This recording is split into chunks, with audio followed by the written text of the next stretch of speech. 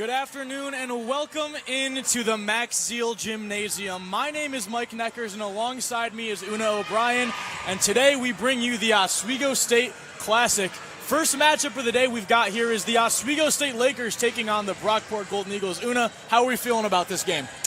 Feeling good. I think that Oswego has a really good opportunity to see some good plays.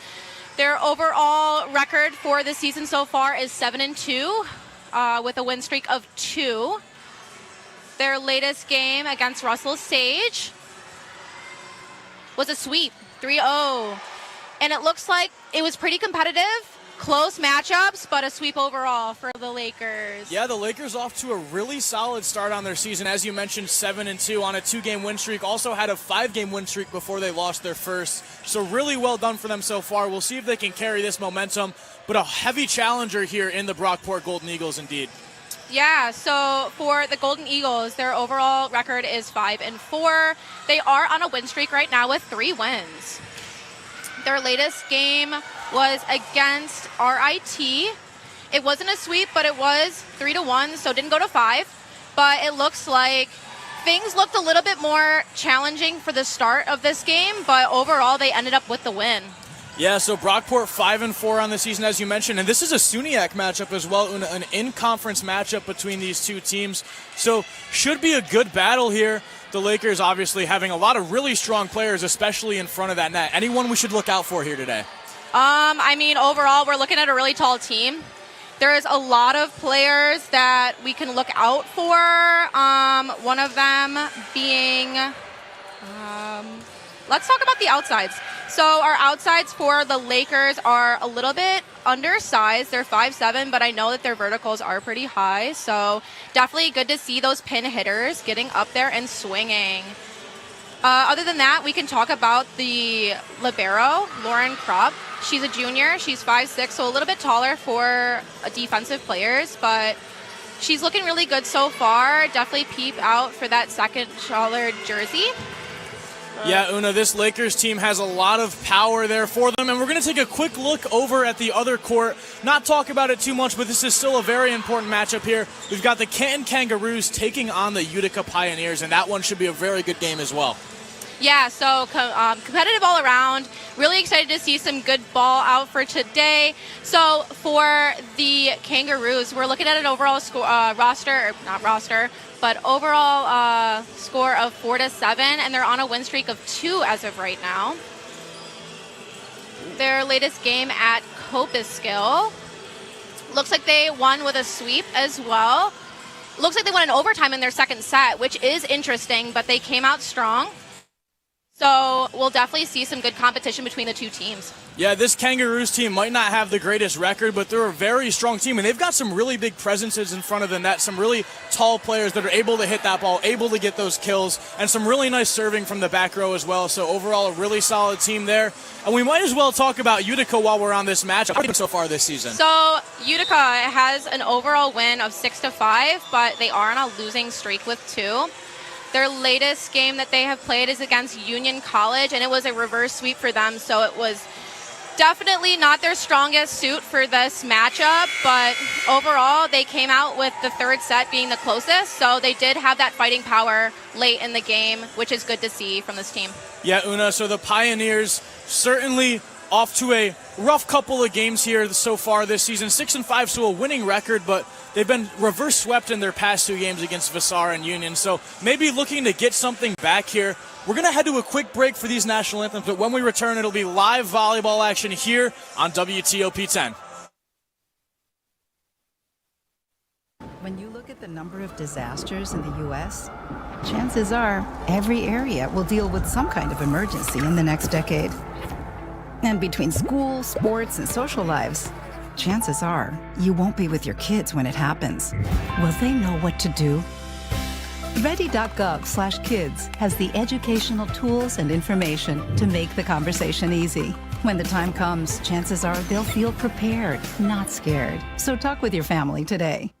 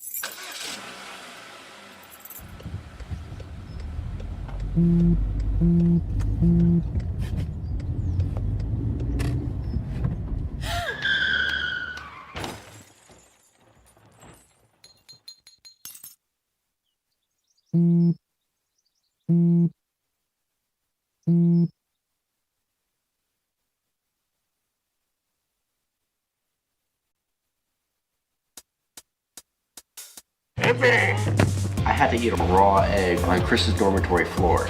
I currently don't have any federal pending charges. You know what you never did? You never walked to Walmart, Chris. That's my co-host. This is for making me eat roast Pop-Tarts. It's showtime, Chris. Come on. I want to be on the air for that. I got a couple things to say. No. Spin the wheel. But you got censorship. Welcome back. Welcome back. Welcome back to...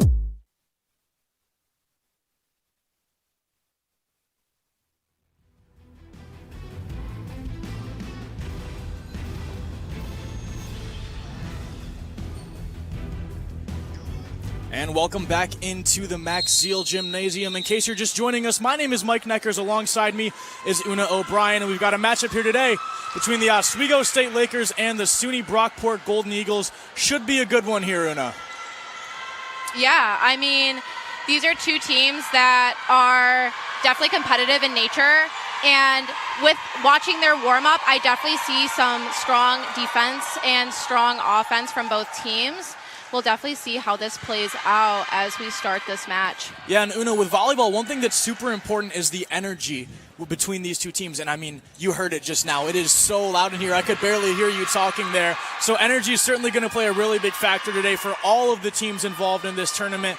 We've got the Brockport Golden Eagles, the Canton Kangaroos, the Keuka Wolves, the Pitt Bradford, the Oswego State Lakers, of course, the Utica Pioneers. It should be a really good tournament here this weekend. Of course, coverage today and tomorrow on WTOP 10, and I'm so excited. But let's take a look at these starting lineups. Who's out on the court now for these two teams? Yeah, so let's start with the Oswego Lakers. So it looks like number 13, Gigi Bastille.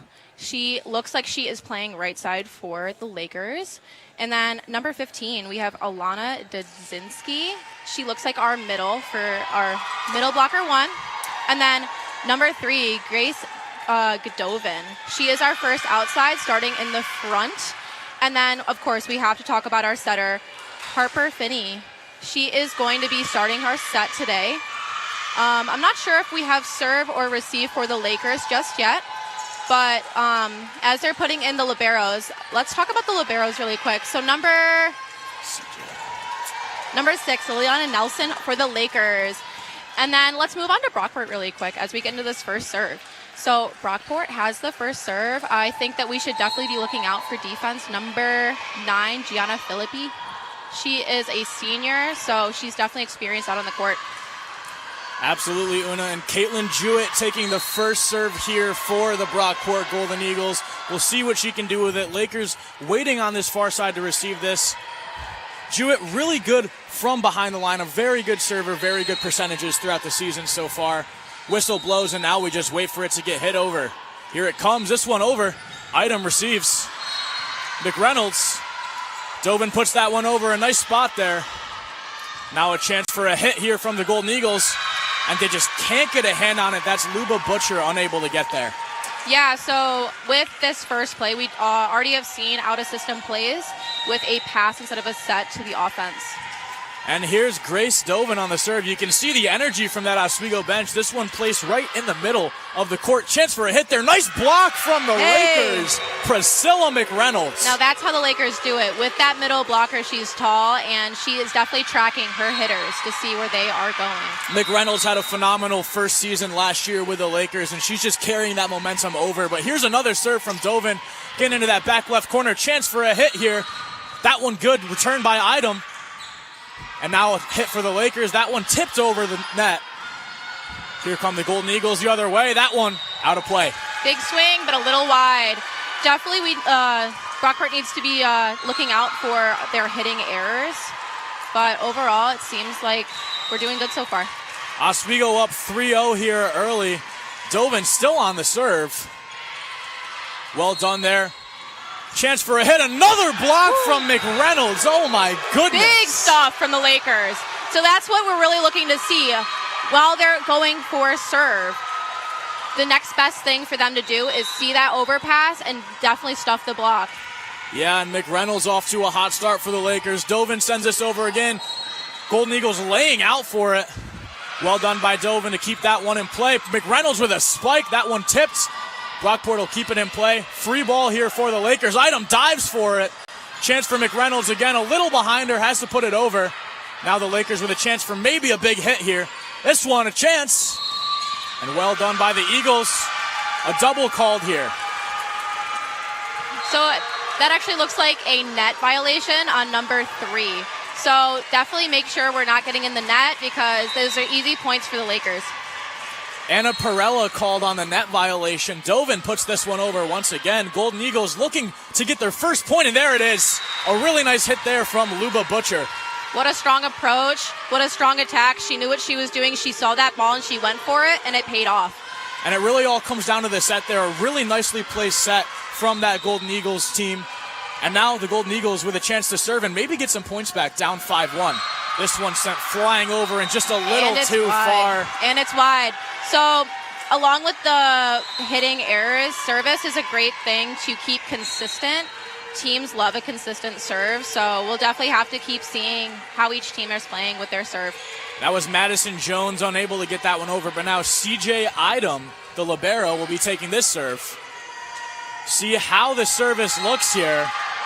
Excitement all around the Max Zeal Gymnasium between these two teams, and this Oswego bench as well as this Brockport bench up on their feet cheering on their teammates. Referees discussing something here, but whistles blow and we'll be back to play here in just a moment. Idom sends this one over, a nice serve in the middle. Another set here, chance for the Eagles, blocked by the Lakers. Eagles again. Really well done by the Lakers to keep that one in play. McReynolds puts it over. Now the Eagles with a chance of their own again. Lakers trying to keep this one in. A tough spot there, trying to tip that one over the net. Just couldn't get it done. Yeah, so they're definitely trying to play a little bit smarter, Brockport, with their attempts on the other side of the net. Not swinging so hard, try to keep it in the lines of scrimmage. And now Gianna Felipe, Brockport's libero, sends this one over. McReynolds on the first hit. Lakers with a chance. This one slammed down. A nice play there, as that's Gigi Basile on that one. What a kill from her. She definitely knows her team well. The setter knows where she likes the ball to be put, and it's a done deal. And a big point there from Basile. She subbed out right after. In comes Lauren Kropp, the junior, sends this serve over. Really nice service there. Brockport with a chance. Dovin gets the return. And now, bang, the Lakers again. Instant impact. Callie Vugteveen on that one. Wow, so let's talk about our defense for the Lakers. They're giving 3 option passes, so it really varies where the setter can place the ball and who is hitting. And again, a really nice serve from Kropp into that back corner. Brockport does well to return it, and a nice little tip over that Oswego defense. Kropp unable to get a hand on that one. She was smart. She faked the play. She looked like she was going up for an attack, but then she ended up just pushing it right to the one. And that's really what you want to see from a middle, because that's such a quick play. You definitely want to keep it smart when you are down on points. And now Lauren Ferrand on the serve here for the Golden Eagles. Ferrand, a sophomore from East Greenbush, New York. Sends this one up and over. Idom with the return, just hits it the wrong way, goes backwards, and that's a point there for the Golden Eagles. Yeah, so the libero actually had a little bit of an error on that, but let's see what she can do with this next play. And here comes Forand again. Well done by Kropp, gets the first hit. Chance for Vugteveen. That one, is it in or out? It's just on the line. A nice point there from the Lakers. Vugteveen has been awesome for the Lakers all season long, and just so it looks like there's a little bit confusion on the court, especially on the Brockport side. I think that the officials agreed that there was a touch on the play. Even though it went out, there was still a touch from the block. So as we're trying to figure out what the official call is, which is to the Lakers, we'll definitely have to be seeing those touches and making sure we're picking up plays. And really well done by the Lakers there. Now McReynolds, who we've already seen with a few huge hits, a few nice kills here, puts the service right over. Chance for the Eagles. A nice block there from the Lakers, as that's Maya Bush getting her name on the score sheet. Blocking has been huge for the Lakers. We've seen some good stuff, and they just continue to do so. They're really tracking that other side of the offense and really seeing where they can place their block in an effective way. Here's McReynolds again, sends this one over. A nice spot again into that back corner where the Lakers have put so many of these serves so far. Tipped up by the Lakers, well done by Kropp to get there. And a point for the Eagles. Yeah, great effort on that defense.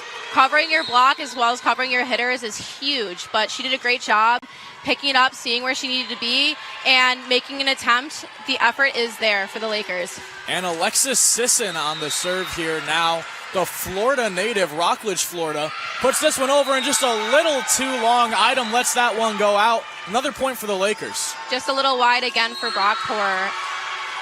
Definitely need to be honing in on their serve since they are down on points as of right now. Serving is really all you got to keep a consistent game going. Now Callie Vukzevine sends this one over. That one close. Golden Eagles look for a hit here. And a nice hit there from the Eagles. That was Lauren Ferrand, who we saw serving just a minute ago. Spots that one really well into that back left corner. I will say Brockport has done a really good job siding out and one, getting that ball back, even if the serve is wide, even if the block is out. We're definitely seeing that back and one mentality from Brockport. And here's Anna Perella on the serve for the Eagles. That one just wide, doesn't quite graze that line on the far side here. So Lakers get another point. 12-6 the Lakers lead at the moment.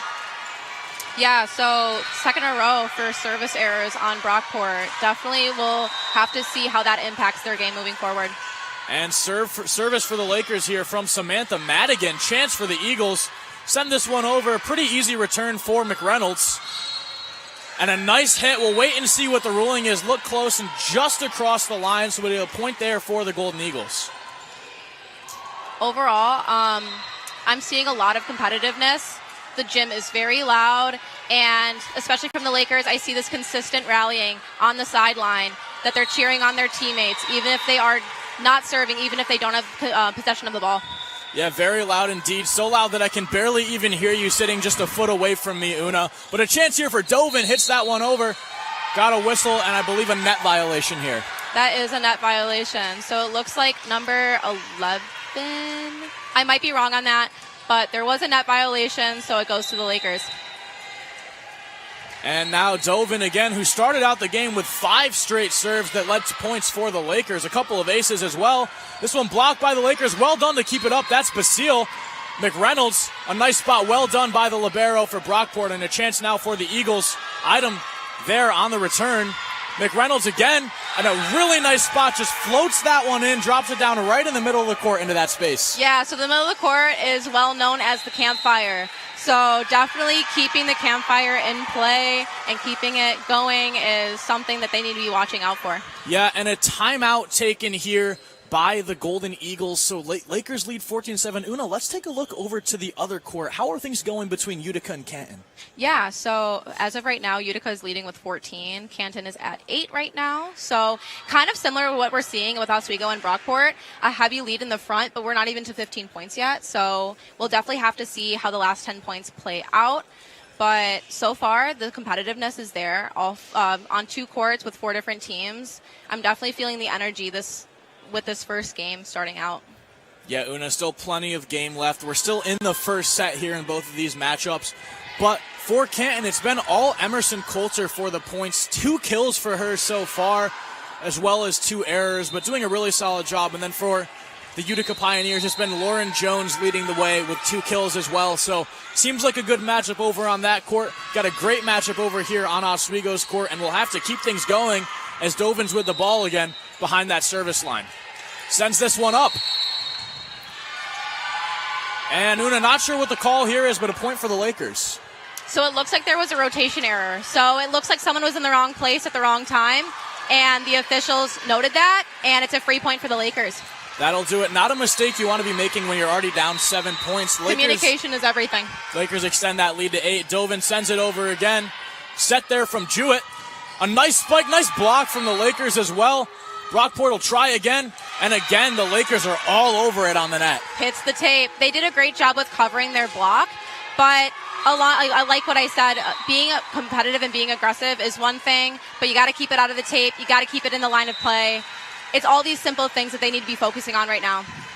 And here's Dovin again, sends this one over. Really nice spot there in that campfire you mentioned. Dovin with the return there. Now McReynolds. Nice return there from the Golden Eagles. A hit from the back row there. Item puts it up in the air. McReynolds again. Really well done. A nice rally here between these two teams. Little bit of confusion from the Lakers, able to save it. And I believe we've got another violation here. Yep, so it looks like there was 4 attacks on the play. This might be because of a possible double contact, calling it 4 because it seemed a little bit iffy on that second contact. And the Lakers obviously sitting with a few points to work with, leading this one 16-8. McReynolds puts this one over. Easily handled there by the Golden Eagles, and a hit there.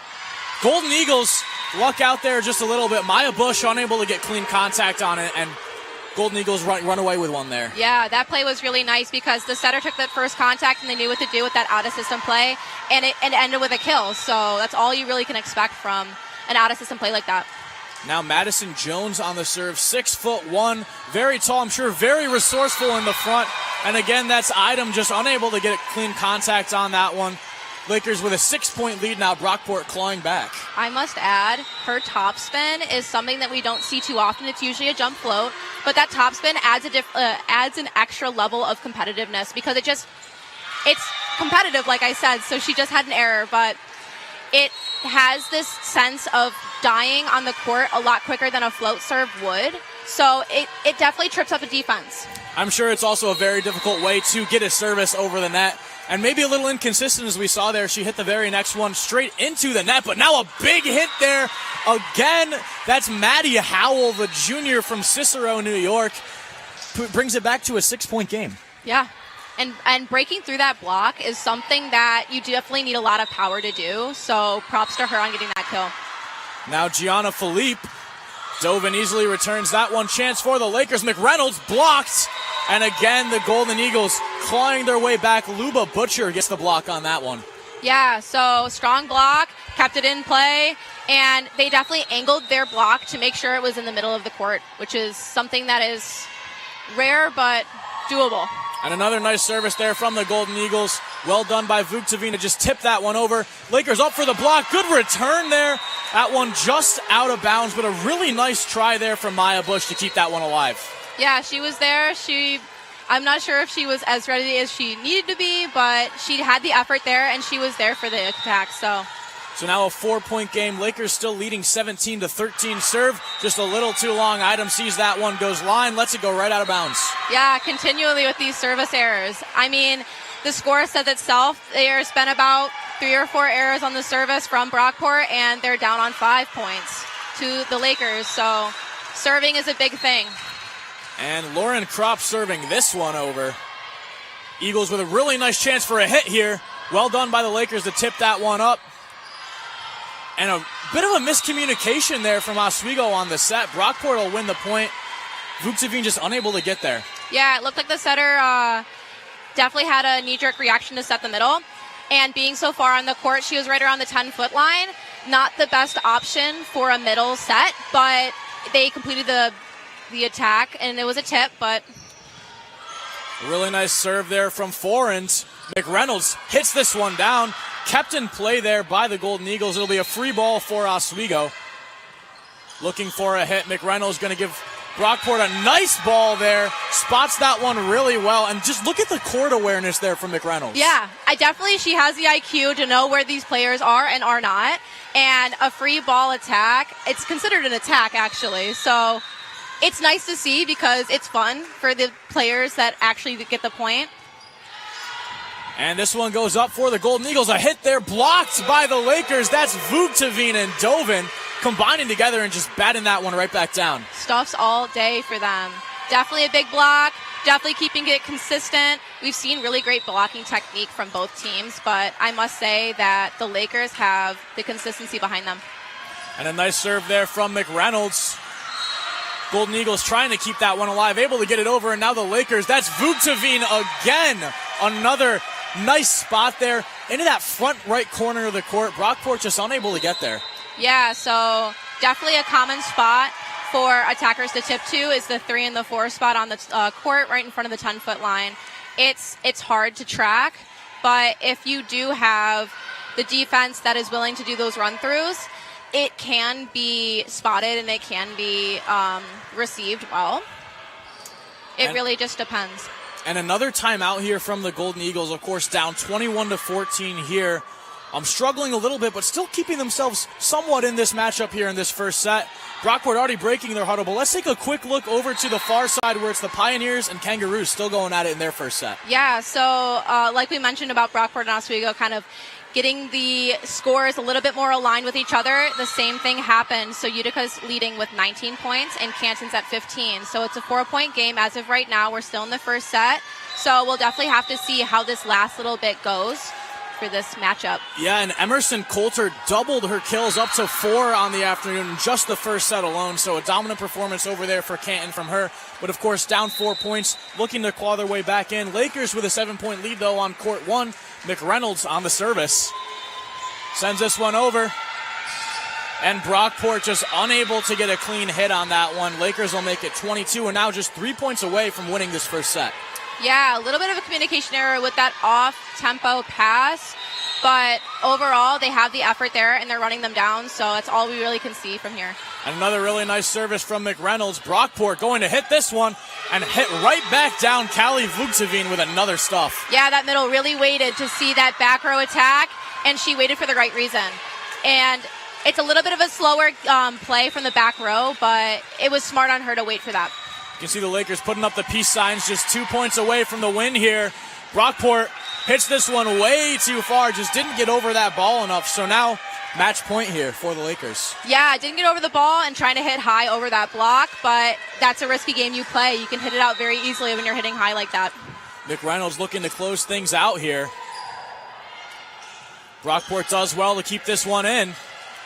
Idem puts it up. Chance for Dovin. Dovin hits it over. Golden Eagles called here, so that'll do it. Lakers take the first set 25-14. Wow.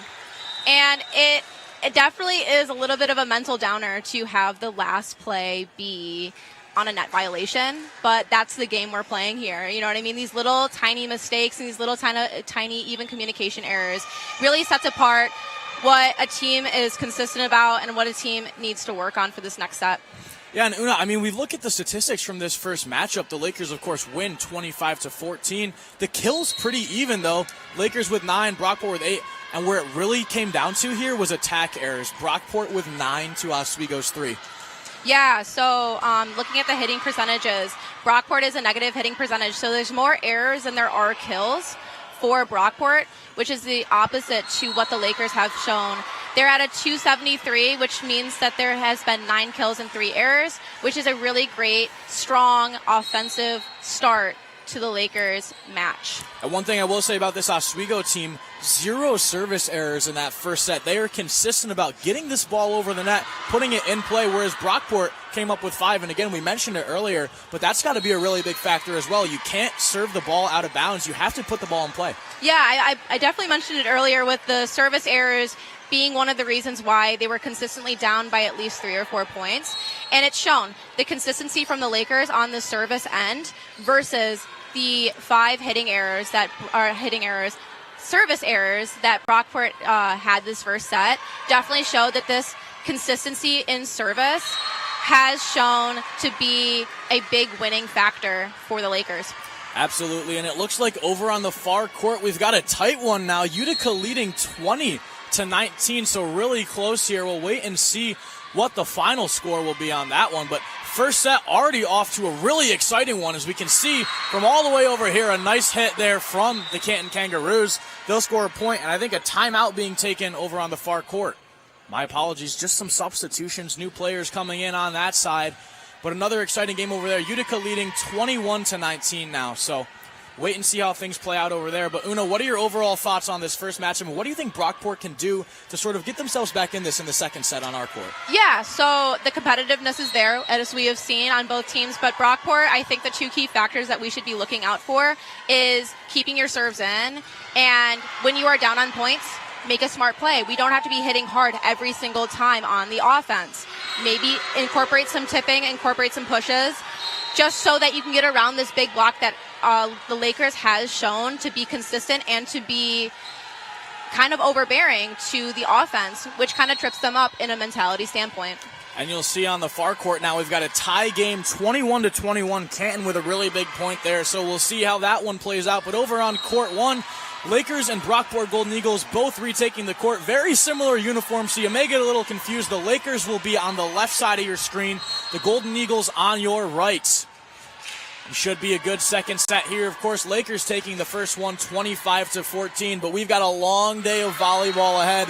This the first of 4 games we have today, and we've only gotten through one set, so you'll be with Una and I all day long if you're tuning into the entire tournament. I'm really excited for this one, Una. Yeah, I'm excited too. A lot of great play, a lot of great competitiveness, and a full day of volleyball, which I can never complain about.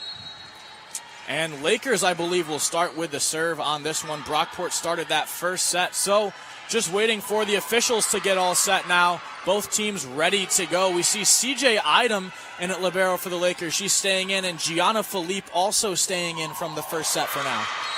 Yeah, so as we're putting in the liberos for the second set, I feel like with the Lakers, not much will be changing in their lineup. Things have been working. They've been keeping the errors on Brockport's side and keeping their mistakes minimal. So from a Brockport standpoint, maybe some change up in lineup, seeing who will be a better matchup with offense, with defense. As of right now, things are looking to be about the same, but we'll see definitely through this next set. And it doesn't hurt to try some new things, especially after an 11-point loss in that first set. Would make sense to see if you can find a better matchup on the net or see if you could find a better matchup in the backcourt here. McReynolds puts this one over. My apologies. Not McReynolds. That's Bush. And a nice hit there from the Golden Eagles. Idem tries to get there. Not in time. And Golden Eagles with an early lead here. Yeah, touch from the top. Definitely with this attack, I think they're coming with a new mindset. And they've definitely reset. I know it's very early in this set, but I'm definitely seeing some mentality changes for Brockport. And Cascapera, again, we see the service errors from the Golden Eagles. That one just too far left of the court. Not going to stay in, and not a great start on the service there for the Golden Eagles, but like we said, still a lot of game left. 1-1. Dovin sends this one over. Well done there. The chance for the Golden Eagles. That one tipped over. And a chance now for McReynolds, blocked, and a really nice block there. That's Elena Williamson, just shuts that one down. Yeah, so big block from Brockport, but I would love to mention the setters, how their different pacing is. So Brockport has a lot of a slower set, and the Lakers is a lot quicker and a lot faster pace for the sets.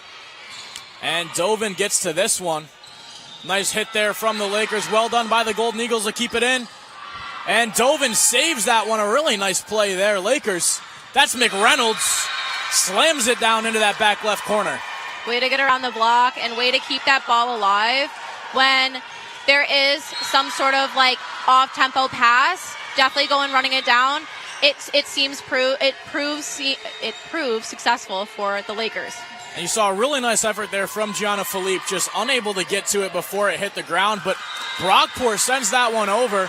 Puts it right on the line. A really nice spot there. Now 3-2, the Golden Eagles lead. This one's been a little closer so far. Big swing.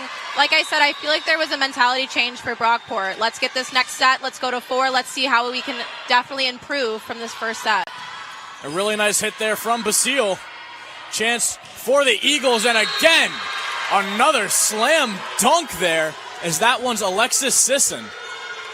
Definitely Brockport has started a lot stronger. They seem more confident. They seem almost in a flow state with each other, with defense to setting to offense. It's everything you look for in a volleyball team, but another service error from the Golden Eagles. That's Elena Williamson, just unable to keep the ball in play here. Yeah, so we're already looking at 2 service errors for Brockport. Definitely if they can keep the consistency with service, it would be a closer matchup looking forward as a prediction. Here's Lauren Kropp on the service. Golden Eagles get all the way over to it on this near side. Chance now, Vugtavine off the head there of the Golden Eagles blocker. That's Alexis Sisson, unable to get a hand on that one, and a really nice play there from Vugtavine. Way to use the blocker's hands to your advantage.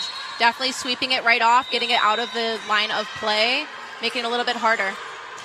And Kropp, the first service error from the Lakers today, just a little too long.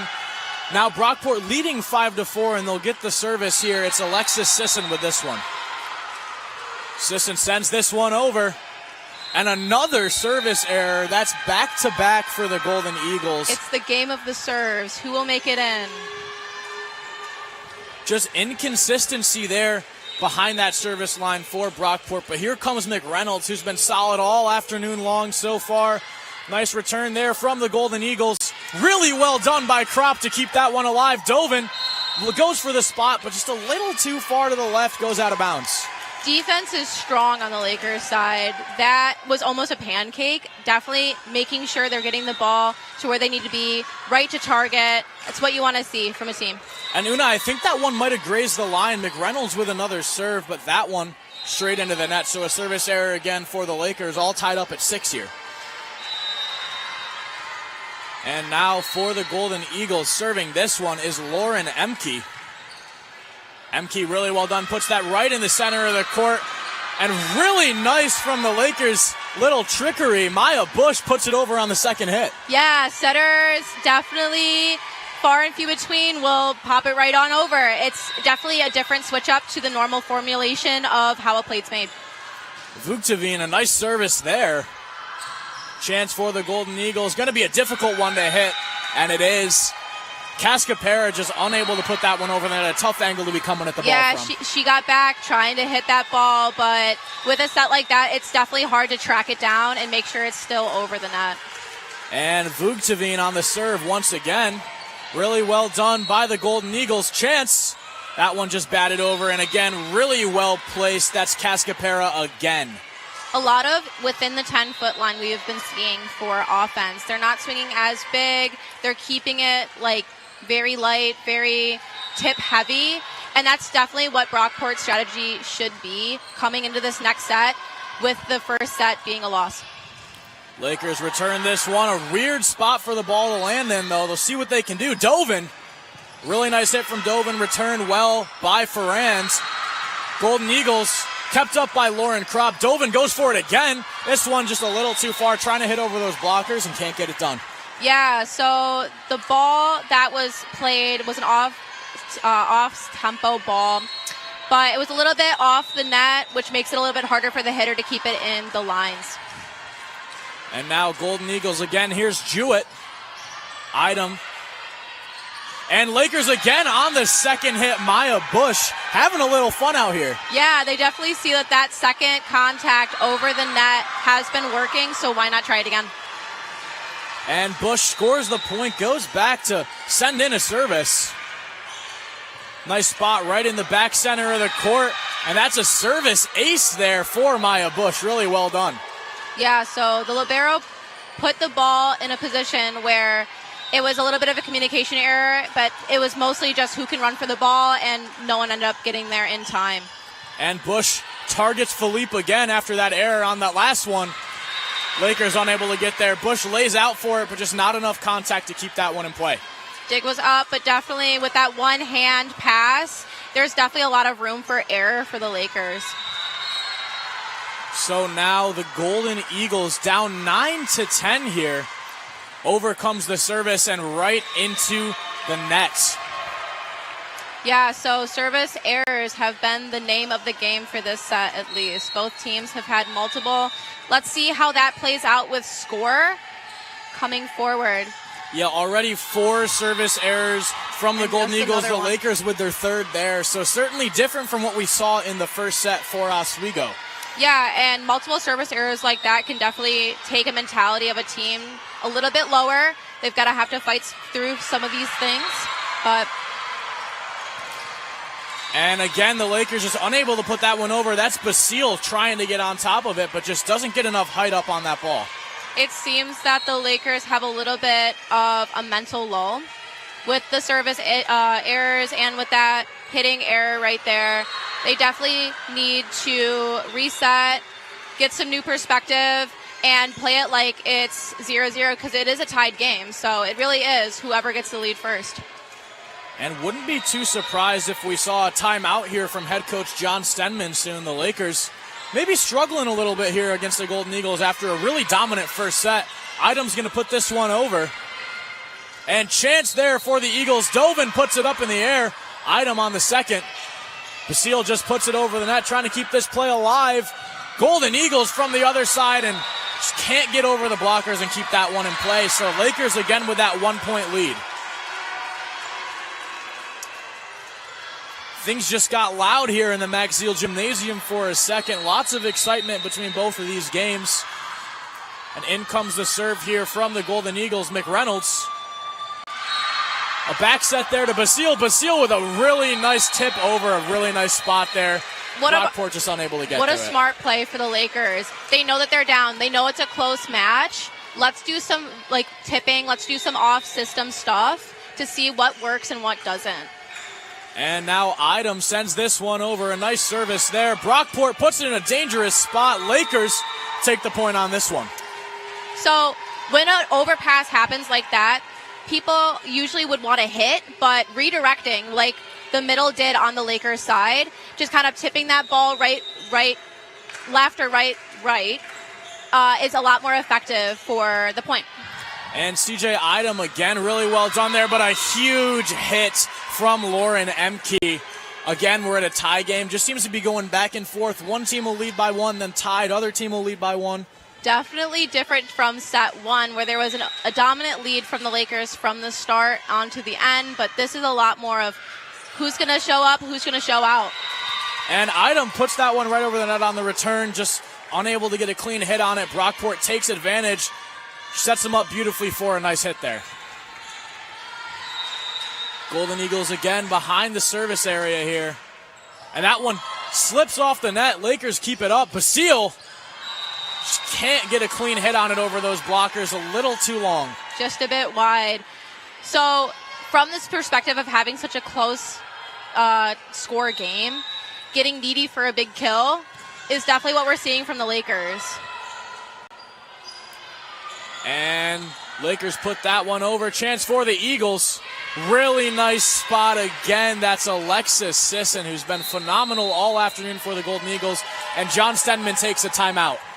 Yeah, so a big key factor to note for the Lakers and for the Golden Eagles is that there's a lot less big swings and a lot more tipping, a lot more pushing, a lot more of these not so flashy attempts to make points. And we have seen from the Lakers that the setter has done that tip right over on that second contact, kind of messing up the normal flow of play.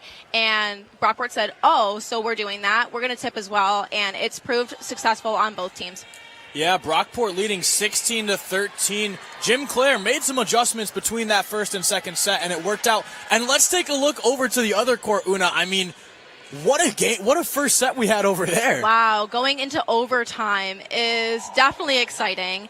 SUNY Canton got 31 points. Utica ended with 29, so a game by two. They definitely held strong with a 1 point back and forth type of game in the overtime, but to see 31-29 is truly special for the first set. That means that this team is truly competitive and definitely wants the win. And I mean, you look at the statistics between those two in the first set, pretty much even all the way through. So it seems like a really good matchup over on the far court. We got a great matchup here between the Lakers and the Golden Eagles as well. And now the service here from the Golden Eagles. Idom on the return, chance for Oswego. Vuktavine slams it down, and again, that one just wide. No contact from the Eagles, so another point. Brockport extends that lead to 4. Yeah, so we were just talking about that overhead pass. She hits it. There's a lot of room for error because that ball is really going wherever you want, wherever it will. And it's definitely a 50-50 toss-up. And maybe a miscommunication there from the Lakers. Elena Williamson with a service ace. No one even went for that ball. Yeah, so it looks like it went right through a seam. So definitely tracking to see who's going to get that deep ball, who's going to get that short ball. Definitely communication error on the Lakers side. Idom well done there. And a chance for the Lakers. McReynolds, really well done by the Eagles, but just can't get that third hit. Laying out for the second, but Oswego gets one back here. Yeah, definitely good effort on both sides. I think that Brockport has definitely seen an uptick in running things down and making sure we're completing every play and nothing touches the floor. And Lauren Kropp sends this one over. Well done by Sisson. Chance for a back row hit. That one didn't hit the line. Officials say no. A point for the Lakers here. So now back to a 3-point game. Brockport leading 18-15. Yeah, that attack was very close. And coming from the back row definitely is something that can be an iffy play. And a nice block there from the Lakers. That's Bush and Vukovic combining for it. Can't get the second block. And again, just across the line. Another out of bounds on a close one there. Lakers, 2 quick ones, and they're back in this game. Yeah, trying to get around that block with that line shot. It's definitely something that you either train for or you don't, and it looks like it was just a little far out. And now again, that back row hit. This one makes it in. A really nice hit there from Luba Butcher. Yeah, it looks like second time's the charm for that back row attack. She was in the same spot. Play was made. She definitely secured that point for Brockport. So now Sisson on the service. Sends this one right into the net. Not even close to really clearing it on that one. Yeah. So a 17-19 game. Lakers still behind, but trying to claw their way back into this one and go ahead 2-0. Yep. So definitely we're seeing a lot more service in stability. And Lakers try to block that one. Bush went up a little too early and just couldn't get a hand on it. Yeah, so I'm not sure if that was considered a block or a touch because she could have ended up grabbing that ball after the block was made. But I can also see the almost not fear, but the almost like confusion of like, was that a touch or was it a block coming from the Lakers? And Bush sets this one up. A chance there for the Lakers. Dovin puts it right in between the blockers, and it drops down in front of the net. Still a 2-point game. Lakers will have the service here, and it looks like it's Vukovic on this one. Yeah, so the block was there. The block was not strong enough to complete the block, and it just fell right in between the two of them. Vukovic sends this one over. A really nice service there. And here come the Golden Eagles. That one just way too far back. Hits the wall before the ground on that one. So now we got a 1-point set here. Yeah, the Lakers coming back. Yeah, that out-of-system play definitely looked like it was a little bit far off the net. She hit high. It was a little bit too far out of the bounds. Another nice service there from Vukovic. Brockport taps it over. Looks really nice. They get the point. Lakers just can't keep this one in. Yeah, quick play. Definitely thinking on your toes on that one. Just a little bit too far. But it's a good attempt to combat some of that really fast play above the 10-foot line. Here's Caitlin Jewett for the Golden Eagles. Sends this one over the net. McReynolds with the first. McReynolds with a back row hit here. Nice attack. Brockport does well to keep this one alive. A chance for Brockport. Well done by the Lakers. A nice block. And that was Elena Dzinski. A really huge stop there. Yeah, late in the game, but I think we've definitely seen the first really good setup block with both people very close and timing it out just correctly so they can get it like textbook level blocking technique. And it looked like McReynolds went down a little hard there. Slow to get up, but back on her feet. Have to keep an eye out on that one. Could be a real game changer. McReynolds is a really important part of this team, so we'll have to wait and see. But Bush with the service. Chance for the Eagles. Jewett, really well done, but just out of play. I thought that one might have grazed the corner, but referees have a much better view than we do. Right. It's so hard to know what's in and what's out, especially when it's close, when you're so far away from the net. But overall, Lakers, I feel like their defense has taken a little bit of a downturn with being attentive to making the plays and getting attacks up and getting serves up. So we'll definitely have to see with the back end of this second set how that is going to impact the Lakers, since it is a tied game right now. Yeah, Una now tied at 21 apiece. Maya Bush sends this one over. Eagles with a really good opportunity here. They capitalize on it, and now Eagles back with that 1-point lead. Yeah, what a pass from Brockport. Definitely a 3-option pass. That's why I got sent to the middle. The middle knew what they were doing, and she definitely made the play for Brockport, keeping them in the lead. So now serving for the Eagles is Cascapera. McReynolds with the first. Second one goes up. Basile tries to float this one in, find a gap. Unable to do so. Well done by the Eagles to get it back over. And Basile goes for the left-handed hit. She gets it. Really well done by Basile. Just sends it flying into the hands of Cascapera, who wasn't ready for it. Yeah, that's definitely versatility of your hitter, because it was right around the 10-foot line, which is not standard for an out-of-system play. But she moved back, made sure she knew where the ball was, and completed the kill. And now Brockport again with a really nice opportunity. Item keeps it alive. Idem puts this one over as well. Brockport going to have another good shot here. Lakers go up for the block, but it gets right through. Really well done by the Golden Eagles. 23-22, Brockport with the lead. Yeah, Lakers, Idem, the libero, very consistent with her passing, very knowledgeable on where to go and where to cover for different aspects of play. Idem again puts this one up. And McReynolds, oh my goodness, look at the vertical on that one. Swing. Just slams it down. What a swing. She wanted it, she got it, went right to the libero on Brockport's side. She couldn't make the pass. That's when you know that it was a great setup and a great play overall. Now Idem, who's been so consistent for this Lakers team thus far today. Again, a really nice play by Vuctavine. Just tips that one down over the net. Nothing Brockport can do, and now we got a set point here. Yeah, so definitely went back to the redirect instead of the hit. Going into a timeout, definitely seeing some competitiveness. It looks like if Oswego gets one more point, it's going to be a very close matchup, but we are definitely in grounds for an overtime type of play, game to 2. Yeah, Una, and this Brockport team smartly takes a timeout here.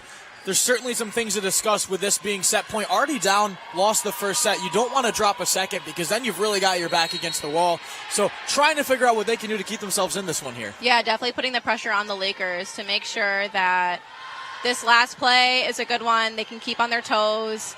And we'll definitely have to see how each team plays with their IQ in mind, keeping things smart instead of swinging as big because it is such a quick and short match. If this is going to be set point for Oswego or if it'll go in overtime for Brockport. And over on court number 2, still early in that second set. Of course, their first set ended 31-29, so some extra volleyball over there. But currently Canton leading 9-6. We'll wait and see how that one plays out. But Idem with the service here. She scores this one, and the Lakers will take the second set as well. We'll see what she can do with it. Up it goes. This one in play. Golden Eagles looking to put this one over the net themselves. A really nice hit there.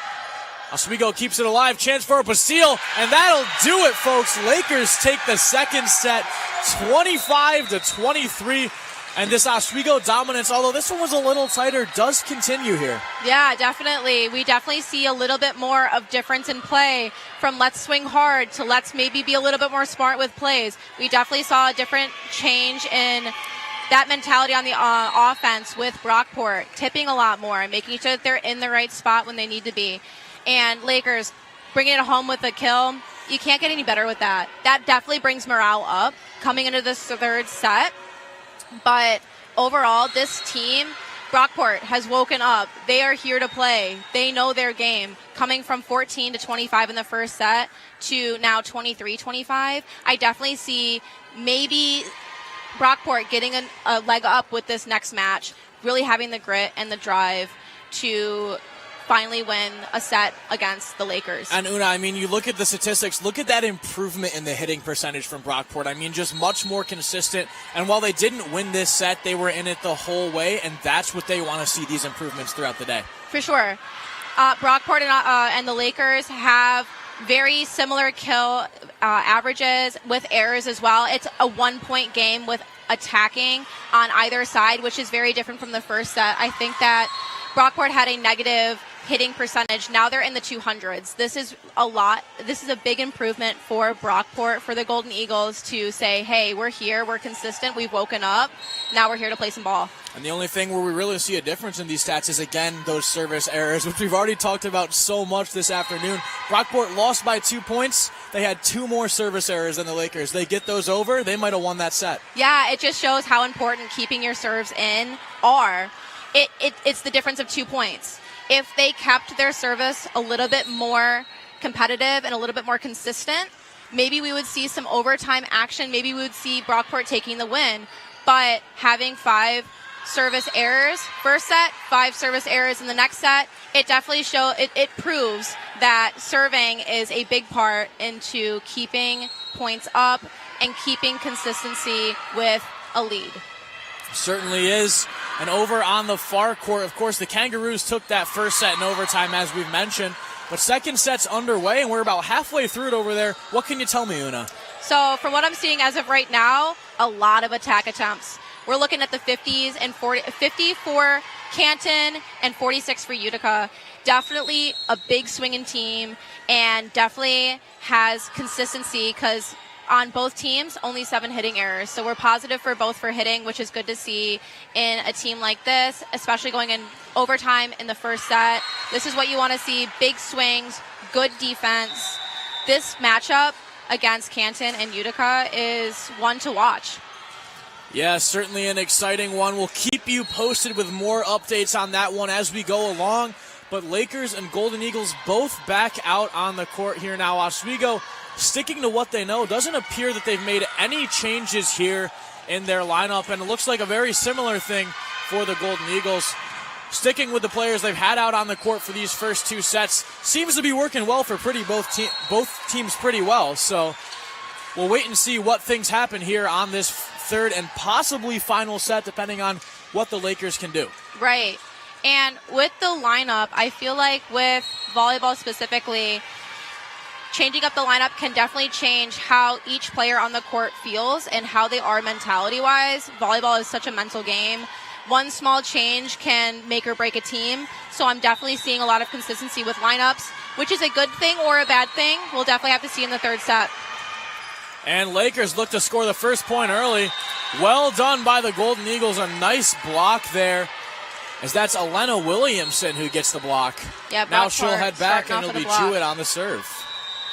Starting off with the block like that for the first point definitely feels good for Brockport. Jewett sends this one straight into the arms of Idom.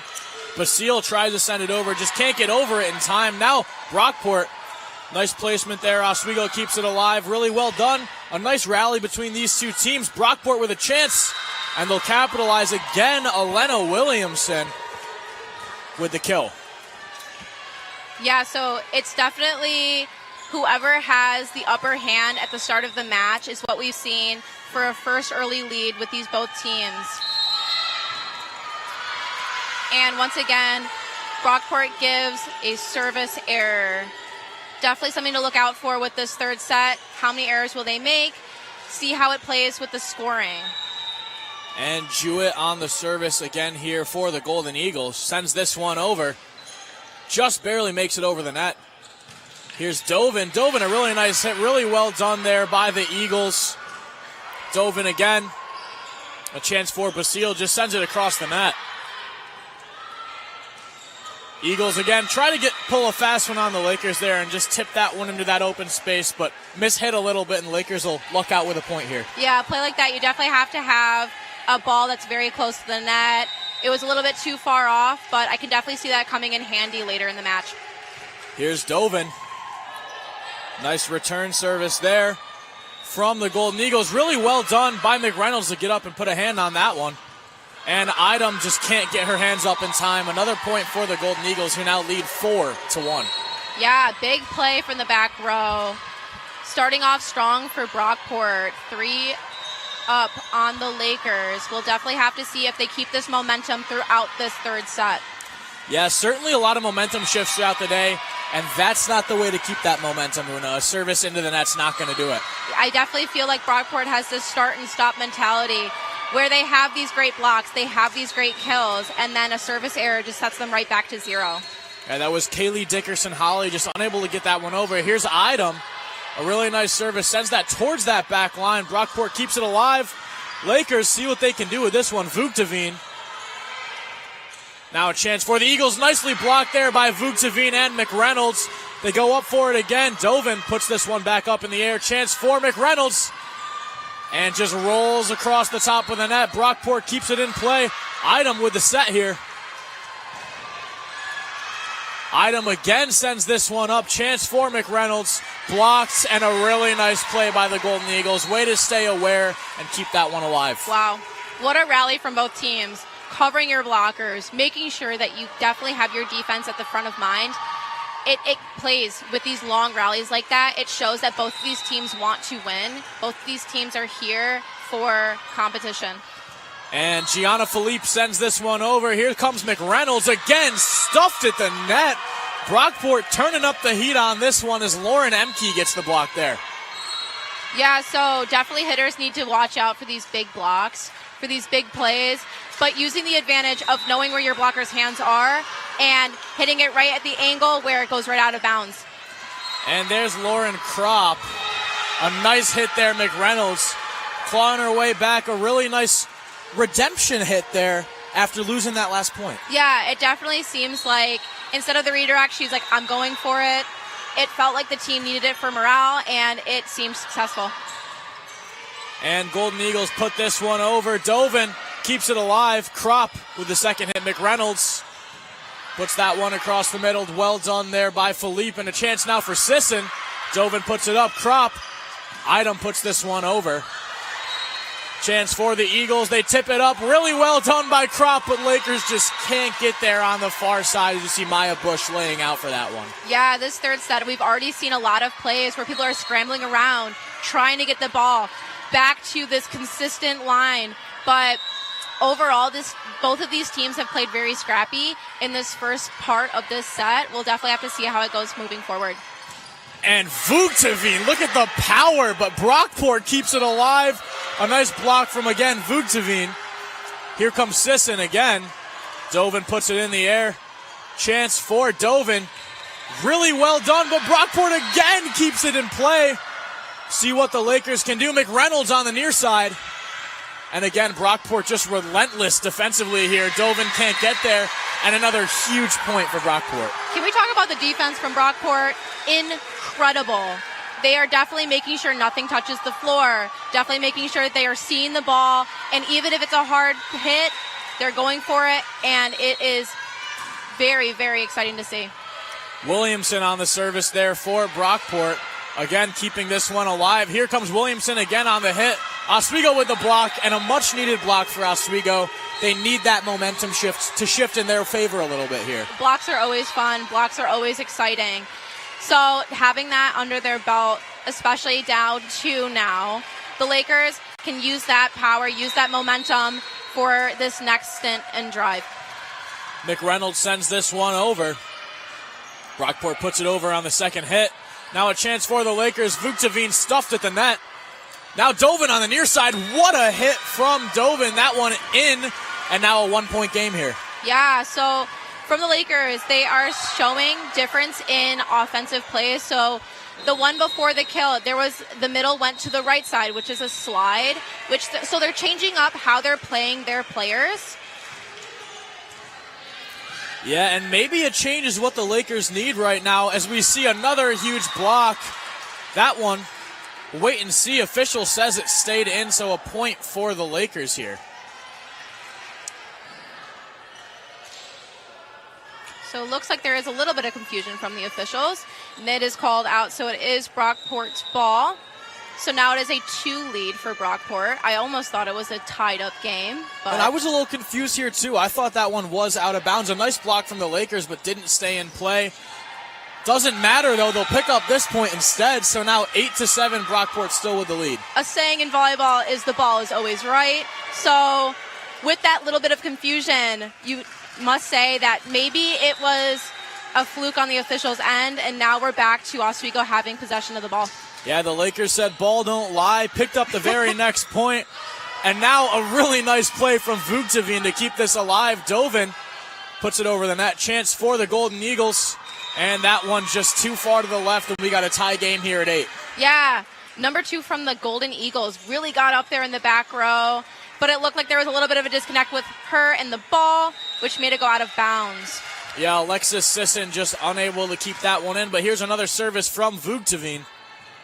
This one up in the air, hit over Lakers with a chance to slow things down a little bit here. Dovin, a really nice hit. Did it stay in? Yes, it did, just on that back line. Big swing coming out of the Lakers. Definitely exciting to see with this close of a game that they're swinging big, that they are still playing aggressively, even when it's this, we're up on 1, now we're down on 2. Really exciting to see. And again, Vugteveen on the service. Chance for the Golden Eagles, and a good chance. Really nice return there from McReynolds. Dovin puts it over the net. And Lakers going to have some blocking to do here. That one goes too far back, and another point for the Lakers. So what a swing. Lakers down 3 just a few points ago, and now ahead by 2. Right. And like I said, from the Lakers and the Brockport team tried to do a slide. It was unsuccessful, but they're changing up where they're putting their hitters, which is smart with going into the third set. And Vukhtavine, on her 5th serve in a row, finally puts this one out of bounds. Lakers with a nice run there, though. We'll wait and see what's next, but Lakers still with a 1-point lead, as serving now for the Golden Eagles is Lauren Emke. Emke's had a great afternoon so far for Brockport. And another really nice service from her. Lakers trying to put this one over. Here's Dovin again. Brockport slows it down with the blockers and go for the spot here. Items on top of it, though. And another point there for the Lakers with that one was Elena Dzinski. Really well done from Oswego. Yeah, so when you have on Brockport's side, they had their middle serving. It puts defense at a slight disadvantage because the libero's not on the back row, not there to pick up the passes, to pick up the kills. So definitely saw a little bit of that disconnect when the middle is in the back row. And a nice battle there at the net. Brockport gets it over. This one's still in play. Whistles from the other court. Could cause some confusion, but don't. And McReynolds dodges out of the way. Really well done by McReynolds to not let that one hit her. Lakers get another point. Yeah, for sure. And definitely knowing where you are on the court, definitely knowing how hard and like the direction of the ball is important when you're really close to that line. And this one out of bounds. A service error for the Lakers. Maya Bush just unable to get a clean hit on this one, but still a 2-point lead for Oswego. Headed back to serve for the Golden Eagles now is Caitlin Jewett. Jewett waiting for the whistle here from the referee. Here it comes. Service over the net. McReynolds, Bush, Dovin, stuffed at the net. Item keeps it alive, and McReynolds just going to send this one over. Now a chance here for the Golden Eagles. A nice hit and a really nice point from Elena Williamson. Yeah, I definitely see a lot of good coverage from the attacking end and also from the blocking end. Coverage is really what you need in these games like this. When there is a big block, it's coming really short. So definitely having players there. And with that serve, it was one of the luck of the draw. It hit the tape, but it ended up going on the opposing side. It's a lucky play, but definitely one that's fun to watch. Sometimes all you need is a little luck. Jewett, I'm sure, very happy that one rolled over the net instead of staying on her side. Nice block there from the Golden Eagles. Here comes Dovin again. See who the Lakers send this to. Instead, they'll hit it over with the second. And Item tries to get there, but just can't in time. So now Brockport again with another swing here. Down 3, now ahead 1. Yeah, Brockport has been blocks all day. But the Lakers definitely know that they are blocking. So keeping that coverage and keeping these rallies longer is definitely a benefit for both teams. Dovin sends this one over. A chance for the Eagles right in front of net. A bad set. Lakers keep it alive. Little confusion there. And a chance for another hit there. Oswego just can't get that one done. Yeah, so coming in from the back row, an off-system roll shot right into the middle of that court is a smart play from the Golden Eagles. And with it now is Jewett on the service. We got a stoppage here. Looks like maybe some spillage on the court here. So we'll get a towel out to clean it up here. Brockport awaiting this whistle, and here it comes. Jewett with the service. Dovin sends this one up. Basile tries to put it in. Keeps it in play. Brockport now coming the other way. And Oswego really struggling with communication on these past couple points here. As that's Alina Williamson with another huge hit. Going into this timeout, Brockport is definitely varied where they're placing the ball with their attacks. They're going cross, they're going line, they're going within seams, really tripping up the Lakers' communication and overall making them have a 3-point lead. Their attacking and their blocking from the Golden Eagles have been very strong in this third set. They're here to play. They're here to secure a win. And the mentality there is just very strong and very concise. The Lakers on the other end are having a little bit of communication errors, definitely seeming a little bit more timid on the court. I think the biggest thing that they are challenged by right now is their defense. Having good communication is key. It's number one. You need to know where people are, and you need to know when they're grabbing balls, when they aren't. So definitely seeing that in this timeout, the Lakers must be talking about some sort of defensive adjustment to their play in the second half of the third set. Yeah, John Stenman's seen a lot of success with this team, Una, but very quickly I want to take a look over at the other court, and what was a close game turned out to finish not so close. Tell me more. Yeah, so going into this second set, it looks like Utica came out with a 10 points, and then Canton went with 25. So a huge difference between the first set and the second set, from overtime to a 15-point lead by Canton. Yeah, and the last time we were able to check in on that game, it was a lot tighter than it ended up being. I believe 9-8 when we looked at it last in that second set, but Canton coming out with a 25-10 win. Very so just surprising, yeah. Sheer dominance in the back of it. Yeah. Now here comes Dovin on the service. They get one back here already. Nice set there from the Golden Eagles. Lakers with a block, but can't get the hit on it. Yeah, so the Lakers attempted the block. It went through their fingers. They turned around just a little bit too late to get that receive on. So definitely seeing that communication be a continual issue for the Lakers. And Dickerson-Holly with a nice service there. Brockport spikes it across. Well done by Dovin to keep it alive. Item lays out for it. And here comes Brockport again across the net. Really well done by Basile to keep it alive. And a little bit of luck here from Grace Dovin, who flips that one right over the top of the net. Yeah, so definitely we're seeing a lot of hitting tape and going on the correct side where they're aiming for. This is the second time this set. Always fun. Makes the player feel like, hey, I didn't do it perfectly, but it secured the point. And a nice hit there from McReynolds. You see her backing up here to hit this one as well. McReynolds with a huge point for the Lakers. Now back to a 1-point set here in the third set. Yeah, so definitely I see from both teams that they're just, hey, let's just keep going. Let's play our game. Let's reset when we need to. But overall, with how close these points are in the third set and how close the second set was, it's definitely exciting to see that both teams have woken up. They know what they need to do, and they're trying to secure this third set win. And Basile really nicely done to just tip that one over. Brockport able to get there, but a huge block from Vugteveen. Brockport trying to get this one over, but again, Oswego just shutting things down at the net, and finally they do it. That one in play, and a nice save there from Brockport to win the point. Yeah, overpass to attack. It's what you want to see from a team.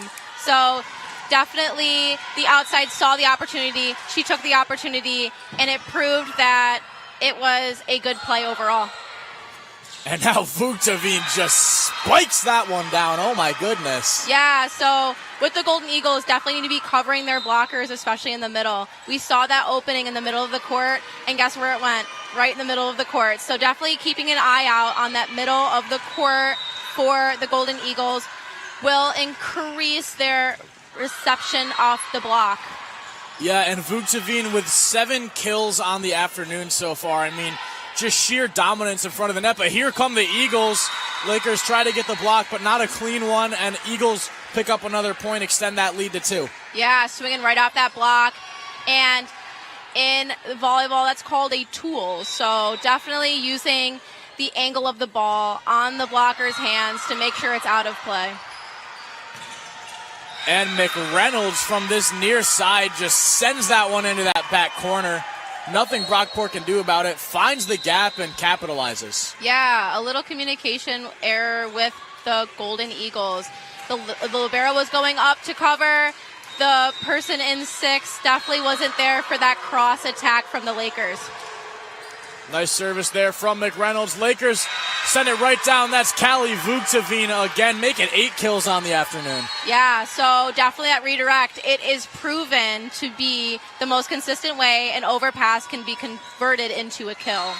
So definitely swinging hard is fun. It's flashy, but that slight little redirect really will secure a point for the Lakers.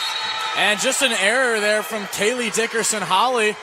Give Priscilla McReynolds a free service ace on that one. Brockport, after being up 2, now down 1. We've seen so many swings in this third set. Lakers leading as Brockport will take a timeout. Yeah, so coming into this back end of the third set, definitely have been a lot more consistent with serving, definitely have gotten into the groove of this set, making sure that they're playing as best as they can. I've definitely seen a lot of out-of-system plays with passes going off to the right or the left. Setter can't grab it. Someone else say, hey, I've got that. And then making the play from there. Definitely having the trust within your teammates is huge. Going to a close set like this, just coming off of a close previous set with Brockport being 23 and Oswego being 25. Yeah, and it really feels like this one's going to come down to those final 1 or 2 points between these two teams. I mean, we saw it in the second set, a really close one, but I think we're going to have a very similar thing happening here in this third.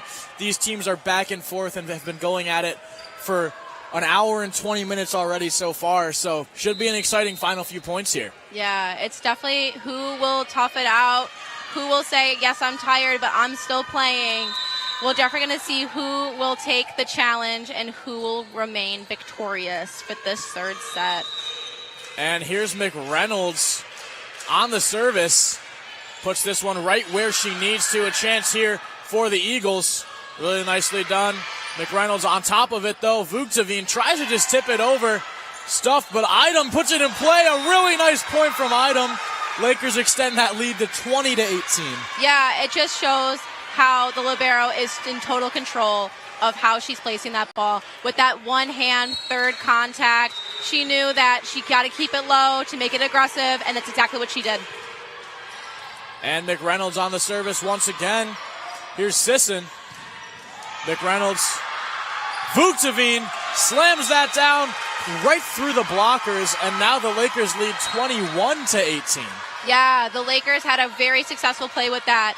From an attack to a 3-option pass right to the middle, then with a kill.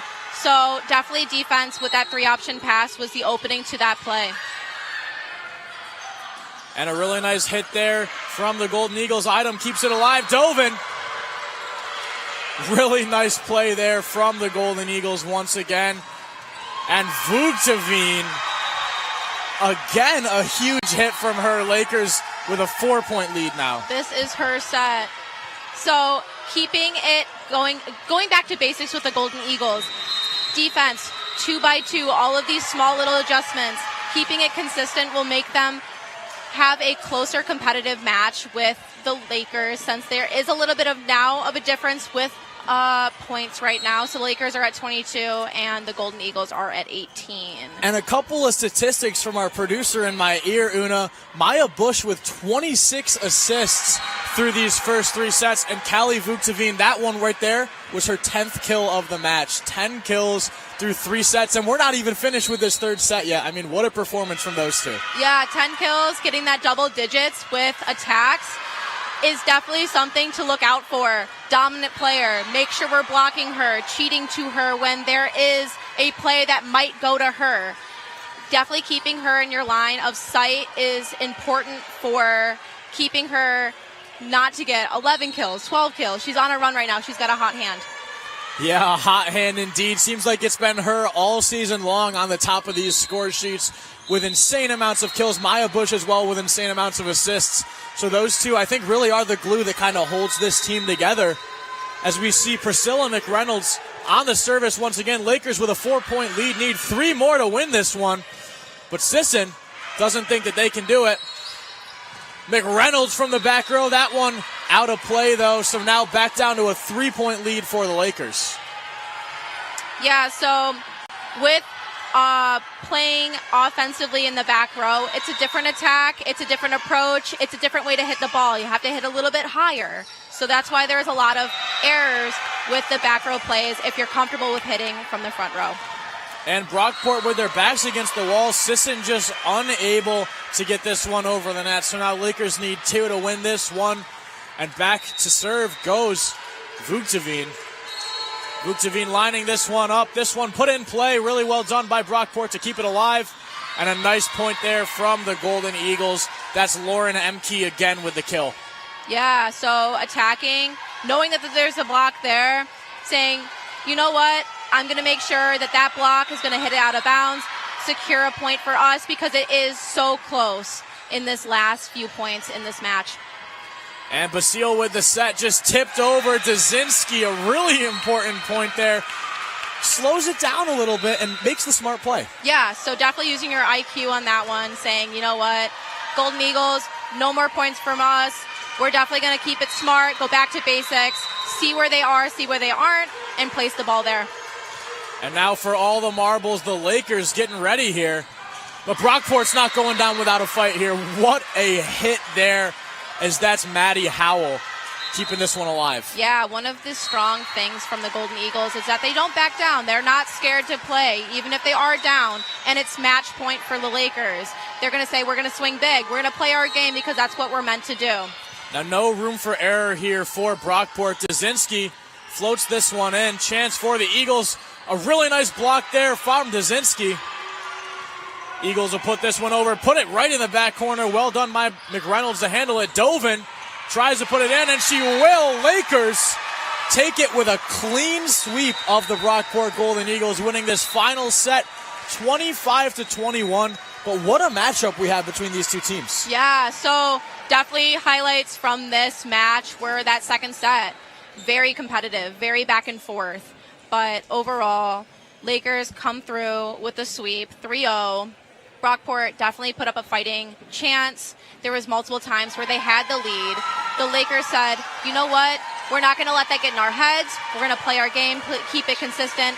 And even when they were down on points, the Lakers said, let's go back to the basics. Let's do some tipping. Let's do some off-tempo attacks. Get in their heads a little bit because, like I said, volleyball is such a mental sport. One thing can go wrong and it can totally derail a team. So keeping your head high and keeping consistent is the name of the game. And not only did Callie Vuktavine finish with 10 kills, but Grace Dovin as well with 10 kills on the afternoon. So the Lakers really bringing a 1-2 punch up at the net. And then as far as assists go, Maya Bush finished with 29. The next highest number on those assists was CJ Idom with 2. So Maya Bush just dominating the middle of the court there for the Lakers. Yeah, and having a consistent setter like that, getting the assists, making sure the ball is placed where your hitters on either pin, in the middle, even in the back row, keeping it where we've practiced, where we've planned for, to make strong plays, to make strong hits, is something that can be celebrated. And over on the far court, 19-16 Utica in the lead, trying to keep themselves alive here, need to win to stay in it. And as you can see, it's a tight one over here. I mean, both these teams just battling back and forth. A really nice hit there from the Kangaroos. And they don't want to go out. They don't want to force a fourth set here. Canton wants to get out of this game as soon as they can. For sure. I definitely see that there was some sort of miscommunication in that second set where there was such a large lead on Canton and the Kangaroos. But with this third set, it's back to a square game, 18-18, back to 0. We're playing for a small amount of points now. There's definitely a lot of adjustments and a lot of talks about what we can do better coming from Utica. And it shows that they are not down for a fight. If they're down a set, if they have a bad set, it's not going to affect the next one. They're going to play like they have in that first set once again. Yeah, and Emerson Coulter with 13 kills for the Canton Kangaroos. You thought McReynolds and Dovin were doing well. I mean, that's an insane number through not even 3 full sets. Yeah, having that many kills makes you known on that court, makes the coaches say, hey, watch out for her. She's a big swing. So definitely having that reputation on the court is a good one if you are looking for a strong offensive play. You know who to go to. Yeah, and the Kangaroos on the service now. Of course, a tie game over on that far court, tied at 19. This one sent over, well returned there by the Kangaroos. And that hit just a little too far back. So Canton with the lead now, 20-19. Yeah, so like we've seen, they definitely have a good sense of pushback with their defense, with their offense. They're ready to play. They're here for it, and they're not going to go down without a fight. Absolutely not, as we see that service come across the net once again here. And Canton tries to send that one over, but a point there from the Pioneers. the Roos just unable to get a good hand on that one. Yeah, so going into the serve, definitely looking to see.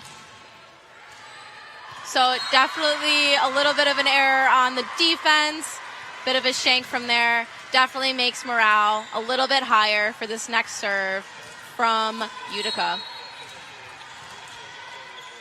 So now going in, looks like she's going for a jump float. Libero doing an off system play. Same thing with Utica, using their libero as their second contact. And big kill from Utica. And now going into a timeout, this team has definitely fought back.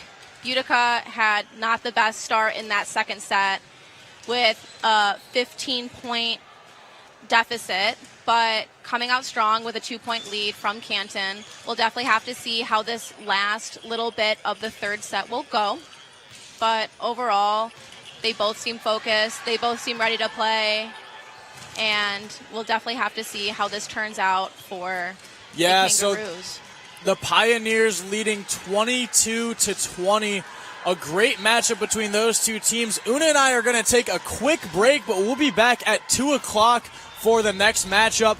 It'll be the Keuka College Wolves taking on 4 o'clock. My apologies, not 2 o'clock. It'll be Keuka College taking on Pitt Bradford. Looks like a good matchup, but for now, you've been watching WTOP 10.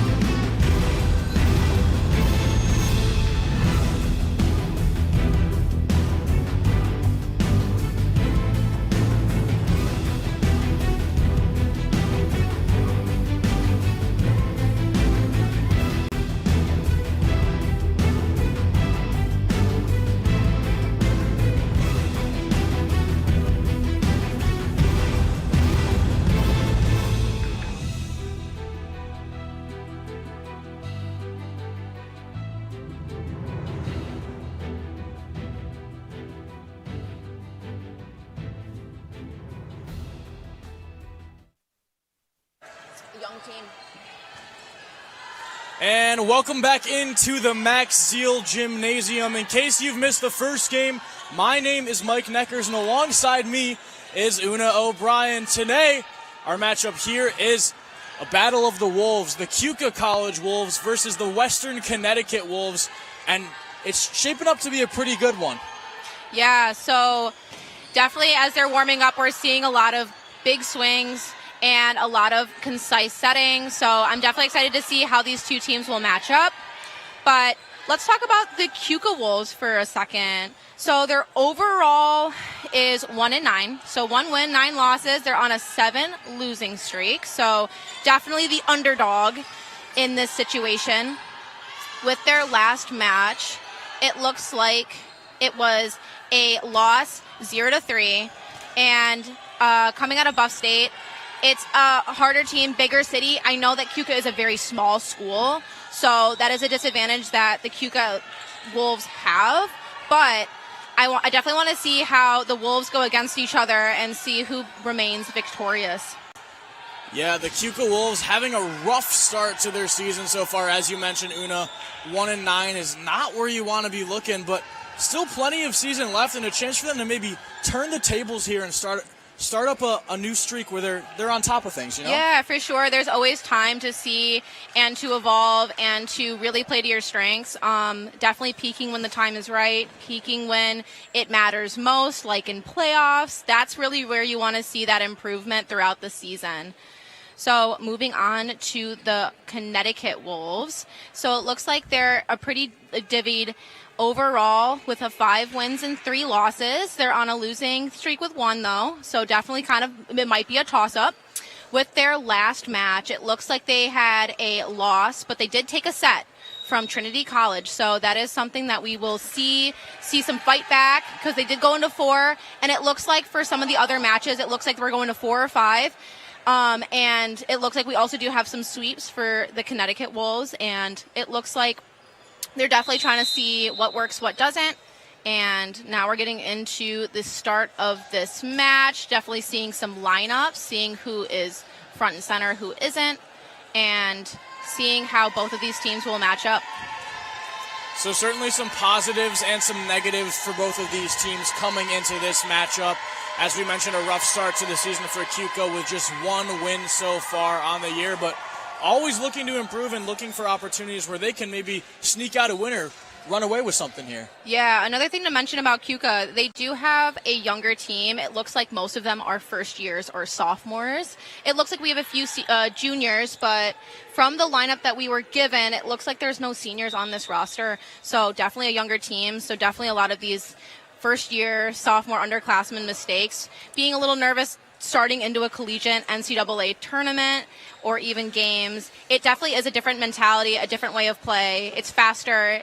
People hit harder. Blocks need to be more specific. So definitely that's something that is against the Keuka College, but I definitely can see throughout the season them improving. Yeah, and not a single senior on this team for Keuka College. We look over to the other side for Western Connecticut. They've got 4 seniors, so a wealth of experience here for Western Connecticut, and we'll see what happens here. We'll see if the Keuka Wolves are going to be able to break this experience and maybe shine themselves a little bit. Yeah, definitely having upperclassmen with the juniors and seniors, definitely having the experience of we've done this before, we've seen the good, we've seen the bad, so let's just keep playing and be consistent and do what we know works best.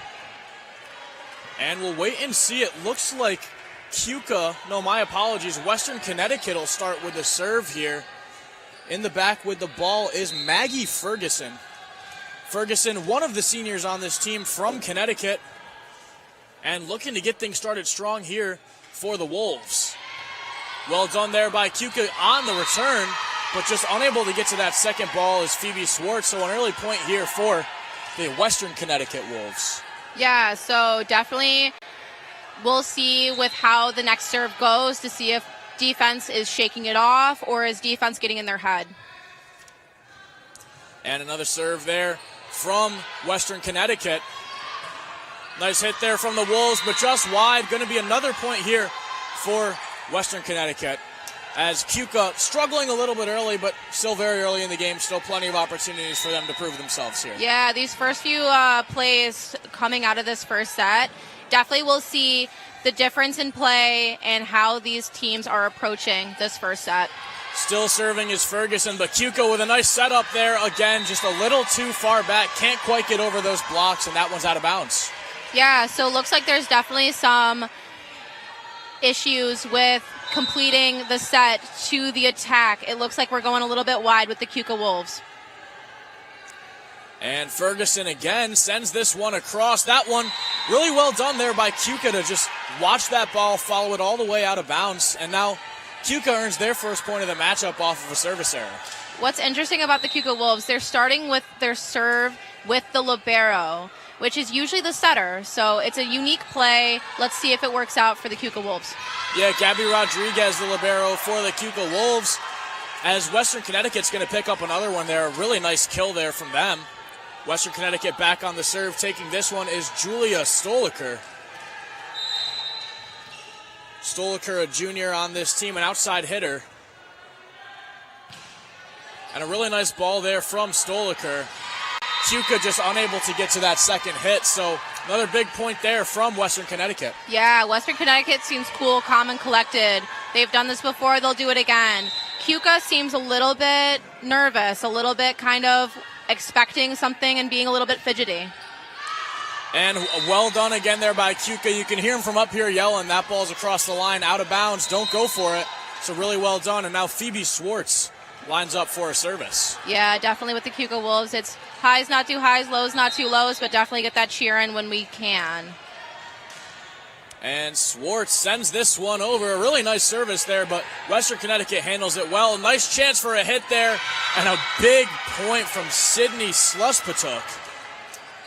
Western Connecticut, they have a taller team. They have a lot of this experience with having older and seniors and juniors, older players on the court. So they're definitely showing that they have the expertise in NCAA volleyball. Yeah, and like I said, a really nice hit there from Slupachuk to score that point for Western Connecticut. But Keuka's coming back the other way. Really well done. And Western Connecticut again. Nice return there from Gabby Rodriguez. Chance for Keuka. Good hit from Bailey, but Western Connecticut stays strong defensively. A nice set there to the far side. Chance for Keuka, but again, just wide of the playing space there. So another point for the Western Connecticut Wolves. Yeah, so it looks like it's slow to start. We're going into a timeout as of right now with this serve lead with Western Connecticut. We're definitely seeing the power that they have. They're starting strong. They're saying, hey, this is who we are. We're playing how we're supposed to play. We're not going to play to your level.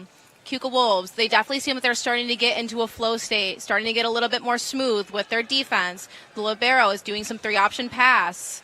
Definitely the things that we need to see back to basics for this team to start getting points and start being a little bit more competitive with Western Connecticut.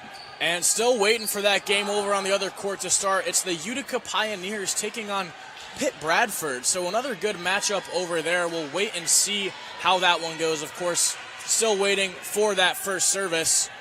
But back to court number one again. It's Western Connecticut on the serve. Lining this one up, it's Ali Rondeau. Rondeau, a really nice service, low driven, really well handled though by Rodriguez. And Keuka again, just a little too long. Can't quite get over the ball enough to keep these ones in. Yeah, this seems to be a disconnect with the offense. Defense is doing their part. The setter is doing their part with the assist. The offense needs to take control and keep it in bounds. And well done there by Keuka defensively again to keep this play alive. But again, just not getting over the ball on these attempted kills, and it's really slowing down this Keuka team a lot. Yeah, so definitely I feel like a little bit of getting in their heads with the serves. Defense is looking strong, though, so we'll see how defense will play throughout. And Rodriguez just a little behind that one as it comes in, so a service ace here for Ali Rondeau. Rondeau, her fourth serve in a row here. We'll see if she can keep this one going for Western Connecticut. Rondeau sends this one across. Well done there by the Wolves. And a chance now, but again, just a miss hit from Keuka. That was Nina Scott, unable to hit it cleanly.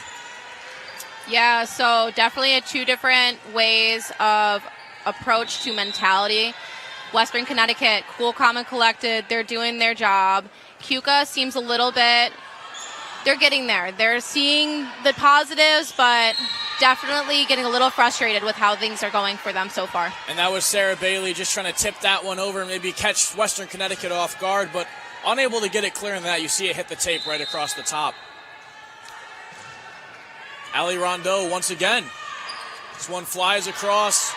Keuka doing a decent job so far of returning these serves.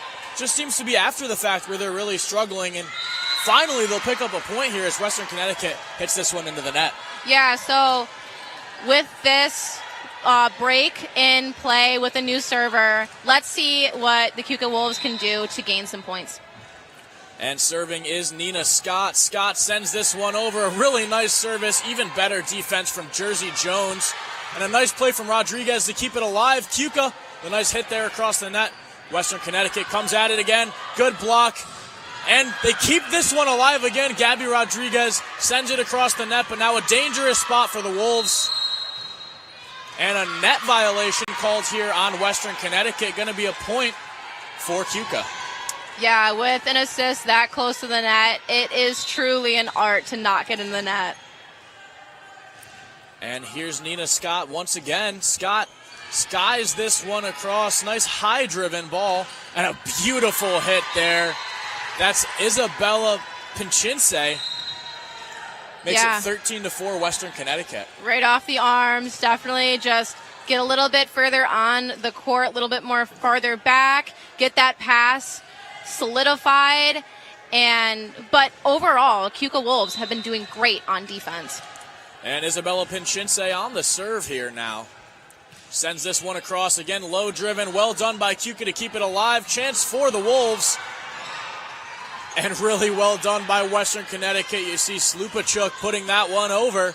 Keuka tries to put it in. Who did it come off of last? We'll wait and see. We got one official signaling each way.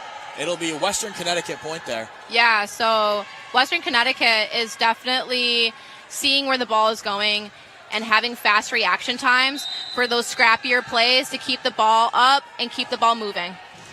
Yeah, and another service comes across. This one hit backwards. Gabby Rodriguez, that one off the ceiling here. Yeah, definitely a really high ball, but I saw her approach to it. She said high and over is what we need to do, and unfortunately, it was a little bit too high and hit the ceiling. And those are always unfortunate plays to see. You know, you think you've got a good hit. Looked like it was going over, but the ceiling just gets in the way. Yeah, for sure. Nothing you can do about it. I mean, the ceilings are quite tall in this gym, but definitely like hard to see it off the wall on the ceiling. It's just like one of those things where it's like, oh man, only if it was a little bit lower. And we're still waiting for that game over on the far court to start. As we mentioned, the Utica Pioneers taking on Penn State. My apologies, Pitt Bradford, not Penn State. But Utica, of course, their game went to 5 sets. So really big battle over there for that first game. And Utica taking a quick break before they start up their next one. A well-deserved break. Yes, well-deserved break after those 5 sets. That's really where you want to see teams to be, is that even competition where they said, I'll take a set, you take a set, but we're going to come back and we're going to grab that third set, make it to 5, and play as long as we can. And another nice service there from Western Connecticut. This one over to the far side. Keuka tries to keep it alive, but just can't. A really good attempted spike from Castaneda, but even better blocking from Western Connecticut. Yeah, Western Connecticut's solid block. They knew what they were doing. They blocked it. Coverage on Keuka's side was good, just didn't make it solidified enough to make a play. Yeah, and that was Ella Hubert recording the block there, but this one gets through. Keuka on the return, though. Now Keuka College looking to get another point here. They went for a sneaky little tip there, but Western Connecticut was ready for it. And on the second hit, really well done there. That's Maggie Ferguson. Yeah, setter's just popping it right in the campfire, right in that center of the court, saying, you know what, the tip didn't work. I'll take it on the second, and we'll make it work second time around. And making it work seems to be all Western Connecticut's been doing here in this first set. Ahead 17-4 right now. I mean, just sheer dominance. And again, stuffing the net, as that's Ella Huber and Sophia Suracek on the double team. Yeah, with games like these, Western Connecticut is keeping it competitive, playing their game at their level. They're not stooping down to the Keuka Wolves. They're just doing what they need to do to secure the win for the first set. And a nice service there from Western Connecticut. A back set, very nice. Keuka unable to get a hard hit on it, though. They'll keep this one alive, put it over. Western Connecticut will go again to the near side. Nice block from the Wolves. That's Lila Cousins picking that one up. Yeah, that's a morale boost. Getting a big block like that this late into the set with Western Connecticut having such a lead. This is truly something that they can get a run on for serving, get a few aces in, and even the scoreboard a little bit further. And I will say, so far today, Keuka College probably has the smallest bench we've seen at this tournament. Maybe an advantage, maybe a disadvantage. Of course, fatigue's going to kick in eventually, but if you've got a lot of really strong players that can rotate in and make an impact in this game, that could be a good thing for you as well. Yeah, what I've seen from Keuka is that they do have a small roster. I mean, small school, like I've said, but they do rotate through players a little bit more than other teams have. They don't really have a set six just yet, but we'll definitely see how different matchups on Keuka's side will assist in their competitiveness against Western Connecticut. And Megan Knott served there just a little too far behind that end line, so it'll go out. Another Western Connecticut serve, and stepping up for this one is Slupachuk. Slupachuk waiting, tossing this one up and sending it over. Keuka on the return. We'll see what they can do. A really nice kill there, as that's Rossi and Force with that one. Yeah, it looks like the Keuka Wolves are connecting with the offense now. Defense have been solid throughout. Good three-option pass. Now it's the offense side to take the advantage and get competitive. Rosalind Force from Penn Yan, New York, just a few minutes from Keuka College. Stayed close to home, it seems like, and that serve just a little too far out. So now 20-7 Western Connecticut leaves. Yeah, and with the deficit that Keuka has, serves need to be in. These are easy points that you can be made, and to keep it on the playing side, serving out is just a free point for Western Connecticut. And a really nice serve there from Jersey Jones, the libero for Western Connecticut. Keuka had an opportunity to try and put that one down on the court, but again, just put it wide, aren't able to connect on these hits. Yeah, definitely having a little bit of disconnect with the offense with the setter. And maybe an announcer's jinx there from me. Una was just talking about how good Jersey Jones's serves have been, and then almost immediately hits one into the net. Yeah, it really is.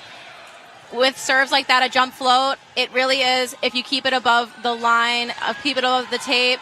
If not, because it's such a flat serve, you know, it's flat across the net. It has no movement. So you got to keep it above that tape. Western Connecticut gets it right back, though, with a huge kill there. That was Delia Clouden on that one. Now leading 22-8, just 3 points away from taking this first set. And Keuka, a lot of work to do if they want to try and come back on this one. Serve comes over. And Keuka sends it down to the far side. Really well handled there by Slupachuk. Nice block there from the Wolves. That's Rosalind Force, the sophomore. Really well done to stay composed there. Yeah, big block, good defense. We just really need to connect on serving and on offense to get them a little bit more competitive so we can even the scoreboard just a little bit more for the Keuka Wolves. And Gabby Rodriguez, the libero for the Wolves, on the serve now. Stoppage from the referees discussing something. But right back to it. Here comes Rodriguez. Really nice hit there. Jersey Jones ready for it. Here comes Western Connecticut. A nice hit from Rodriguez. Somehow misses the ceiling. And Wolves send this one over. Out of play. No, in play, they'll say. We got one official pointing each way, but it'll go the way of Western Connecticut.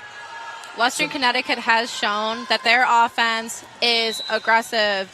They know what to do. They're hitting plays. They're hitting cross shots right on the line to keep that edge on the Keuka Wolves.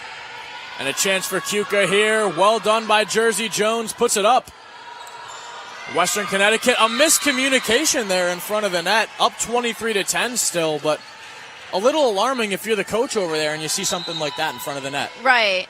A miscommunication. One person's looking this way, one person's looking the other. They both say, I got it. And then a miscommunication and the ball drops to the floor.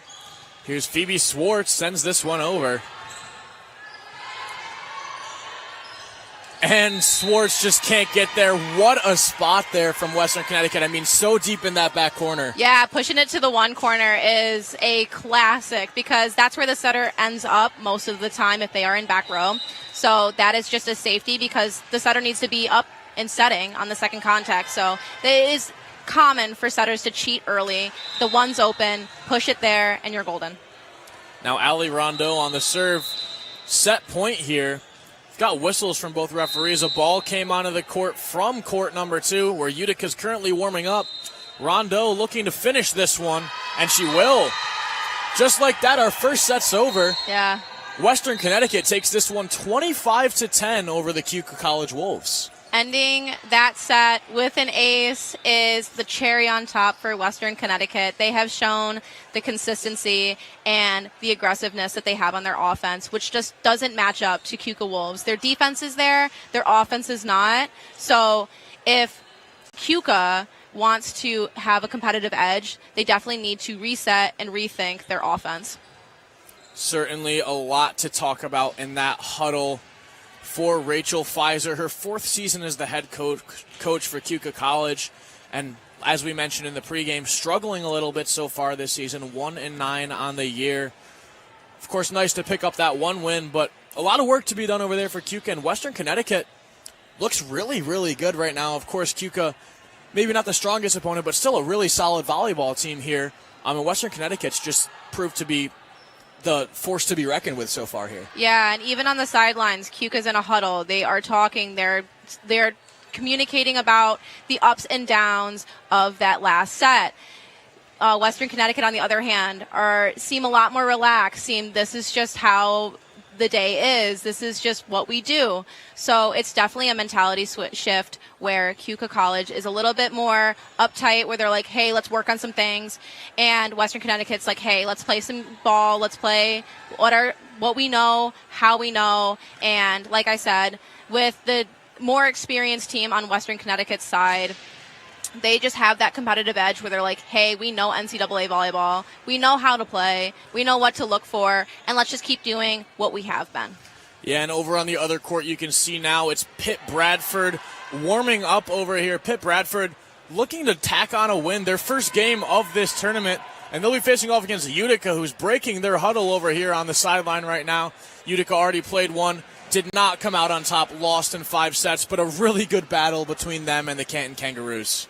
And I think that would be the best warm-up set and match I would want as Utica. I mean, coming off of a 5-set, yes, there was a loss, but there was proof in the pudding where you know how to fight through, you know how to go through to 5 sets. There's grit there, there's competitiveness, and I think that coming off of that first match, they have a lot more insight and a lot more reps than the other team, Pitt Bradford. Yeah, and competition is all you can ask for, especially a tournament like this. 2 full days of volleyball ahead. The first one, of course, already underway, but we'll be right back at it tomorrow with 8 more games here. Coverage on WTOP 10. As we can see, Western Connecticut already back out on the court. Keuka breaking their huddle here on the near side as we speak. The Keuka College Wolves looking for maybe a little redemption here after dropping that first set 25-10.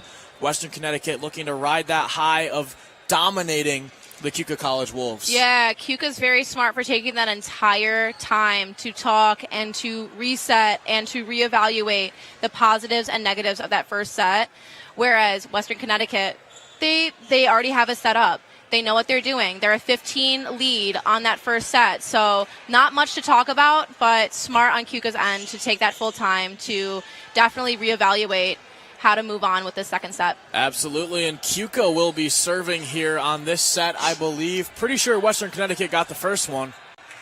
And yeah, the Wolves are taking the ball, and it'll be Gabby Rodriguez, just like we saw in the first set, the libero, taking the first serve. Yeah, Gabby Rodriguez has been the star of the show for Keuka. She has definitely been the defensive backbone of this team, showing strong, consistent passes, and now serves with this second set.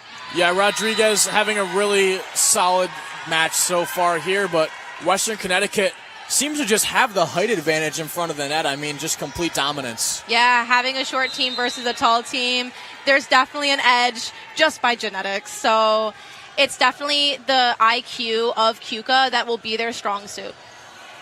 Julia Stoliker sends this one across. A chance for the Wolves to tie things up. Western Connecticut does well to block that one, though. Really well done by Keuka to keep it alive. Another block. Keuka still with it. Chance from the near side for a hit. A really nice hit. This one flies all the way up. Rolls through a bar in the ceiling. Doesn't hit it, but drops to the ground. So now tied at 1-1. Yeah, so definitely a good start for Keuka. Let's see some momentum build with that big play. The rally is longer now, so they're definitely getting a little bit more comfortable being on the court with West Connecticut. And Jersey Jones all over that one on the service. Really well done by Gabby Rodriguez. Keeps that alive. Another chance for Keuka. That one again just too far across the court, out of bounds. Now Western Connecticut with a 2-1 lead. Yeah, Gabby Rodriguez really putting a stop to West Connecticut's attacks from either pin, even from the middle. She's locked. She's in that flow state. I definitely want to see a little bit more from the offensive side of Keuka. And Western Connecticut again sends this one over. Chance for them here on the far side, and another point. That one is for Nina Scott. Nina Scott and Sarah Bailey, although we may not think so much from Keuka just based on the score from that first set, have done a really good job of getting hits at least across the net. Yeah, definitely keeping it in the lines, definitely making sure that they're hitting as much as they can over the block. But we'll definitely see how they continue in the second set. And I really liked how she was hitting cross in that first set. It wasn't working. She hit line. She got a kill. So there is some adjustment with the offense on Keuka saying, hey, we see you're blocking cross. We're going to hit line and try something different. And Lila Cousins just a little late on the block there. You saw that one go out of bounds off of Cousins' hands. This one over to the near side. A chance. Really well done to try and get to that, as that was Julia Stolker, but just not in time. Another point here for Keuka. Yeah, definitely now starting to get started with this offense, starting to swing big, starting to understand the blockers on West Connecticut. Definitely seeing the court a little bit more is definitely helpful for Keuka. And that service sent back. Western Connecticut spikes it. Really well done there by the Keuka College Wolves. Over to the far side, and that one just right into the net. Bailey just unable to get on top of that one. Yeah, but overall, I know it's so early in the second set, but I definitely have seen that the offense of Keuka is a little bit more aggressive and a little bit more confident, matching what West Connecticut did for this first set. Nice service from Sluspachuk there. Chance for Keuka. Force unable to hit it cleanly there. That one batted up by the Lakers. Not the Lakers, my apologies, the Wolves. And a point here for Keuka, all tied at 4 apiece. Very different from how that first set started. Yeah, definitely. This seems a little bit more like woken up. It's a match set, so it's back to 0 essentially. They have the advantage since they are serving. We just got to keep the serve in, keep it competitive, and keep it aggressive. Summer Elza sends this one across. Chance here for Keuka, and right into the netting. Really well done there by the Keuka College Wolves, just to have bodies there. Sometimes that's all you need to scare someone off. Yeah, and definitely starting out strong, saying, you know what, first set was to you, second set, it's a toss-up now.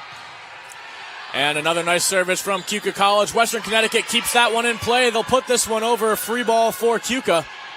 Up in the air, chance. And really well done by Western Connecticut to keep this one controlled. They'll send it the other way once again. Elza. And again, really nice from Western Connecticut. I mean, just great defense. Oh my goodness, Western Connecticut all laying out for the ball here. Chance for Keuka to finally give them the dagger, but no. Western Connecticut stays strong. Chance. What a rally that one was, Una. One of the best I've seen in this match so far. Both teams were offensive. Defense was the key of this. Definitely making sure you're watching other players and following when there is a ball that's a little bit far off, if there is a little disconnect with the first pass. So definitely scrappy play, but great rally overall. And another nice service from Jones. Keuka handles it well. This one across the middle, and again, Keuka really struggling to hit the ball across the court and just seems to be finding it out of bounds every single time. Once again, it's defense kind of being the star and offense not so much, which is usually not the case for most volleyball games. Chance here for Keuka to tie it up again, but a huge block there. That's Delia Clouden, who says no thank you. Stuffs that one at the net. Yeah, the blocks from West Connecticut have just been pure textbook. They've been right down before the 10-foot line, which is what you want to see. Another nice service from Jones. Keuka just unable to get to that one in a really weird spot, hitting right into the net as it's coming down. Yeah, passes that are really close to the net like that, the setter has two options. They can either one-handedly get it out of the net, or they're just going to wait for the ball to hit the net and get it out from underneath. And Keuka trying to keep this alive into the bleachers. And a business decision made there by Rosalind Force. Had the opportunity to dive into the bleachers, but probably not worth it. Going into this timeout, I definitely want to note that Phoebe Swartz, she definitely tried to make the play. She had the aggressiveness. It was just a little bit off kilter, but as so far for Keuka, this is a big uptick to what we saw in the first set. A little bit more competitive and a little bit more consistent with offense, but still having that disconnect where it's a little bit too off the net, a little bit too close to the net. Definitely need to lock in on where the setter is putting the ball and the attackers on each pin completing the play. Yeah, and I want to talk a little about these Western Connecticut Wolves. We've got two players who are really standing out to me, especially in front of the net. That's Delia Clouden and Julia Stoliker, both of them with 3 kills on the afternoon so far. But they're much taller than a lot of these Keuka players, and they're definitely using that to their advantage. They have that height advantage, and it really shows in front of the net here. Yeah, and with number 3 on Western Connecticut, she has a 1-all hitting percentage. She has no errors but 3 kills. That is pure hot hand, I'm there, I'm locked in, I've got you, set me, set me, set me. That's the girl that you want to be watching out for. And there's the service from Jersey Jones. Keuka returns it, goes for a little tip over the net. Kept in, really nice play there from Phoebe Swartz, and Keuka tries to send it across, but just a little too long again. Yeah, and then once again, you just see the difference in height between Western Connecticut and Keuka. That joust was easily won by Western Connecticut. They just had the height advantage and tipped it right over to the Keuka's net. And Jones again. Rodriguez unable to hit that one cleanly, just a little too far forward in her stance, and Western Connecticut tacks on another point. Yeah, what a serve. Definitely a classic jump float, but how flat, and look at the no movement on that ball is purely fantastic.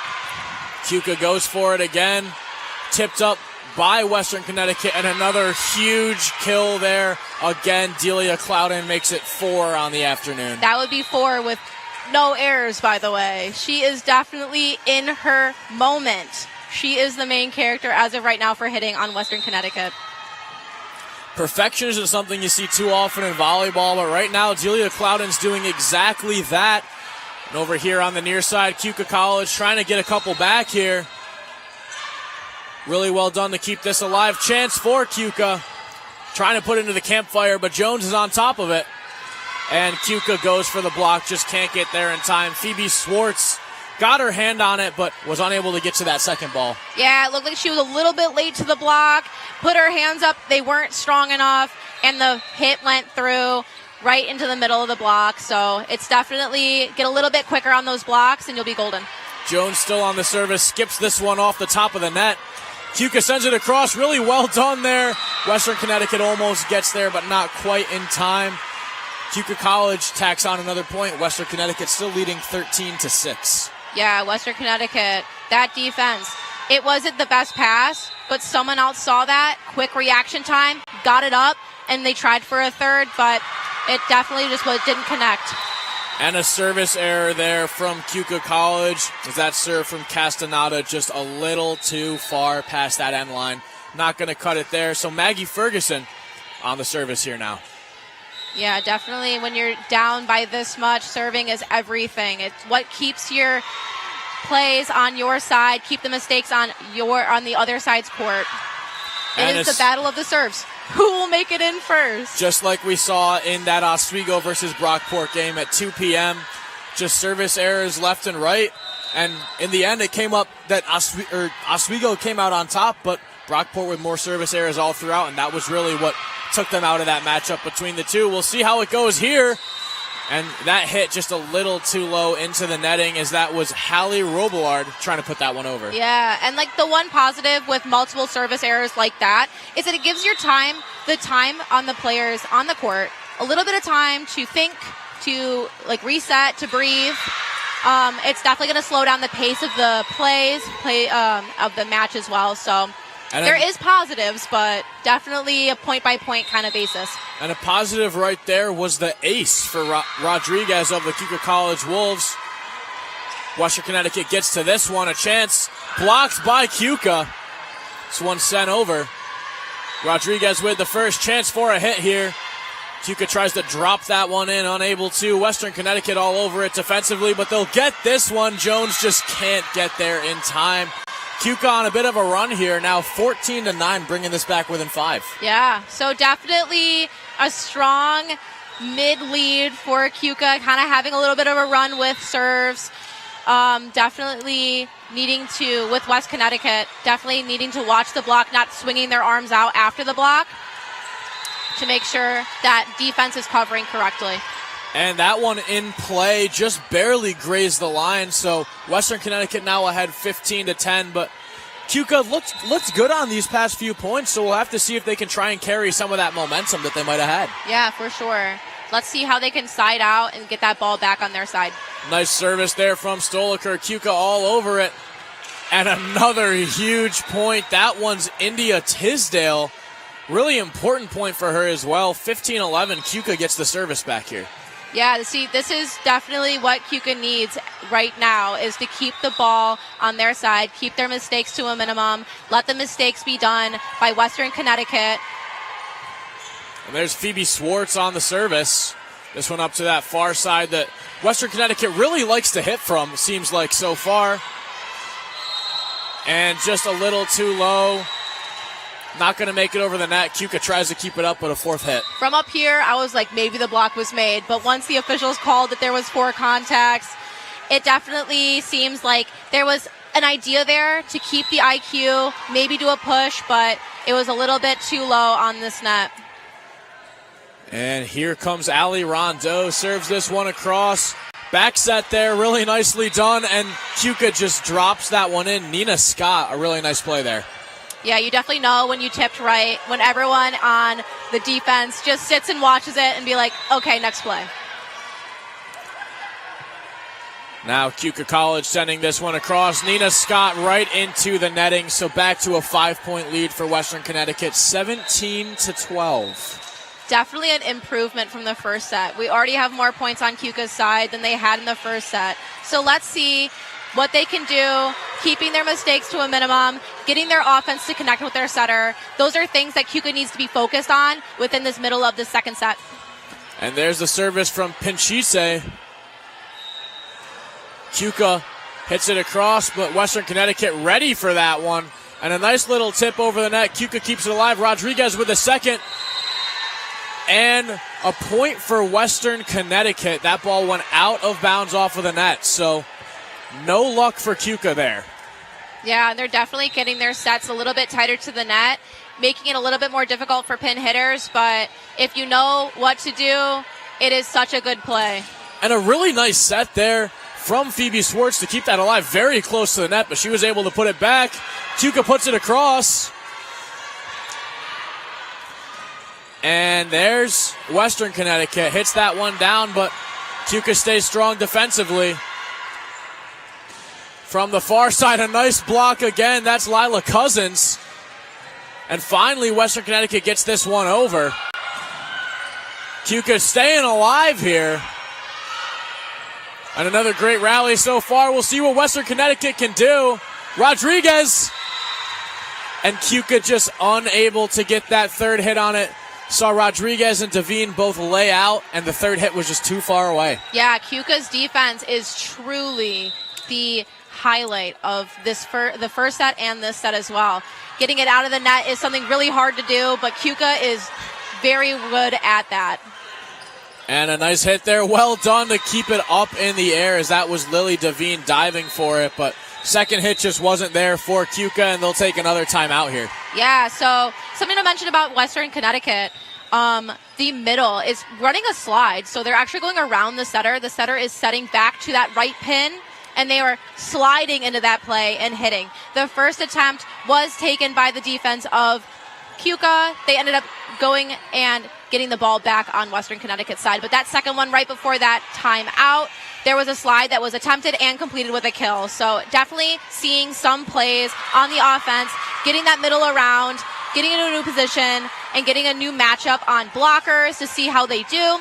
And so far with that second attempt, it was very successful, ended with a kill, and it makes the middle feel a little bit cool because they're like, hey, I'm like jumping all over the court. Like, watch me. And if we take a trip over to court 2, we'll take a look at that matchup between the Utica Pioneers and Penn State Barron. Not Penn State Barron, I did it again. Pitt Bradford, my goodness. Pitt Bradford leading 16-12 over the Pioneers. Should be a very solid matchup over there. Looks like it's going to be so far. And a nice service back on court 1 there from Western Connecticut. Julia Stoliker pins that deep in that back left corner. Yeah, what a great spot. Right in the line. And it makes people think that, hey, it's out. Just kidding, it's in. So definitely watching the lines for Keuka is something that needs to be something of focus. And Pinchinse with the service. Keuka sends it across. A really nice hit there from Sarah Bailey. 21-13, Western Connecticut leaves, but Keuka's not out of this one yet. Keuka is not out of this, especially with that last attack going right to the 6 and 1 seam, making sure that it's not going right to one hit or one defense player. Definitely matching their vibe and saying, hey, we've got good kills too. Just give us a second and we'll connect even through this second set.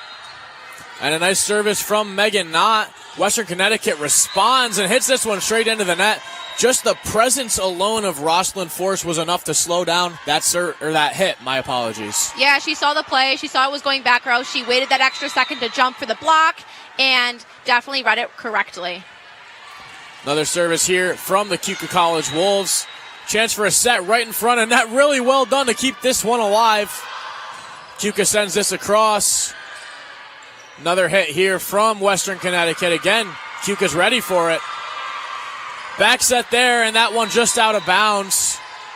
Western Connecticut tacks on another point, now just 3 away from winning this second set. Yeah, so it looks like the thought process behind the Keuka Wolves was they're blocking cross, let me hit line, but it just was a little bit too far out where it didn't match, and it was out of bounds.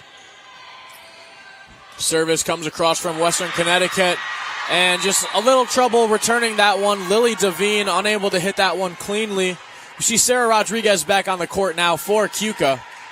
Yeah, easy ace late into this second set. Let's see how serving is so important. It is quick return on points. So let's see how Western Connecticut does. And Slupachuk with a nice service just skims the net. Western Connecticut back with it on their side now. Nice blocking there from Keuka. They'll pick up a point there. And Keuka College still with it here. Yeah, like we've seen is there's a lot of these plays that are right on the line where you think it's almost out, and then lo and behold, it is right on the line. So Keuka got that point, but it is really a toss-up between is it in, is it out? A toss-up indeed, but that one's not a toss-up. A huge kill there from Western Connecticut, and now we find ourselves at match point for this second set. Yeah, match point, but definitely a positive from Keuka is that they are fighting as much as they can, fighting along. They have more points than the first set, so there's definitely an increase in competitiveness. And Jersey Jones, who has a very dangerous serve, sends this one flying. Well done by Keuka to keep it alive. And a nice hit there, a nice kick. This one's still in play. Always love to see the soccer skills come out on the volleyball court. That one comes across, Keuka still with it. And a really nice one to win it from Delia Clouden, who had a phenomenal second set. Yeah, Clouden really saw that court and said, I know where to put this. There's nobody there. And did it with style as a middle. You definitely see a lot of the court, so good on her to make that final play and say, you know what, I'm not going to hit it, I'm going to push it, but I know where to go. And Delia Clouden continues her dominant performance. That one was her 5th kill of the afternoon, and still a perfect hitting percentage. Good for her. She's averaging 5.5 points per set, so with no errors and 5 kills, I can see why they're running her for a slide. I see why they're moving her around the court, because she can get the job done. Yeah, a great game here so far. Western Connecticut leading 2-0 through those first 2 sets. We look over to the other side, and Utica still behind here to Pitt Bradford by a score of 16-21. Not out of it yet, but Utica with some clawing back to do. And I feel like Utica has done this before. They'll do it again. They're used to playing for long, especially with today's match, going to 5. And with this set, it's nothing out of the ordinary for Utica, but having the other team with their first matchup, it's looking strong. They're feeling confident. And let's see how Utica will play and how long this match will go. Yeah, and back to the first court, I mean, these two teams battling it out. Western Connecticut really does seem to have the edge, but we saw some really promising moments from this Keuka team, especially more so in the second set than we may have in the first. Yeah, so for sure. I think there's certainly an opportunity for them to come out here and prove something, maybe even take a set here. Yeah, so everything that I've seen with this first set into the second set for Keuka has been improvements, has been more thought out plays, has been actually putting effort, not actually, but putting more intentional effort into offensive plays that have seen improvements, and it's seen that Keuka is not to be messed with by Western Connecticut, and them being a small school, definitely give them props because they are fighting really well with Western Connecticut. And if we look over to the other court once again, I mean, just a great matchup between these two teams. Pitt Bradford just 2 points away from stealing this first set, ahead 23-17, but Utica battling. See them laying out over there, trying to keep these balls in play. Utica still with it. They'll send it across on the second hit. Now a chance here. That one batted up. Can Utica get there? Not in time. So Pitt Bradford makes it 24, and now just 1 point away from taking that first set. Yeah, we'll keep you updated on how that one goes. Pitt Bradford's looking very strong in the first set of this match. And back to court one once again. Lots of excitement heading into this final set. Keuka, I'm sure, excited to see what they can get out of this third and possibly final set. Maybe not if they can come out of here with a win in this one. I would definitely love to see the upset of Keuka go to 4, maybe reverse the tide and go for 5, win it. And I love an underdog story personally. I think that it is so fun to watch a team go from 0-2 to 3-2 in a 5-set match. So definitely seeing how Keuka will play this third set is crucial to this match.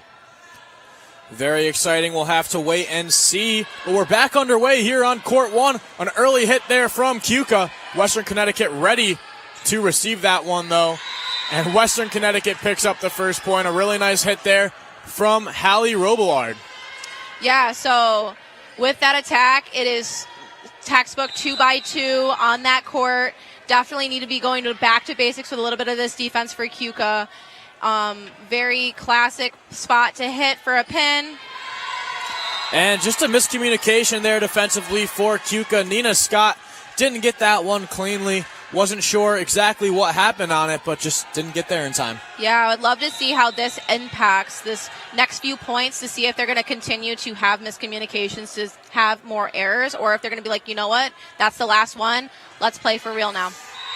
Well, another error there for Keuka College. Of course, momentum, a very important thing in the sport of volleyball, and right now it seems to be all in the favor of Western Connecticut at the start of this third set. Yeah, I would put my cards in that too. I feel like Western Connecticut is very highs not too high, lows not too low. They're a very calm team. They have so much experience with this kind of stuff, having a lot of upperclassmen, so having that edge definitely is shown on the court. And great defense from Castaneda to keep that one in for Keuka. They'll pick up a point off of it. And Nina Scott, looking for some redemption after a couple of whiffs on those first two services, gets the kill. Yeah, so definitely strong attack from Keuka. We'll see how Rodriguez goes for the serve. And a really nice serve there from Rodriguez. Hit low in the center of the court. Keeps this one alive. And a call here.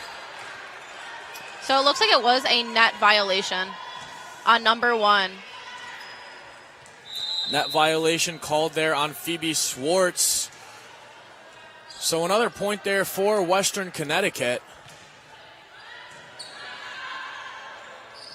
Chance for Keuka to tack another one on, but just unable to.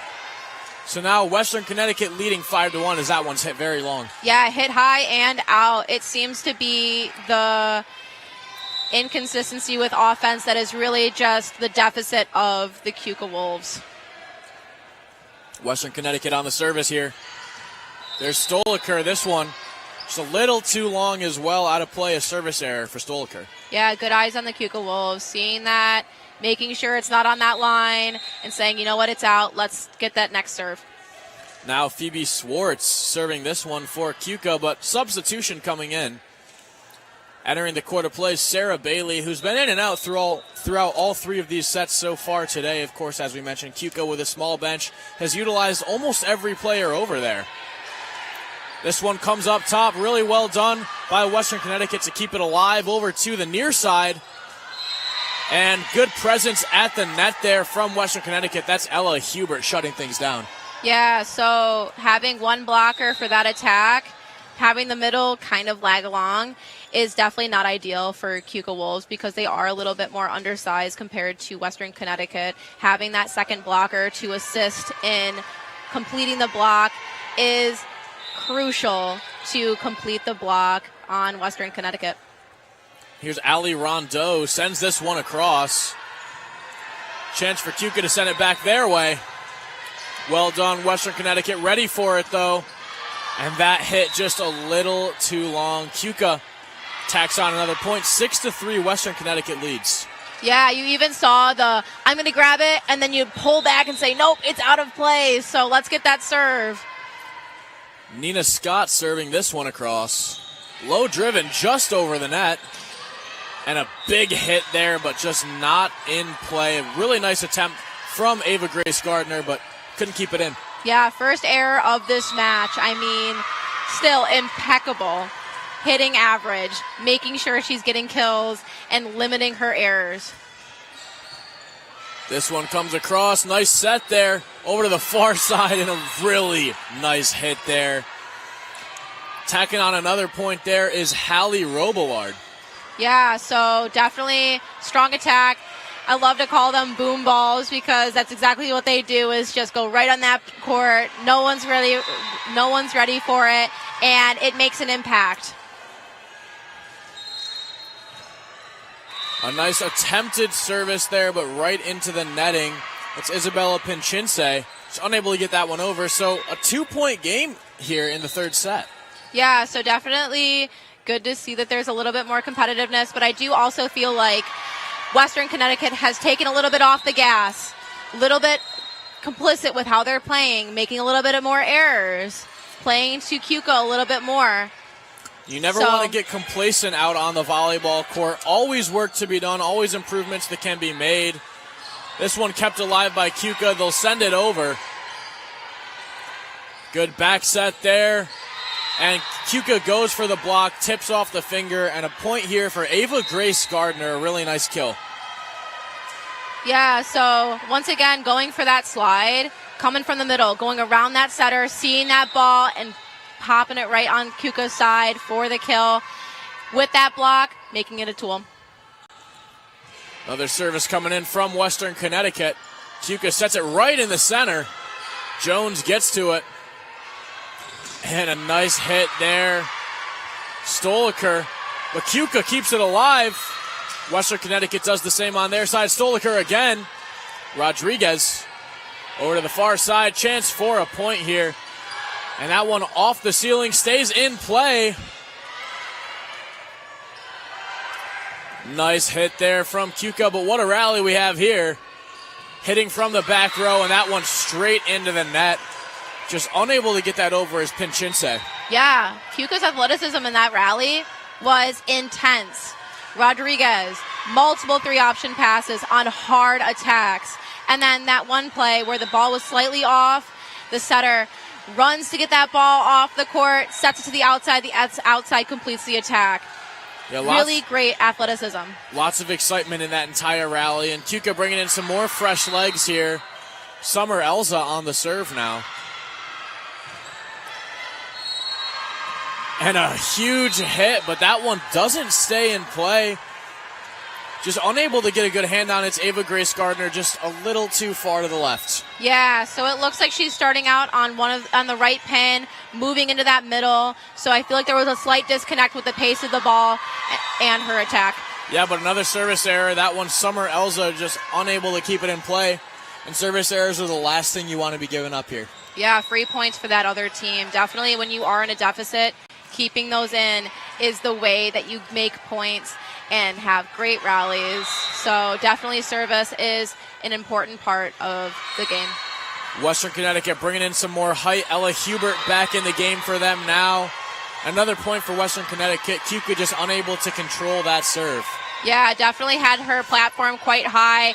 It rolls right off her arms, and ace for Western Connecticut. This one sent across the net. Keuka keeps it alive here. Set very close to the net. Keuka somehow puts it over. And now a chance here. This one a little further back. A nice hit, even better block. Did Western Connecticut touch it? The answer is no. Western Connecticut will take the point here.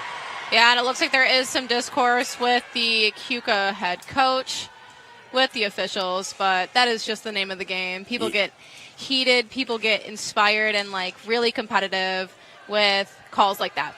Yeah, Rachel Pfizer not happy with that call whatsoever, and now deliberating between the officials and everyone over on the sideline.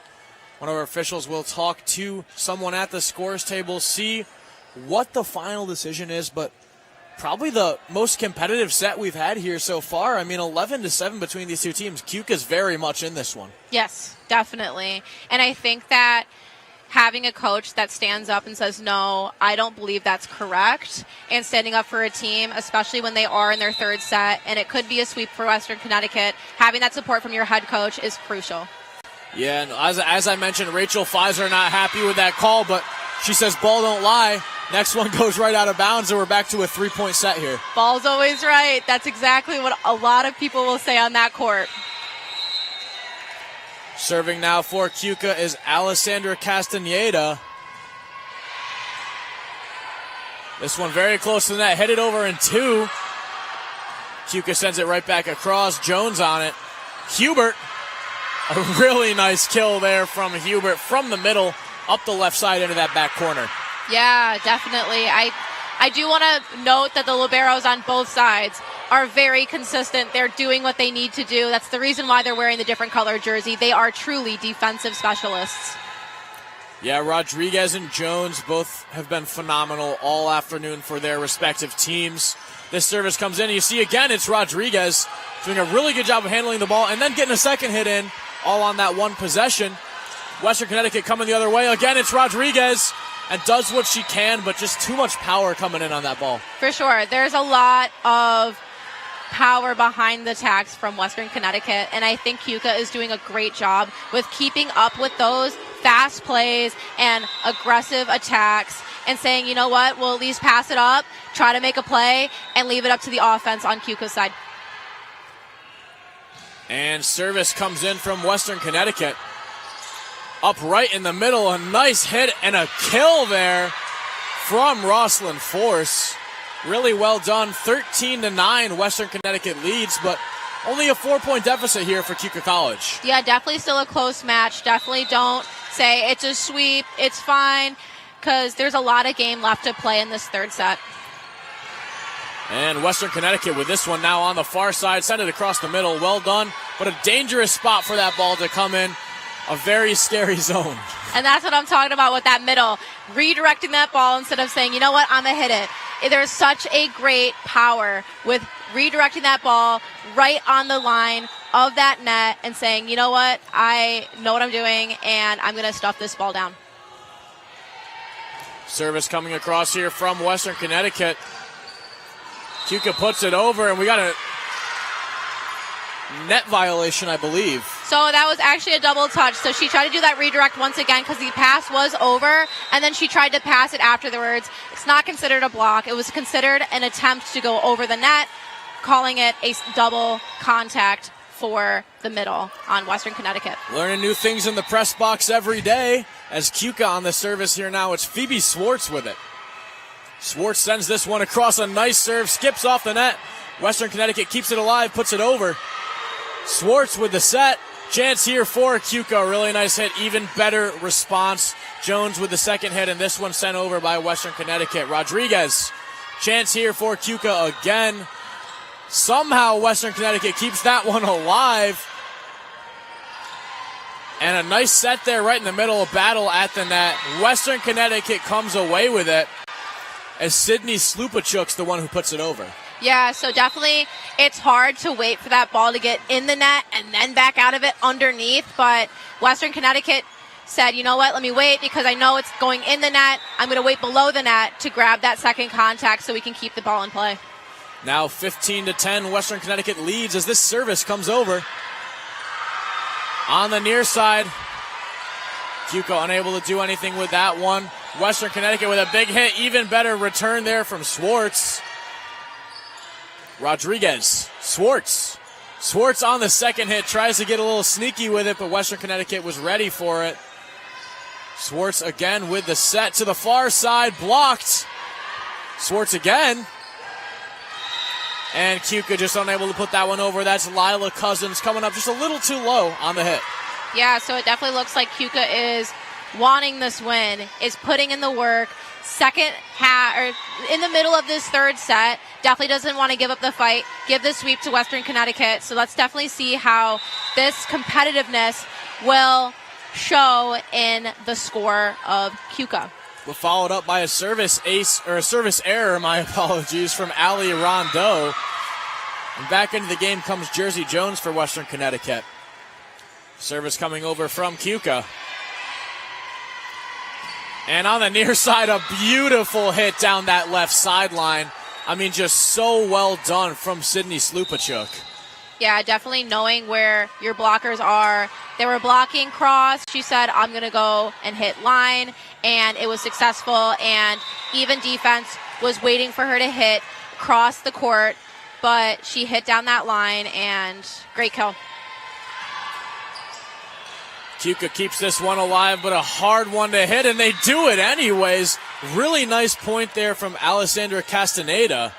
Definitely a little bit scary seeing her put her hand out and almost flick that ball over because that could be considered a lift, but thankfully the officials did not see that. And I don't believe it was a lift, but there definitely is that chance of when you are doing a play like that to have that call. Megan Knott sends this one across on the service. Western Connecticut just a little too much power on that hit. Going to go past that end line. Another point for Keuka. We're back within 4 here. Yeah, so definitely fighting back, making sure that they have as much opportunity as they can to see if we can get to a fourth set, seeing what they're doing wrong and seeing how they're adapting to Western Connecticut is quite interesting. And a chance here. Western Connecticut, a mishit ball there from Slupachuk. not something we've seen too often from this Western Connecticut team. Yeah, so definitely I feel like the thought behind it was let's get a really good cut on that ball, make sure it's above the 10-foot line because that's where Keuka is not. Let's try to get an easy ball in, and it just was a little bit too short, a little bit too hard of a cut. And another service error here for Keuka. It's Megan Knott just unable to hit that one cleanly. In comes some substitutions for the Wolves, including Rodriguez, Gabby Rodriguez, that is, who we've seen just dominate the court defensively for this Keuka team. Service comes across. That one out of bounds. Rodriguez ready for it. And now Keuka will be serving here. So it looks like some substitutions on Keuka's end. Yeah, Keuka getting everyone in this matchup. Serving here now is Summer Elza once again. Elza sends this one across. A nice serve right down the center. Even better hit, even better block. Western Con will try again. And trying to get maybe a little too sneaky with its Maggie Ferguson. Hits that one straight into the net. Yeah, definitely getting a little bit overconfident, saying, you know what, let me just do a setter dump every time. And sometimes they're a little bit too far off the net where it's just not effective.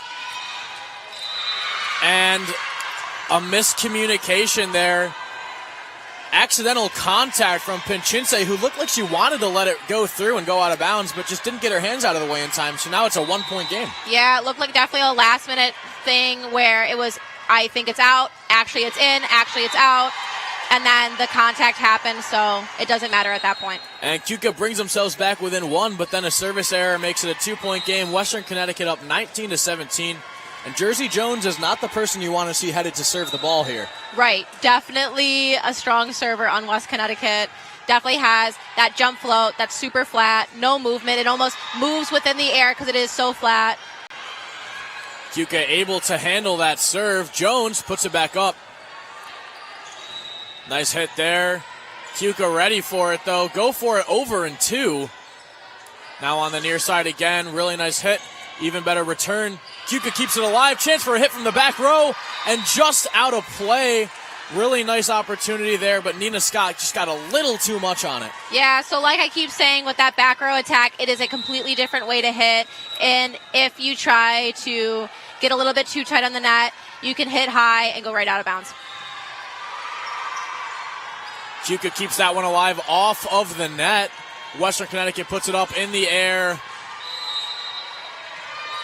And four hits here called on Keuka. Yeah, so it looks like there was a net violation on Keuka's side.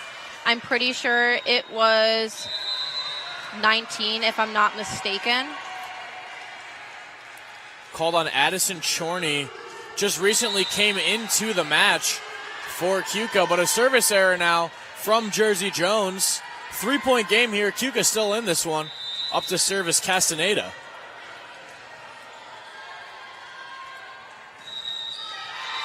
And that one straight into the net again, 22-18 now. Western Connecticut just 3 points away from the clean sweep. And Keuka almost seems to be very frustrated with this here. Yeah, so definitely the exact opposite of what you want to do is hit your serve right into the net this close into the game, especially in the third set when they're about to sweep you. So I can definitely feel the frustration and almost some players saying, you know what?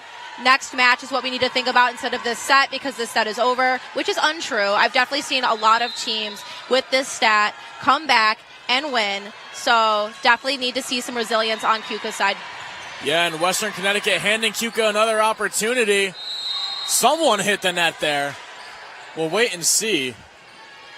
We got a net violation called here. Yeah, it looks like it was number 6, the middle. It looks like when she was attacking, it was a little bit too close to the net, and her hand brushed the net, which is obviously a net violation. Yeah, net violation called on Ella Hubert. Just got a little too close to it. Rodriguez again able to get there. Chance for Keuka. This one hit over, and we got ourselves a 1-point game here. A really nice kill from Nina Scott. Yeah, big swing. Definitely what you want to see this close into the end of the third set. Have fun, swing big, still be aggressive, don't play scared, because that's when you start going to make these really small mistakes. And this Keuka bench getting hyped up over there. Western Connecticut a really strange miscommunication. Again, that's Hubert jumped up way too early for that ball, realized it, and just kind of froze. Yeah, so it looks like she came up early. Her setter put it a little bit too high. She tried to adjust for it, and it definitely did not work in her favor. Well, she'll try again here. Really well done by Western Connecticut. A good response. That one, Maggie Ferguson with the kill. Yeah, Ferguson was like, let me take care of it. I got y'all. And definitely went with Rodriguez as well. And Rodriguez couldn't even take that attack. So great play by her. Now 2 points away for Western Connecticut. Keuka only down by 1, though.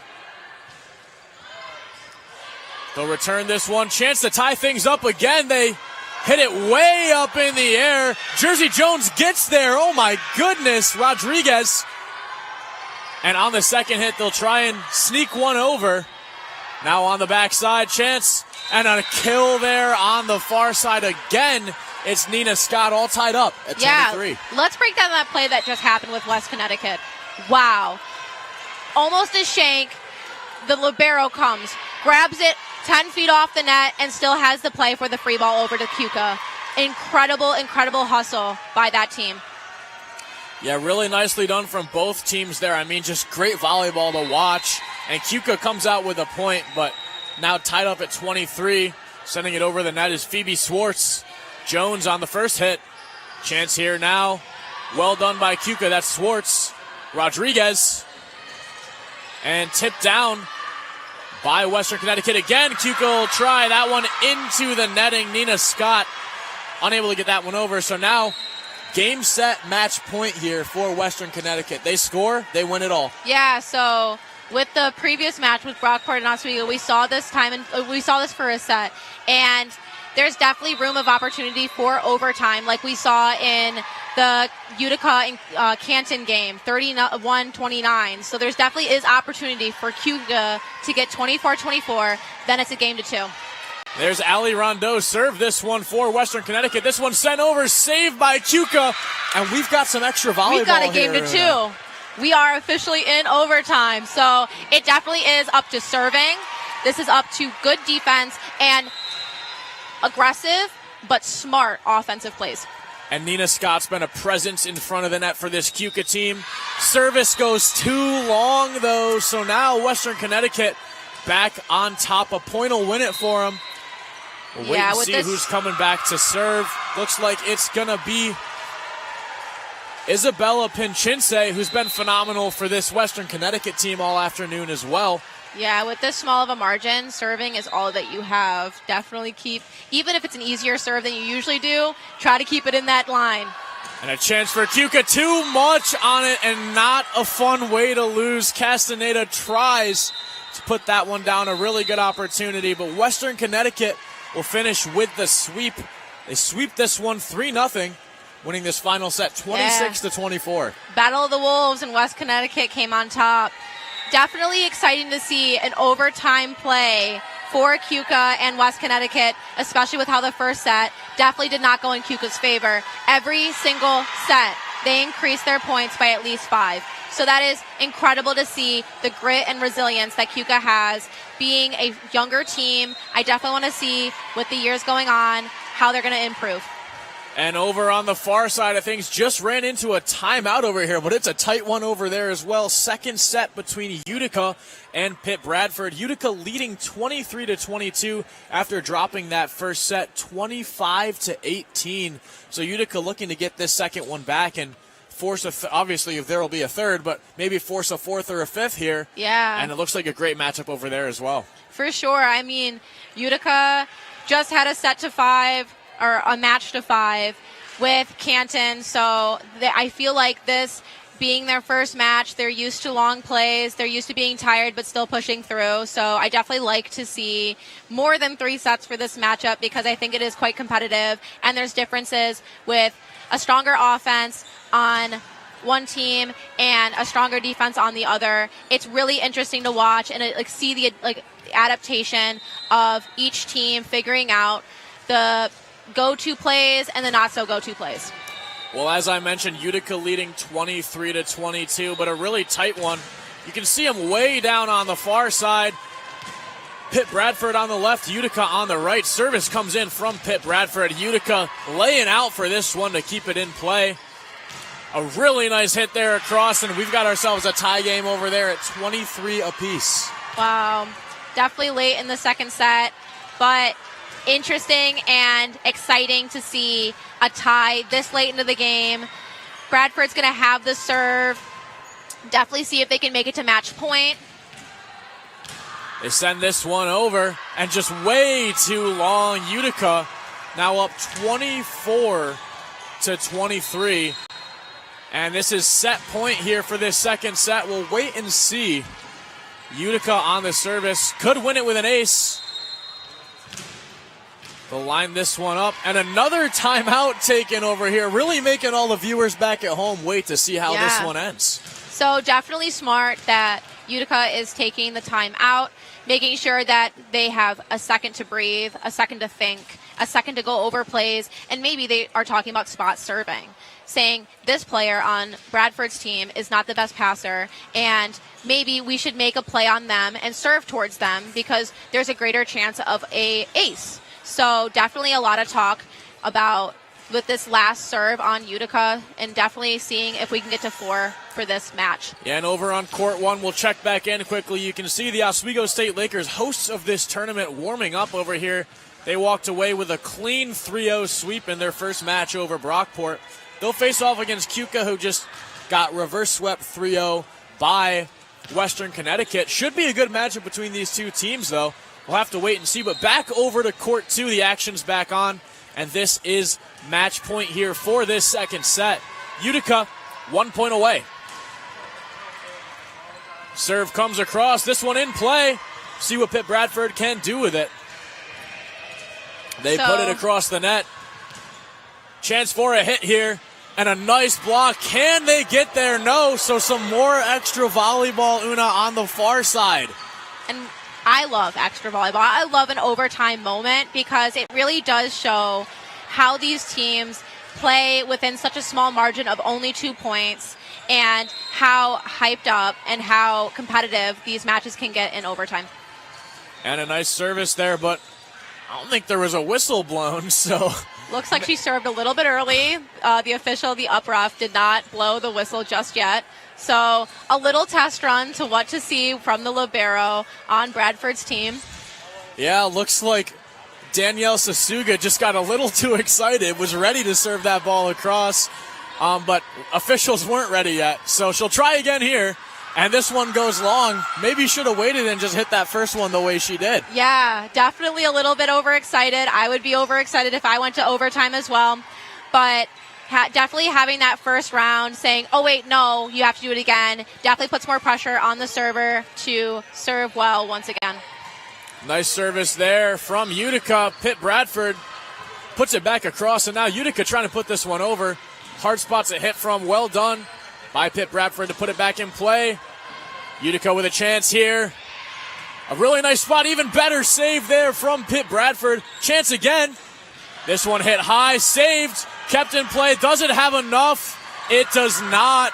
Utica takes the second set 26-24, all tied up at 1 apiece as they go into the third set. Yeah, so something to mention about Utica. The last few serves that I saw in overtime, they were serving towards number 23, Alicia Wilson, on Pitt Bradford. Maybe that's a play because she's not as defensively strong, but as we've seen, she's a big, tall, offensive attack, and she's someone that is more offensive than defensive, so that could be a strategy that Utica is playing in this overtime to say, you know what, let's go for her because she's not the best defense, but with that last swing being an error, just got a little bit in her head, which maybe is another reason why Utica might be serving towards Alicia. Well, that's going to do it for our action right now. We're going to head to a quick break, but come back in about 30 minutes to catch Oswego versus Keuka and Brockport versus Western Connecticut. Should be 2 great matchups right here on WTOP 10.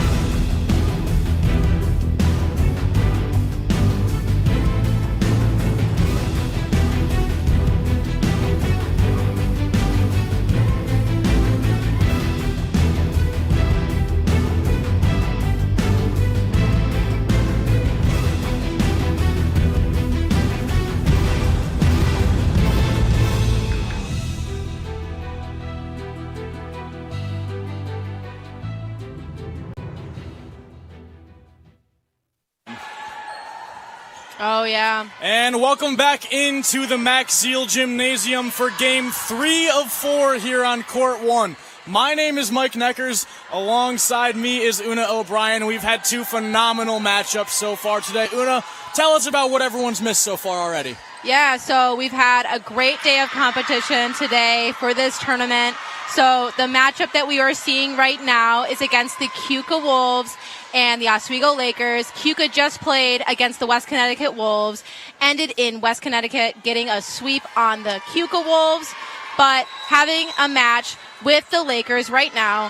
Keuka is at an overall of 1 win and 10 losses on an 8-loss streak.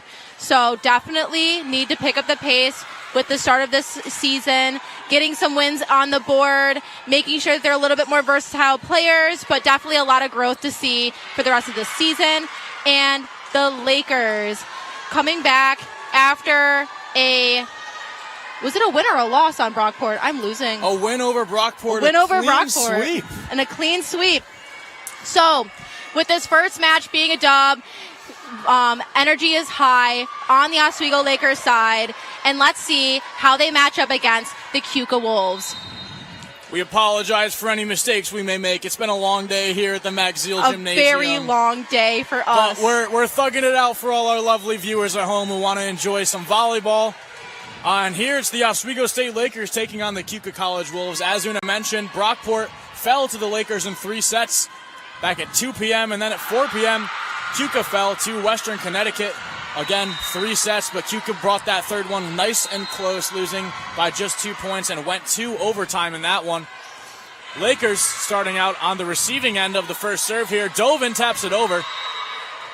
Keuka responds right back. A nice hit there.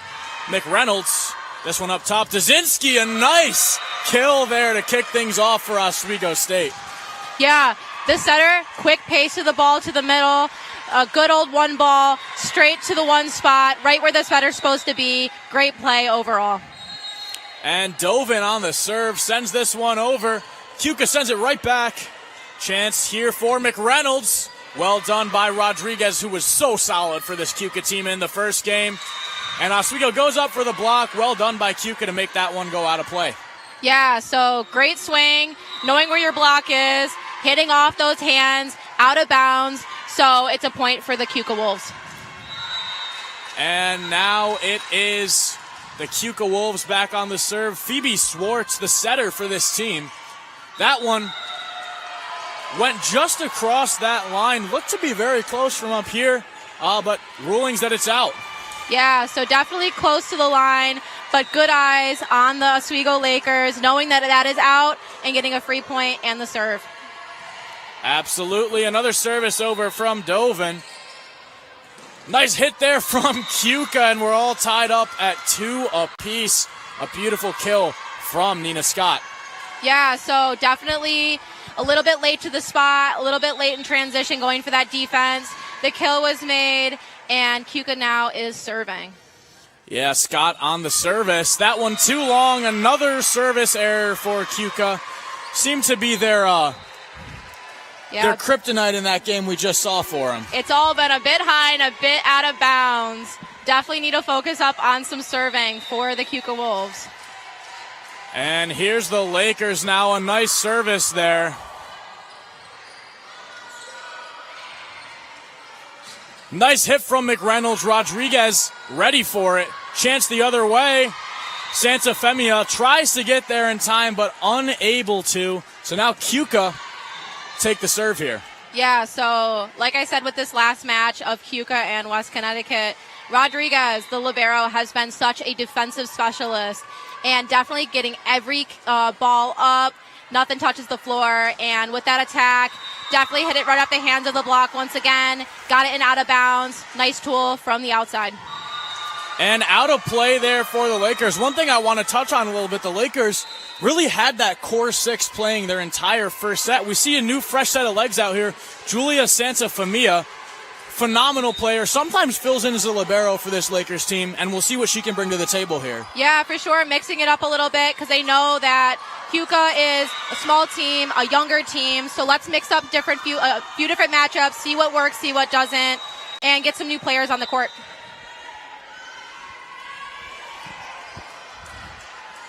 And still waiting here for the next serve. It'll be Keuka's service. Yeah, with the ball team. now is Summer Elza. Elza sends this one across from Sansa Famia over to Dovin. Dovin stuffed at the net, and Keuka coming out hot. Yeah, so with that attack, she got cut in a little bit. The set was a little bit short to the pin. The blocker saw that, readjusted, and got the block. And here comes the service again from Elza. This one up. Vuktavin slams it down. Well done by Keuka to get there.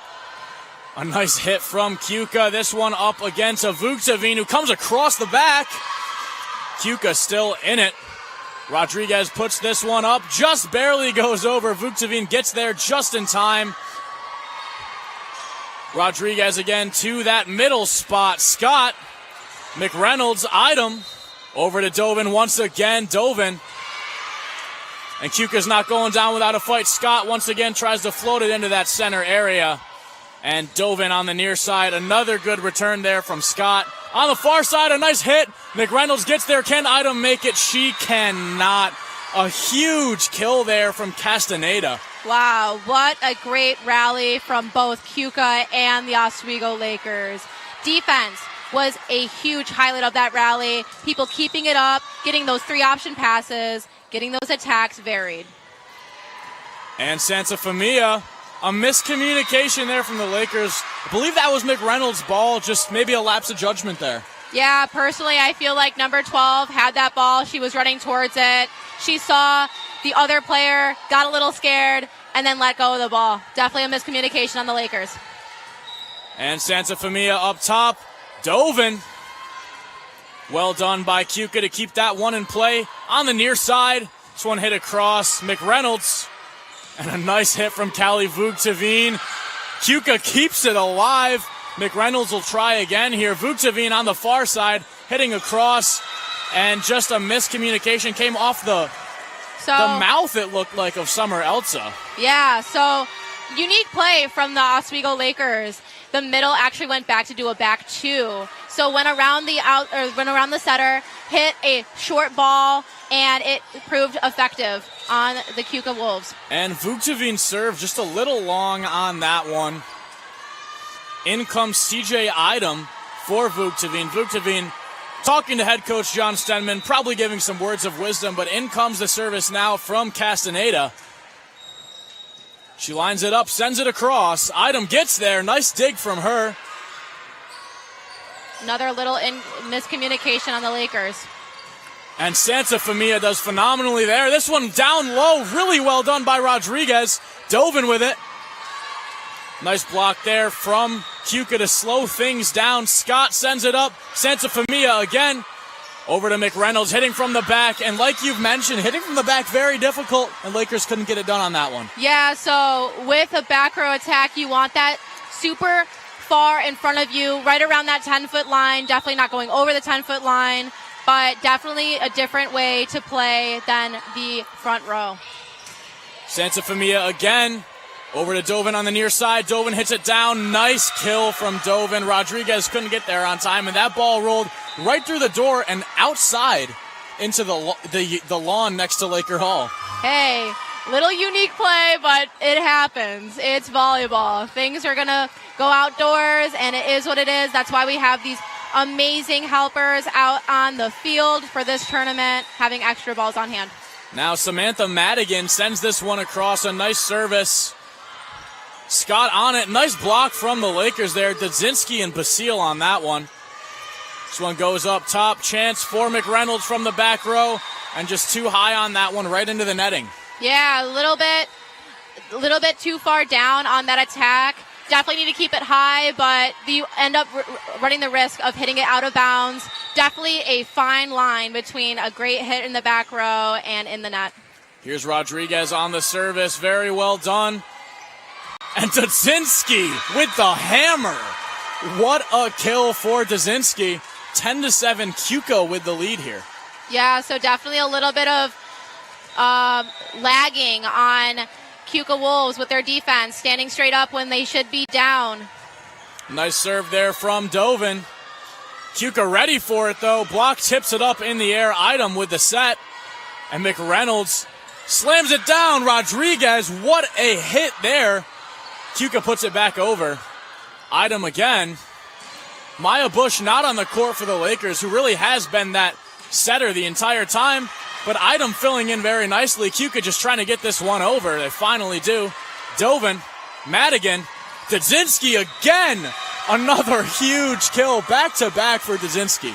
Yeah, so one of the really nice parts about Keuka Wolves is that they know how to cover their blockers, and they know how to get out of a block when it is not complete as a stuff. And Dovin sends this one deep. Keuka ready for it on the far side with the hit. Dovin keeps it alive. And the putback there from Lila Cousins, just too much for the Lakers to handle. Yeah, what a pass. What a defensive play on the Oswego Lakers side. It was an overpass. The middle ended up going for the attack, messed up the flow of the Oswego Lakers. But I will say that was a great defense from the Oswego Lakers. And now Keuka sends this one across. Dovin. And McReynolds going to send this one up high. Chance for Keuka. Nice block from the Lakers. Very well done, shutting down that hit.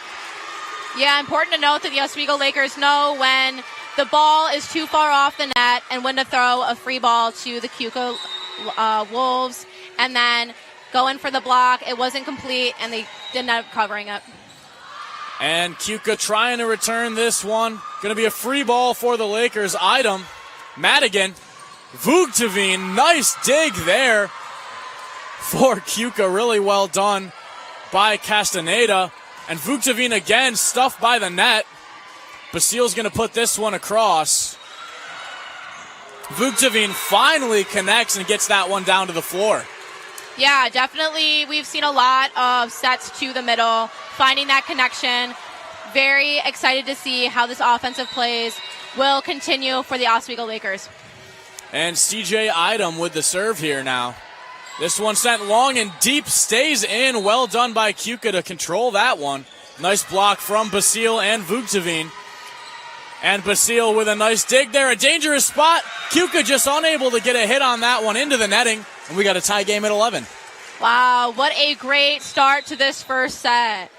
Going into a timeout now. I think it's a good place for a timeout, having it back to 0 and starting out strong for the second half of this first set. What I want to mention is that Keuka and Oswego's defense is truly something to watch with this first set. People are swinging hard, but the defensive team in the back are here for it and ready for the attacks. Yeah, a decent-sized lead from Keuka, but lost it pretty quickly. So now a timeout called by Keuka, and we'll have to wait and see, but making some adjustments. Yeah, definitely. And I do want to mention, like I keep saying, the star of the show, the libero on Keuka's side, Rodriguez, making sure that she is there for every ball. And even if it's an out-of-system play, she is there to send it to one of the pins so they can make an attack. And it's concise. They've practiced it over and over. You can see the practice paying off on those out-of-system plays. And Lakers coming back onto the court, energized and excited here. We'll have to wait and see. Yeah, definitely a high energy coming from the Lakers side. A full roster on the bench, cheering on their teammates. Definitely good morale on the Oswego Lakers side. Item sends the service over. Swartz back sets. Scott tips it over. Chance here for the Lakers. McReynolds stuffed at the net. Keuka showing up strong here. Yeah, what a textbook block. Right down, knew what they were doing, timed it out perfectly, and the middle and that right side were definitely prepared for the outside attack by the Lakers. McReynolds. This one up into the rafters, stays on. Item lays out for it, unable to get there in time. Yeah, when it hits the ceiling like game. that, it is so hard to track. So definitely good on the Keuka. Passing it high, yes. Hitting the ceiling, but knowing how to track that down. And a serve here from Keuka. This one up top. Basile sends it down. Inbounds. A really nice kill from Basile. Yeah, and you see the cheering from the Oswego side. Definitely excited to see a big swing like that connect and make the kill.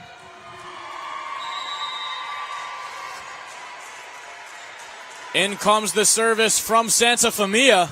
This one up top, set to the near side, hit. That one out of bounds. Dovin does a good job letting that one through. I'm seeing that all of this cheering might be a little bit of a mental downside for the Keuka Wolves. Having such an active and incorporated sideline is important to the Lakers. Nice service there from Santa Famia. Set right into the middle, stuffed by Callie Vugteveen. Really well done, and just like that, the Lakers are all tied up. My apologies, Lakers have a 1-point lead here. Yeah, definitely it's been a fast-paced game, so it was tied up, now it's up on 1. Definitely exciting to see blocking on both sides and connecting from the Lakers side. Set to the far side, and a point right back for Keuka. Really well done there. Yeah, good on Keuka to find the hole in the block and secure the kill for the serve. I know that they've been having a mixed bag of in and out serving, so let's see how this one goes. And here's Megan Knott, sends this one across, low driven. Nice hit from Dovin. This one up top, hit from the far side. Idom sends it right back. And over on the second hit, Idom gets there. McReynolds. Beautifully done there by the Lakers. Yeah, that's an IQ play right there. Idom, the libero, she saw the tip from the setter. She read it correctly, and it ended up in a kill. So definitely great job on that side, keeping up and seeing where the play is going. And service comes over from McReynolds. This one up top, sent across lightly. Chance for Vugteveen off the top of the net, keeps it in play for Keuka. Vugteveen with a block, though. This one stays in. Another point for the Lakers. Vugteveen is just a beast in front of the net. Yeah, so we're a little bit far from the net, but I definitely think that it's a little bit contentious if it was a block, if it was in the net. But overall, the Lakers did get the point. And service comes in once again. Dovin on top of it. This one here for Dovin again. Stuffed at the net. A point here for the Keuka College Wolves, and now a 16-15 lead for the Lakers. Yeah, so definitely a very tight game, very competitive all around. There are positives and negatives to each team, but I think that they complement each other quite nicely. The competition is so exciting to see, and it's nice to see both sidelines getting hyped up for their teammates. Service comes in from Keuka. Lakers slam it down, but not in play. Vugteveen a little ambitious with that one. Tried to send it across the court. Not enough court to work with on the left side. Yeah, sometimes teammates see a ball and they're like, I'm really going to get it. I want this so bad. And then it ends up being out of bounds. It definitely seemed like that was the case for the Lakers. And that service goes over the net, just barely. Another little lucky serve we see there. Lucky so play. Keuka takes the lead back 17-16, but this has been a great first set so far. For sure. Definitely very exciting to see. Service comes across. Santa Famia, Madigan, Dovin.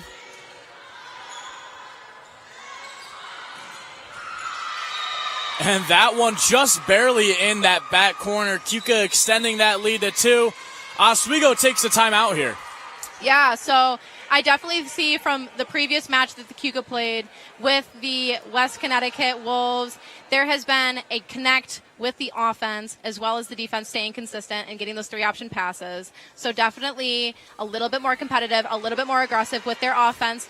And not Keuka, but the Oswego Lakers has been keeping up very, very well with their attacks and covering the block and all of these things that you practice day in and day out. They are putting it to work. Absolutely, and we're going to send it down now to our sideline reporter, Eddie McAlpine, to fill you in on what's happening over on court 2. Eddie? Utica and Pitt Bradford, that one going to the 5th set. Pitt Bradford had the lead, and they pulled away with it now in the 4th set. It's been all Lily Bentley for Pitt Bradford. She has 19 kills through 4 sets. For Utica, it's been Trinity Bailey and Lauren Jones with 7 kills apiece. That one getting started now, their 5th set. It's an exciting one. It's intense. It's fast-paced. For now, we'll get back to the Oswego and Keuka College. I'm sending it back to Mike for more with your Oswego Lakers. Thanks, Eddie. A phenomenal game on court 2. A phenomenal game on court 1 as well. Just so much excitement here in the Maxiel Gymnasium. As you see here, the Lakers trying to send this one over. Dovin just taps it. Lakers will look for a kill. Well done by Rodriguez to return that one. That one tapped over. Dovin with a dig. This one back row McReynolds. Well done by Keuka keeping this one alive. Oswego with a nice block there. That was, again, Vugteveen. And a really nice spot there. We'll wait and see.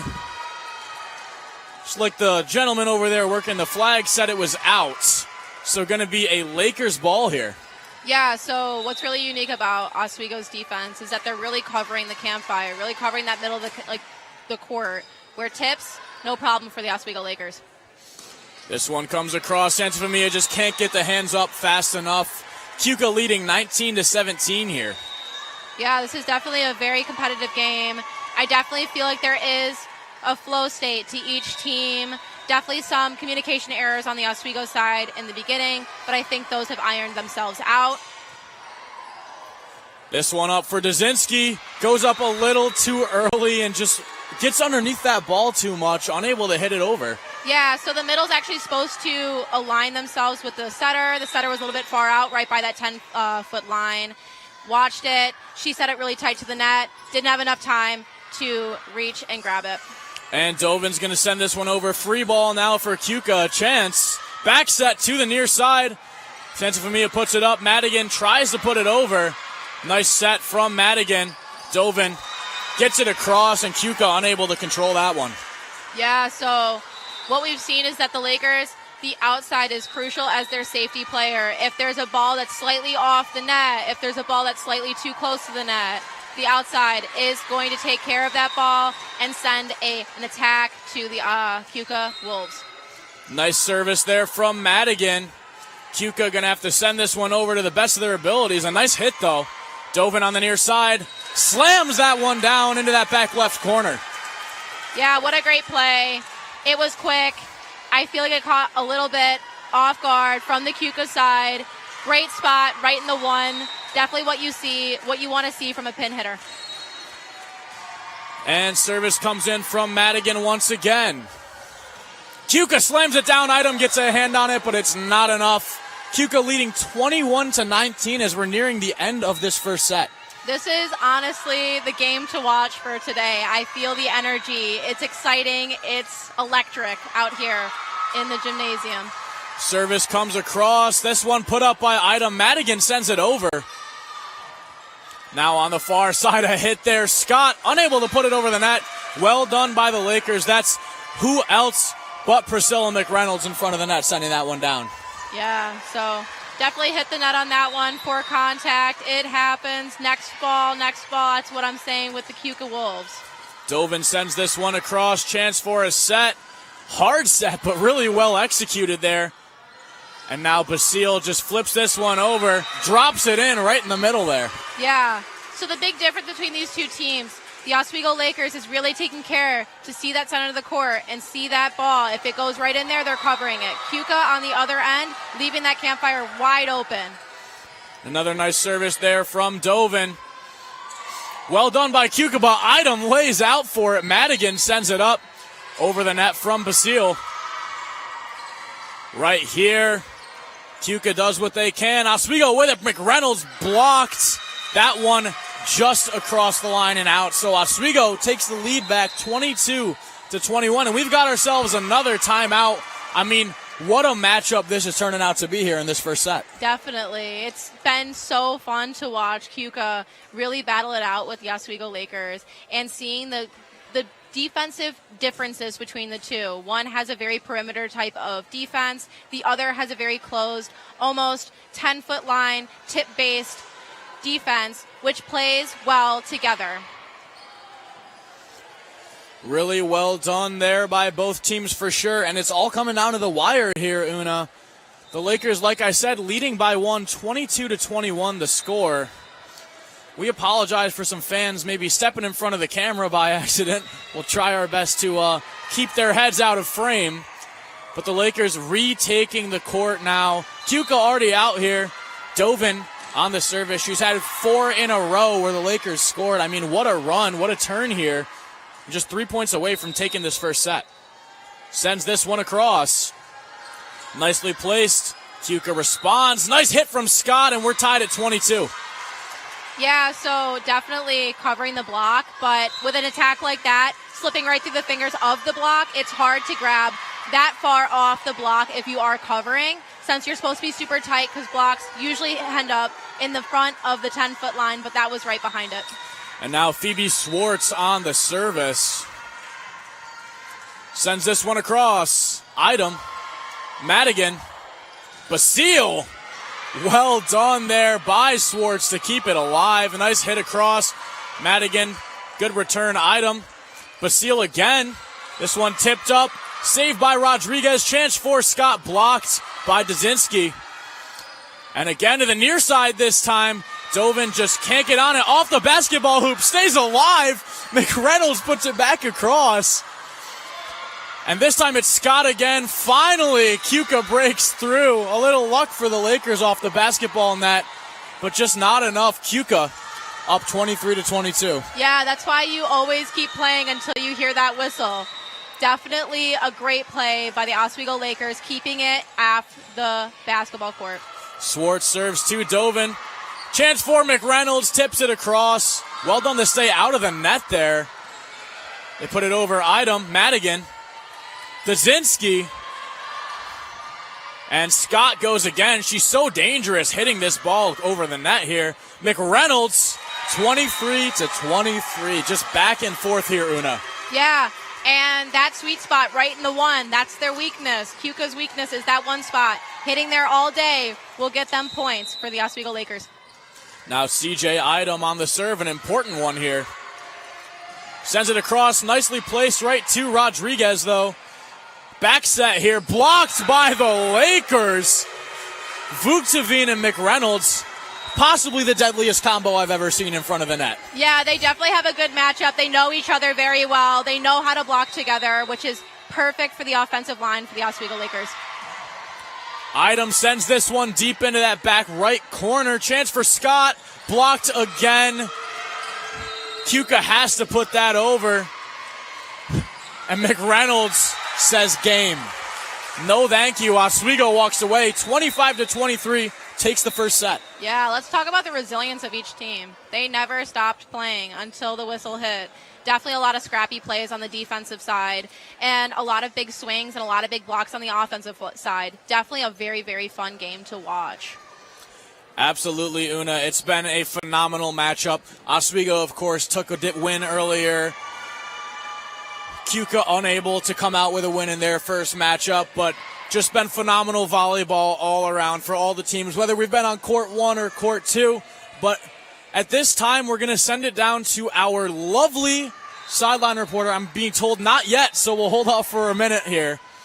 But, Una, what do you think this Keuka team can do differently to maybe get those 2 extra points here in the second set? Yeah, for sure.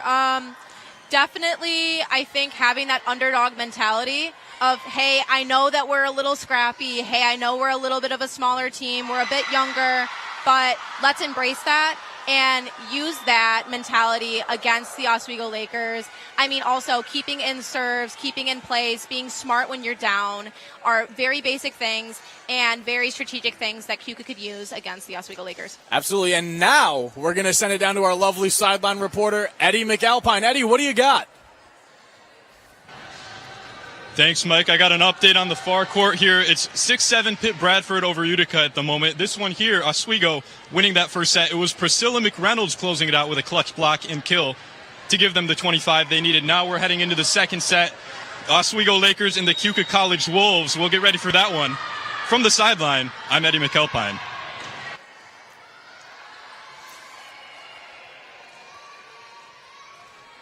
Thanks, Eddie. Lots of excitement here today. A phenomenal little update down there on the sideline. This Oswego team has been so dominant here today, but looked like maybe they took a step back from their first game here against Keuka College. Yeah, so they were definitely putting in the work, lost a little bit during the way. I mean, especially in the first half, a lot of communication errors, some service errors, definitely trying to feel the court once again after having a little bit of a break, where Keuka's had back-to-back games. Oswego played in the early afternoon, and now facing off once again. But I do believe that Oswego has a home advantage here.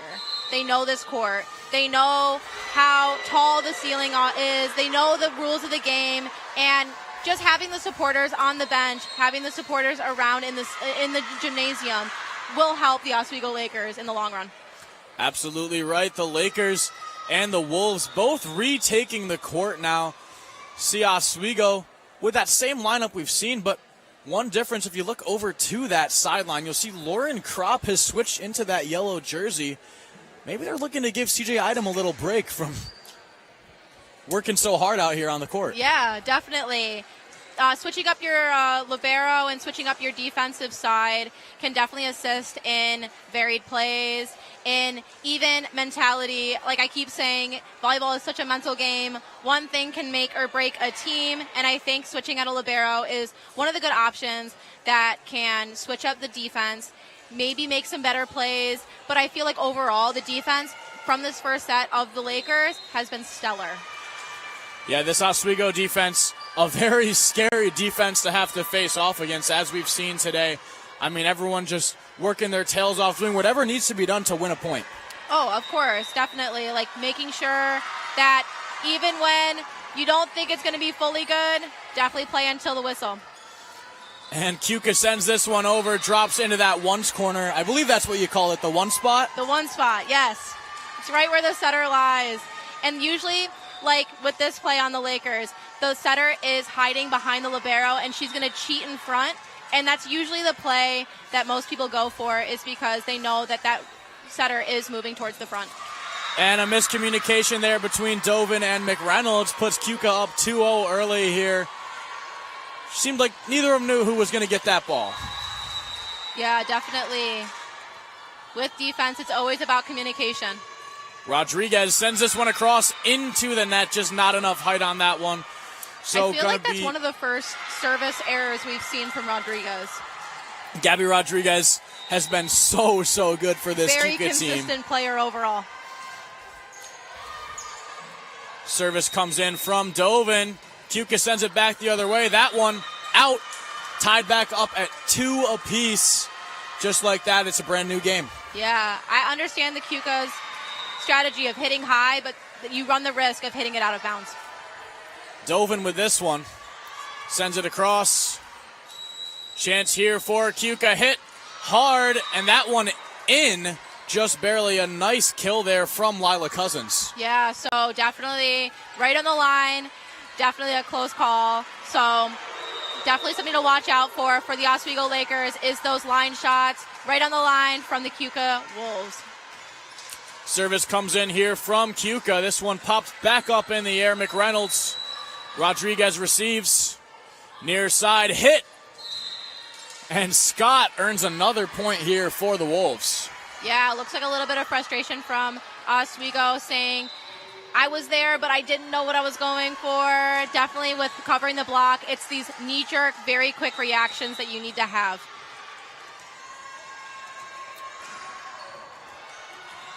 This one hit across off the net. Idem gets the hand under it. Really well done from her. And Oswego bats it down, still in play. Rodriguez saves it. Vugteveen off the shoulder of Swartz. And Scott tries to send it across, but just unable to. Look at the power from Vugteveen. I mean, the physicality of that rally. A pancake from the libero on the Oswego side. The shoulder pass from Keuka. Definitely throwing themselves on the court and using anything they can to get the pass up. This one goes up top. Chance for Keuka. Well done by Dovin to keep it alive. Dovin taps this one over. Nice hit there, but just a little too much on it. Sarah Bailey comes up empty. Yeah, so it's a consistent thing with the Keuka Wolves. They connect on attacks, and then they hit wide, and it's very up to wherever they are on the court at the moment. Keuka sends this one over. Oswego still with it. Basile right into the net, unable to put that one over the top. Yeah, it looked like a little bit late to the ball on that attack, but that's okay. It happens. You can't be a perfect player on the court, but definitely next ball, it won't happen again for the Oswego Lakers. Nice return there from McReynolds, but just couldn't get control of it. Sends that one out of bounds. So Keuka with a 6-4 lead. Yeah, and early leads for Keuka are, I have seen a little bit common, but it's continuously holding that lead is the issue for the Keuka Wolves. Another nice service from Keuka. McReynolds slams that one down, but Keuka stays locked in, puts it over. Instead, we'll try Basile. Again, Keuka on top of things. Item, Bush, Dazinski can't get it done either. And McReynolds will try again. I mean, such a defensive performance here from Keuka on this possession alone. McReynolds tries to drop it in deep, unable to. Now a chance for Keuka again, blocked by the Lakers, still alive. And from the back row, Rodriguez sends it over. Item, Dazinski still alive here. What a rally. Lakers block again. One more time for Keuka. They try and drop it in. Item sends it up. McReynolds now. And that one out. Lakers come up empty on a very long rally there. Yeah, so although the Lakers did not end up with the point, those blockers must be so tired. 3 back-to-back blocks, but covered each time by the Keuka Wolves. And I think an error on our scoreboard here in the gymnasium. Oswego given a point, but point clearly actually given to Keuka here. We'll hope that's fixed. Oswego picks up that one, though.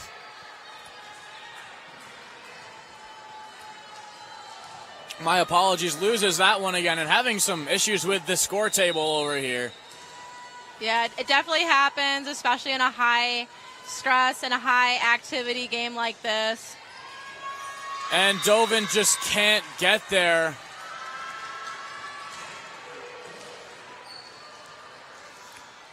But for now, we're going to send it down to our lovely sideline reporter, Eddie McAlpine. Once again, Eddie, how we doing? Mike, I've got an exciting final score for you between Pitt, Bradford, and Utica. That one went to 5 sets. It was tied 2 apiece. Pitt Bradford rallied to win in the 5th. They were down 2-1, came back to win 3-2, and in that 5th set, they won 15-8. Pitt Bradford takes this one with Utica. Our player of the match is Lily Bentley. She had 20 kills on the match. Quite a game on that far sideline. As for now, we've got Oswego and Keuka 9-4 in the 2nd set. Oswego taking the 1st. That's all I've got for now. I'll hit you with another update soon. From the sideline, I'm Eddie McAlpine.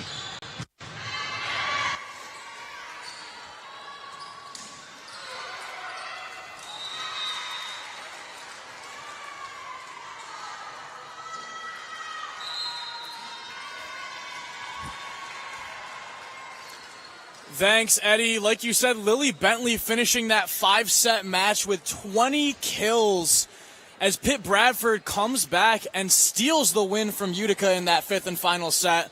What a game over there. Here, it is 10-4 in favor of Keuka, but Una, what an afternoon it's been. Yeah, exactly. A lot of great plays, a lot of competitiveness, and great volleyball all the way around.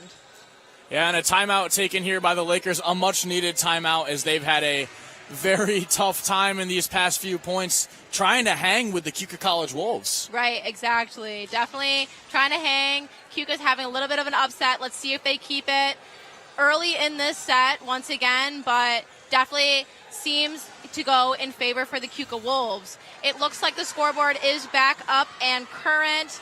Definitely thank you to the people who are doing book down there. It is quite confusing, so you guys are truly the backbone if these things arise, so kudos to you guys. We'll certainly have to wait and see if the Lakers can claw their way back. Down 6 at the moment. In comes the service here from the Wolves. That one, too long. Lakers taking their time here. No need to force anything. Still plenty of game left in this second set. Right. With the Keuka Wolves, these service errors, hitting errors outside of the lines, definitely a harder attempt to keep the lead that they have currently.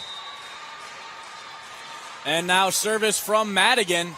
Rodriguez sends this one up, hit from the left side, and again into that one spot where there are no Lakers present. Really well done by Castaneda, who just finds the hole in that defense. Right. It's definitely the spot to go for. It's been hit on either side. I think that each team's taken pointers from different plays that the team has done. So definitely exciting to see the adaptation of plays. And service here from Megan Knott. Lakers keep this alive. Dazinski. Well done by the Wolves, but just right into the net. A tough spot to try and hit the ball from, and Lakers will pick up a point on this one. Yeah, so the Oswego Lakers said, you want to hit our one spot, we'll hit your one spot. And definitely showed to be profitable because the Lakers ended up with the point. Now McReynolds on the service, sends this one across. Wolves ready for it, just tipped this one over.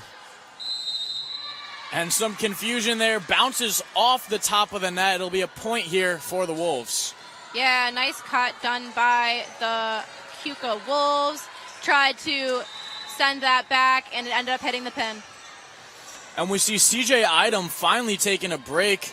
As onto the court comes Lauren Kropp, who'll be filling in as the libero for now. Another new fresh set of legs on the court for the Lakers is Alexandra Fairbanks, the first-year student here at Oswego State. Kropp, nice service there. Really well done by the Lakers. Instant impact from Kropp. Set that play up, and Dazinski gets the point. Yeah, first dig, 3 option, right to the middle, easy play. Great job on the libero side for the Lakers. And Kropp on the service here now. Sends this one in. Well done there by the Wolves. Hit I looked like it came off the top of the hand of Castaneda, just unable to get underneath that one. Yeah, it looked like she was a little bit late. She did take her approach from very far back on the court, anticipating a far offset. And Lauren Kropp sends that one in. Chance here for Keuka. Lakers try to block it, but not close enough to the net. That one drops down right to the feet of Callie Vuktavine. Yeah, definitely. I mean, Oswego Lakers blocking has been phenomenal. So definitely having a little bit of disconnect there, but overall blocking has been so good from the Oswego Lakers. Here comes Keuka again. Still Castaneda on the serve. Vuktavine. That might be the momentum shift that these Lakers need here. Yeah, personally, I know that players love a good old middle attack because it is so quick and it is so vital. But to do a middle attack like that, you definitely need a good pass. So definitely the defense played that well, and the middle got a kill. And Maya Bush back on the court now for the Lakers. Wastes no time getting involved. Serves this one across. Nice hit there from Keuka. Well done by Bush, though, to keep it alive. Basile sends this one over. Tries to drop it in and does. Again, ball going under the net. A really hard one to hit, and Keuka just couldn't get there. Yeah, the Oswego Lakers having a defensive setter is very important to keeping defense strong and knowing and trusting your libero is going to take that out of system play and pop it to a pin. Maya Bush again. And hit across, really well done there. That's Nina Scott keeping Keuka ahead in this one. 14-10 the score. Yeah, definitely an upset for Keuka. Has a few points on him, has consistently had a few points on him, which is exciting to see since they have had issues in the past with the later ends of this match. Kropp again, Vuktavine. One more time, Vuktavine just dominating this Keuka team in front of the net, but only so much she can do. This Oswego team needs something to change. They need some sort of momentum shift if they want to get themselves back ahead here. Yeah, what a strong offensive team Oswego Lakers have. Definitely know what they were doing and definitely know how to put the ball down. And Gabriella Bishop in the game had the service on that one. Nice set there. McReynolds makes it 2 in a row for the Lakers. Another kill for McReynolds added to the tally. Yeah, Oswego Lakers definitely going into a timeout called by Keuka. Definitely the Oswego Lakers is keeping the pressure on Keuka Wolves. definitely keeping the mistakes on the Keuka side and keeping consistent from their end, from defense to setting to blocking and even offense. That offense, let's talk about it. So good, so aggressive, knowing how to put it down, and just phenomenal work. And a really important timeout here for Keuka, trying to get themselves composed once again. That's 3 straight points for the Lakers on them, and if they don't change something or take a breather quickly, get some water in their systems, I mean, things could really go south for them. So a smart timeout, and certainly one that I think they need here. Yeah, definitely a reset timeout. Definitely let's take a breath. Let's go on this court, fresh eyes, fresh plays, and let's see if we can keep the lead. Well, Keuka already back out on the court. John Stenman breaking it down with the Oswego State Lakers here right now as they retake the court. Entering for the Lakers is Basile, Vugteveen, Kropp, Bush, McReynolds, and Gabriella Bishop. Gabriella Bishop with the service here still. Put the last one over. Led to a point for the Lakers off of that Vugteveen kill. Wait and see what she can do now. Sends this one across, just grazes the net, and an ace for Bishop. Instant impact here. Yeah, definitely a great play. And that serve, it's the jump float. It was executed perfectly. No movement on the ball. It almost moves in the air when you're trying to pass it. And again, Keuka just unable to get there as that one sent into the bleachers. A second straight service ace for Gabriella Bishop. Yeah, and they're definitely celebrating like it's the second ace. Great job on service, putting the pressure, and now it's an even score game. And I've got a feeling this might just be Bishop's specialty. I mean, haven't seen her all day, and all of a sudden she comes in, has 3 straight beautiful serves. Of course, that one goes into the net, but Bishop, a very impactful player in this game. Yeah, for sure, and I definitely see her as a serve specialist. Definitely putting it down, definitely having a good tempo on the serve, keeping it with 0 movement, a good old float, hard to pass, for sure. And Bishop still making plays here. Sends this one to Kropp, who puts it over. And here comes Keuka. What a hit from Nina Scott. Keuka back up to 16-14. Keuka connecting on that one. Definitely a good offensive play. Definitely not what we have seen in the last little bit, but it's good to see them connecting once again on the offensive side. In comes the service from Phoebe Swartz. McReynolds back to her. Block tips the ball up in the air. Rodriguez gets there. Scott tips it over. Good coverage there from Maya Bush. McReynolds a little far from the net and just drops it a little too far back. Yeah, like we keep saying, when there's a far off set from the setter to the pin, it definitely creates a little bit of an atmosphere of is it in, is it out, because you have to swing higher on those things. Service comes across. Bishop hits it right back over. Keuka, chance for a big hit here. That one out of play, though. Going to be a serve here for Oswego State. Yeah, I see the play.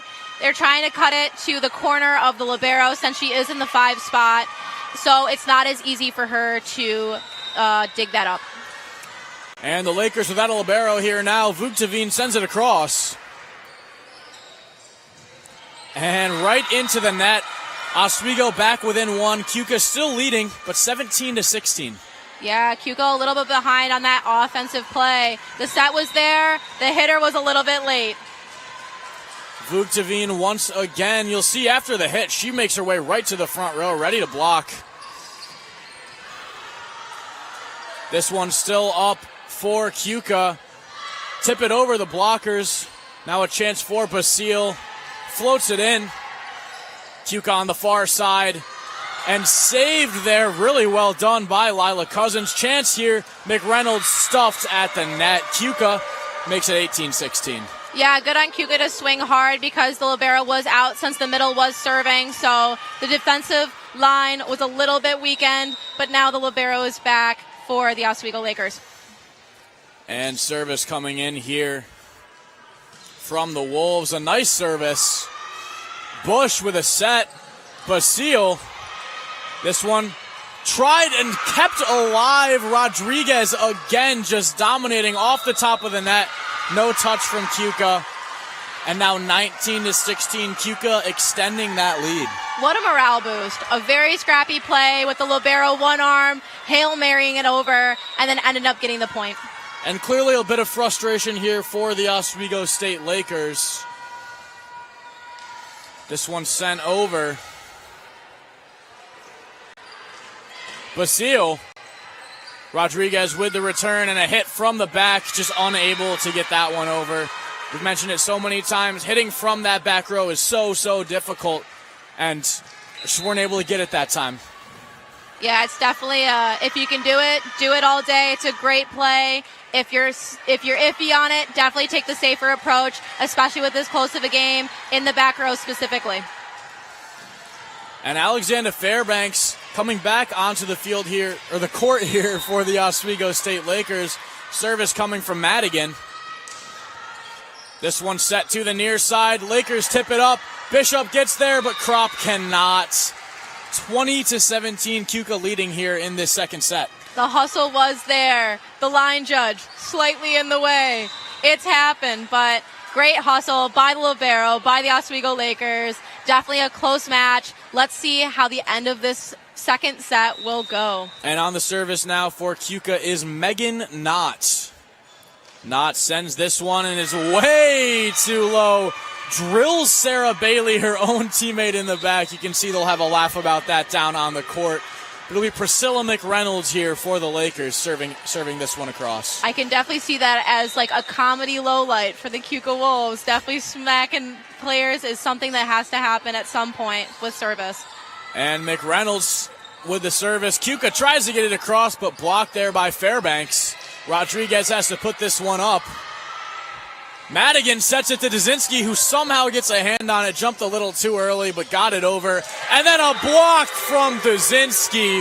20-19, right back to a one-point game. Way to recover from Dzinski there. Way to dominate. You said, oh, I made a little mistake, but let me get this block because I'm still playing and playing aggressively. And another nice serve there from McReynolds. This one on the far side, tipped up by the Lakers. Keuka will earn a point on that one. Lakers did what they could there, but block just didn't go their way. Yeah, so definitely the position of the hands, definitely making sure they're inside of the court, directed towards the middle of the court will help out with that. But if the block's not there, it's going to go right off to the outside.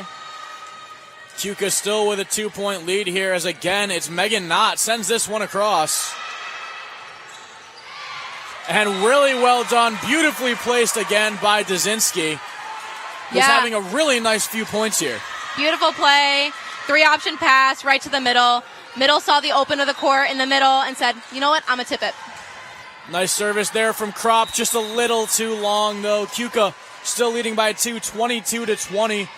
Lakers, of course, took the first set, but Keuka nearing maybe taking the second set here against Oswego State. Yeah, definitely exciting to see. With how this Keuka team has held this lead, let's see if they'll go to 4.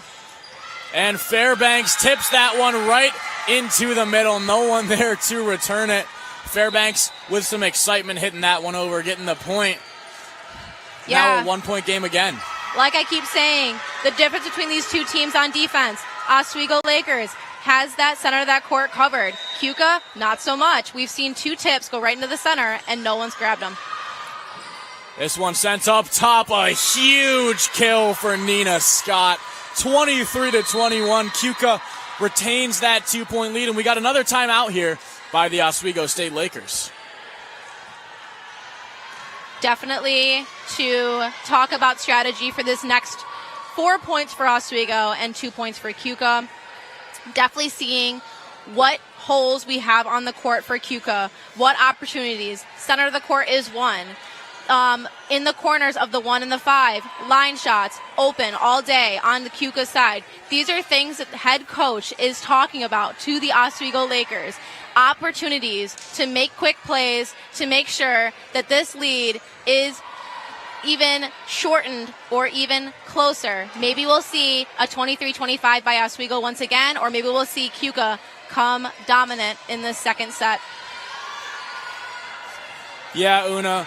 Absolutely. Lots of excitement here. 23-21. Keuka leads. Oswego looking to make it 2-0. Keuka trying to play spoiler, tie things up at 1. We'll have to wait and see, but Keuka sending the service in now as it's Gabby Rodriguez. Dropped in to Bishop. Basile, nice hit there from the Wolves. Elza gets on top of it. Basile again. Rodriguez.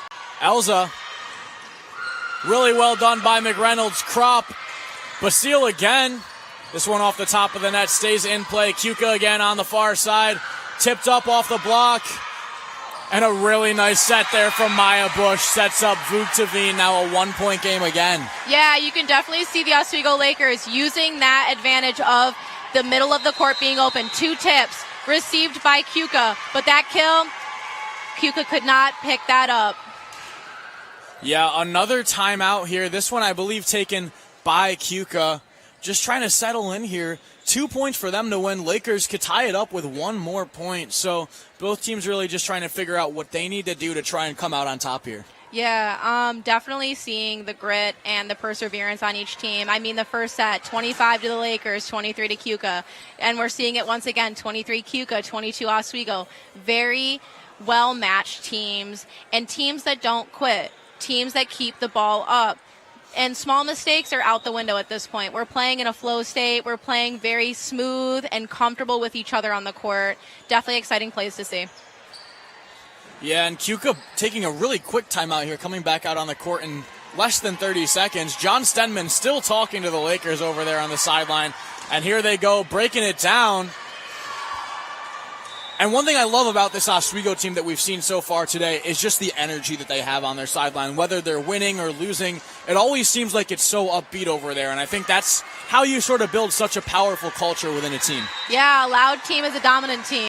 If you can't hear the other side, it's definitely distracting. And there's Bishop with another service ace. Excitement all over the place for this Oswego State team. That morale boost might be just what the Oswego Lakers need to bring this to the second set ending. Well, a tie game. Bishop sends it over again. Keuka handles this one, puts it over in 2 hits. And now Basile. Well done there by Keuka. That's Elza, keeps it alive. Gonna have to give a free ball to the Lakers. Crop. Wow. Talk about a swing. Callie Vuctavine on the assist from Maya Bush, and Lakers have the lead now. Yeah, that kill, you can't get much better than that, and the crowd went wild. So definitely a lot of energy for the Oswego Lakers. Match point here for this second set, right to Rodriguez. This one hit across, and Bishop can't get there in time, so again, we've got overtime here in the second set. Good old OT, I'm here for it. These two teams have really faced off and definitely shown that they are here to play. Even if it's overtime, even if they're going to 5, they're here and they're ready. Now here comes Keuka. Swartz serves this one in. Bishop. McReynolds stuffed that one out of play, though. Lakers with that 1-point lead, and they need one more to win it. Who else but Callie Vuctavine, the star of the show for them today, to try and send this one over and close out this second set. Vuctavine hits this one across, right to Rodriguez. Chance for the Lakers now. And that one hit straight out by the Wolves. Nina Scott unable to do it. So Oswego takes this second set 26-24, and now is just one away from staying completely undefeated on the day. Yeah, what a play. These two teams within 2 points of each other each set, and it's just inspiring to see how Keuka came from the previous match not having the best gameplay, not having the best connections, but really showing up and showing out against the Oswego Lakers. Absolutely, Una. And this Oswego team, I mean, you saw they were behind almost that entire set. So that ability to use that motivation and excitement on the sideline and battle back is something that I think a lot of teams don't have. So much applause to them for that. Oh, for sure. Definitely when you're in a deficit, especially for that long in that second set, it's hard. It's mental. hey, maybe we can't push through. Maybe we can't get this lead. But I know that teams like the Oswego Lakers plan for this and prep for this, having a deficit on their team, their starting six, and starting out with, like, let's say 15 points to 20 points. And that's how they're building back and making sure that they are prepared for times like these against the Keuka Wolves. Yeah, and what a comeback from the Lakers in that second set. But Keuka really hanging with them the entire time. So a lot to be proud of for them, especially after how their first 2 sets went. It was rough for them, but really improving now. But now we're going to send it down to our sideline reporter, Eddie McAlpine. Eddie, what do you got for us on court 2? Mike, that was a great rally by our Oswego Lakers. They were down in both the first and second sets, coming back to win both. They are still undefeated on the day. They've won all 5 sets.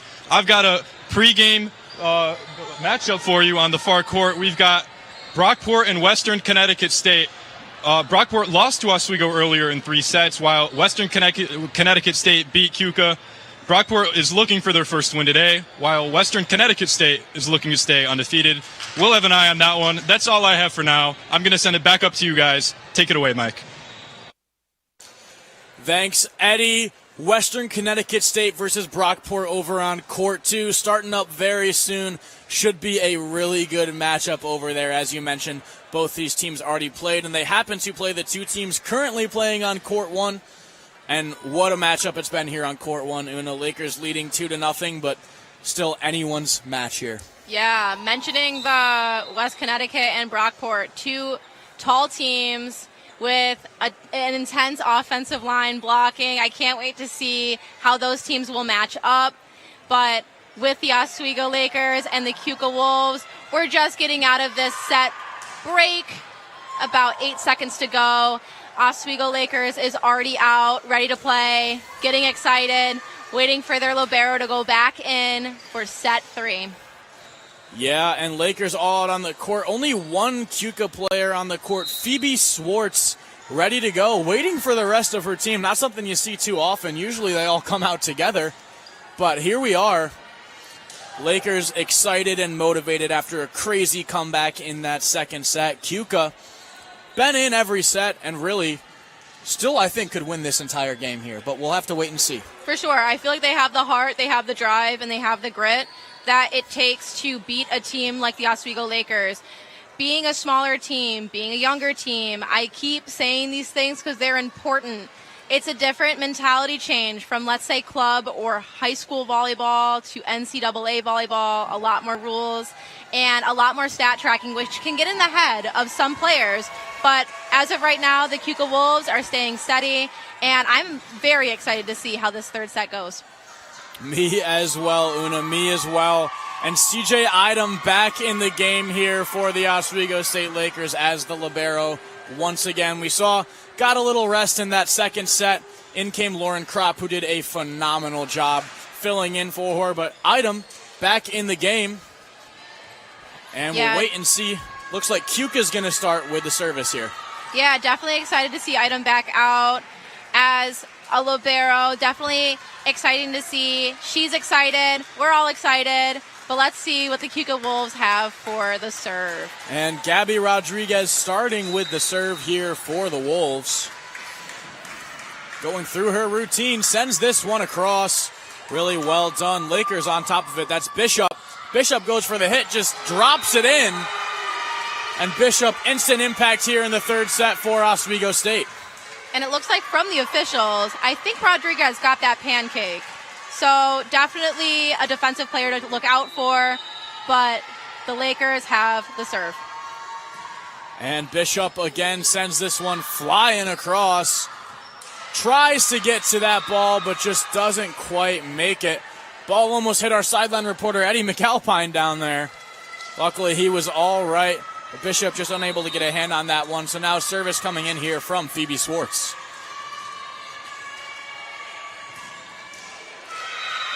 That one straight into the net. But you can hear the power in that serve. It really smacked the tape, but it just wasn't enough to get it over. So Lakers leading 2-1 now. CJ Idem on the service. Nicely placed ball there. Keuka keeps it alive. Gonna have to give Oswego a free hit though here. Sent back, McReynolds. Talk about power. That's power right there. For sure. I loved the run through that was done by Item. Definitely making sure she's up in front and center, grabbing the first contact so the setter has the opportunity to play to the pin. Service comes in from Item once again. This one back set to the near side. Dropped in. Item on top of it. Really nice hit, but a net violation called here on Keuka College. So another point for the Lakers. Yeah, but talking about power, another intense hit to Rodriguez. Rodriguez got it up, but since the net violation trumps it all. Item again with the service. This one sent to the near side or far side for Keuka. Bishop on top of things there. McReynolds. Lakers leading 5-1 here early. Talk about a change of pace from last set. Yeah, and even switching up the play. 2 cross attacks, went for a line, setter got caught up in it, and point for the Lakers. Item again.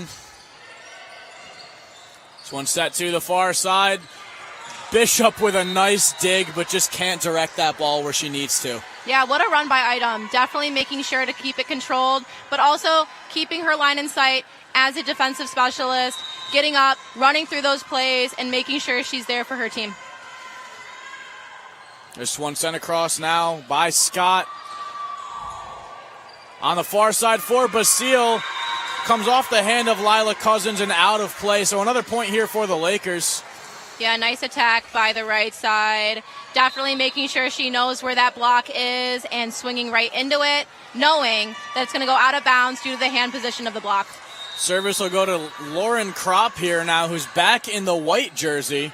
Got out of that libero uniform, and Keuka tries to get that one over, but too tight to the net, you just don't have the right angle. So timeout called by Keuka. So with that last play, it was definitely very scrappy. It got in the net. They got it out of the net for a second, but couldn't complete it over the net. So definitely we're seeing all stops out for Keuka to try their best to make sure that the mistakes are not on their side, but on the Lakers' side. Yeah, but as we have seen, that the Oswego Lakers is dominant in offense. Swing after swing after swing. Yeah, and Oswego coming out with a lot of dominance, as you mentioned. Just very fast-paced, no-nonsense volleyball here to start this third set. I mean, I don't want to say very different from what we saw in the first 2 sets, but they're controlling the pace of this game, and they're doing what they want to do rather than letting Keuka have a say. Yeah, very riled up, saying, we want it done in 3. We're not taking more than 3. And I think that is definitely shown by the power and the dominance that Oswego Lakers have on the Keuka Wolves, especially on offense. We've seen time and time again the Keuka Wolves hitting out of bounds. Oswego Lakers keeping the mistakes on Keuka's side within attacks. Both teams back on the court now. Lauren Kropp sends this one over. Nice set there from the Lakers. Nice hit. Who else? Callie Vukhteveen just continues this dominance that we've seen all day long. Service comes in again, this time Lauren Kropp. Nice hit. Item taps it up and unable to clear out of the way before Kropp can get there. So point here for the Keuka College Wolves. Yeah, definitely a little disconnect on either side of defense. A little bit too short for Keuka starting out that play, and then a little bit of disconnect from the libero to number 10 on Lakers' side. And let's talk some stats while we're here, Una. Priscilla McReynolds, 9 kills in this matchup so far. Vukhteveen with 7, Dazinski with 6. I mean, this team is just full of height and dominance in front of this net. Yeah, and with averages all positive in the hundreds up to 400 hitting average, which is unheard of, which is like straight shooter. She knows what she needs to do. She's not taking chances. And with one error, we definitely see how she is locked in on the court. Yeah, and let's make it 8 for Vukhteveen with another huge kill there, extending this lead to 9-3. Oswego just going crazy right now. McReynolds on the service. This one tapped up. Item underneath it. And giving Bishop a shot, stuffed at the net, but Lakers are there. Bishop tries again. Why not a third time? This time, Vugteveen kept in play by Keuka. Lakers go for the block off the hands of Vugteveen, and a point here for Keuka. Yeah, so I keep saying it time and time again, but I think the most important part of this play is seeing the center of the court, how the Oswego Lakers play it and how the Keuka Wolves play it. There's a big difference. They're covering the center of their court, Oswego Lakers, and Keuka Wolves, not so much. So definitely see some tips from the Oswego Lakers in the future. This one over the top. Lakers return it. Bishop tries again, but again stuffed at the net. So Keuka maybe with a bit of a swing here, as this one will be rolled back to Summer Elza once again. Yeah, Keuka very dominant in their blocking. Definitely honing in on the direction of their block and how they're blocking. Elza, this one sent to the Lakers. Right back over. Nice set there from Bishop, and hitting from the back just a little too far on that one. Oswego comes away with that point. I think the ball was good. If she snapped a little bit harder from the back, it would be on the line. But like I said, back row attacks hit a little bit higher, and it's out of bounds. So now Vugteveen sends this one across. A lot of speed, and Keuka just can't handle it. An ace for Callie Vugteveen. Yeah, and I think we're starting to see a difference in mentality as well. Oswego Lakers, dominant, excited, lively bench on the court even, whereas the Keuka Wolves, a little bit more tense. And Vugteveen puts the next one into the tape at the top of the net. So 1 for 2 on that turn here for the services, but we'll send it back over to the other side. It's Alessandra Castaneda. Sends this one across. Nice dig from Kropp over to Bishop. Bishop drops it in. Well done, right in that empty spot in the center of the court. That is the key factor for this match. How the Oswego Lakers can utilize and get a lot of those balls in the center of the court, because the coverage there is none. And nicely done there by Bishop. Finally gets that kill she's been trying for these past few possessions. Definitely excited for that one. Good swing, right on the line. That's what we like to see from an offensive play. And hit comes in from Maya Bush. Another service ace for the Lakers. This third set is proving to be all Oswego at the moment. Maya Bush will send over another here momentarily. Bush sends this one across. Keuka looking to get back into this, and they will. Point there right over the hands of Idom. Just can't get him up fast enough. And now it'll be Rodriguez on the service. Yeah, Idom read the attack as more of a tip.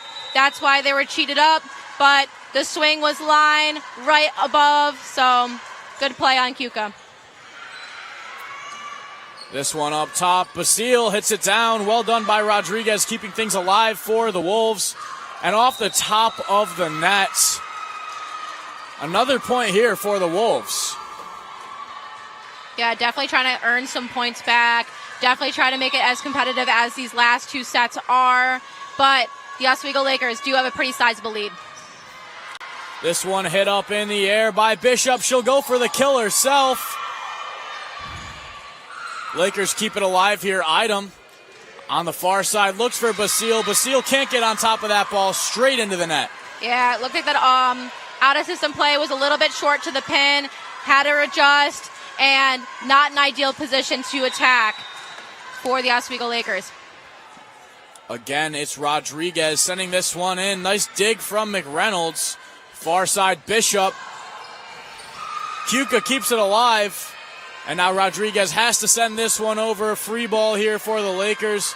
Little miscommunication, but all works out for them. They get it over. Far side now. McReynolds with a dig. Idom's got to put this one across. And here comes Scott. That one tipped up in the air. Lakers trying to keep it alive. They will. Idom puts it over.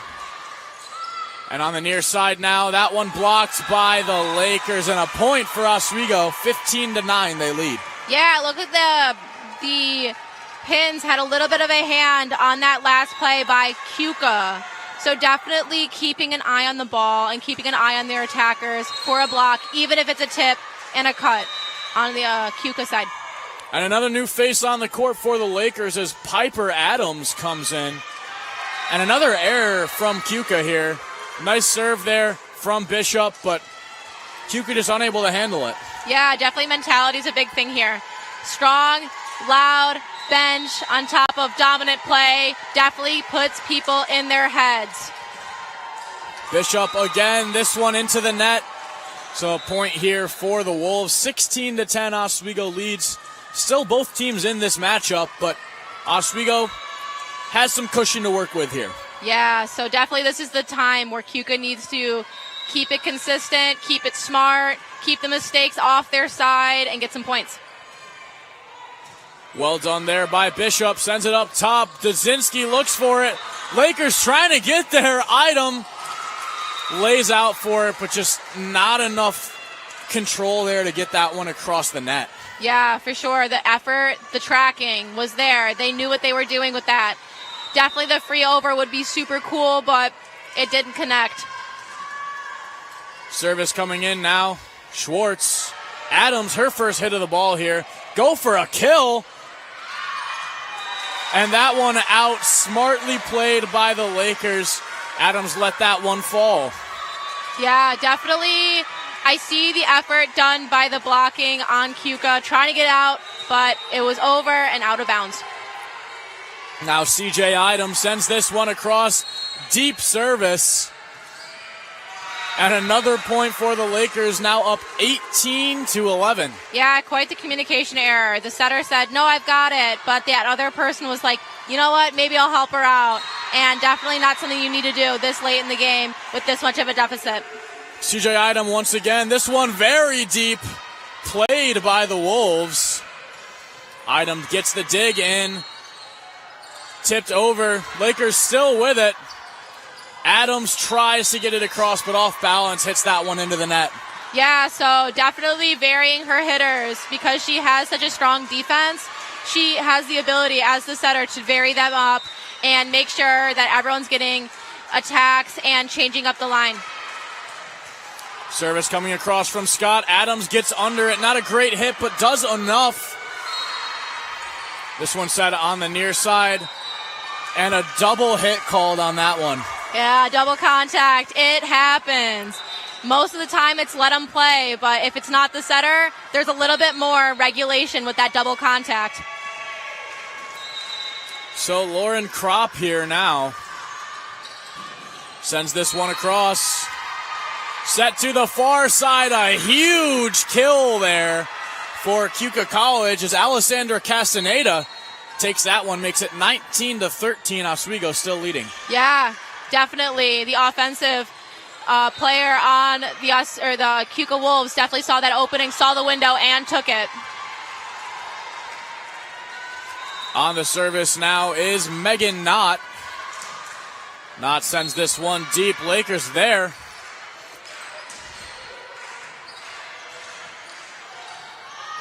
Back row hitting, and it works for him this time. And it connects. It definitely took a few tries, but I think that is such a great play when it works because it really trips up that middle blocker, blocking with the middle in the front row, and then the back row hits a second after. Lakers smartly let that one soar by. Is just too much power on it from Megan Knott. So now a 20-14 game, Oswego leading. I will say there is that pushback from Keuka, getting a few points here and there. Is it enough to tie up the game, to have some sort of competitive edge? We will see, but the Lakers do have possession of the ball and the serve. Piper Adams with the service, her first of the afternoon. And a huge block. It's Callie Vugsavine and Gabrielle Bishop combining for that one. 21-14, Oswego just 4 points away from a clean sweep. Yeah, big stuff. Definitely pushed over the block, over the line of scrimmage. It's exactly a textbook block right there. Another nice service there from Adams.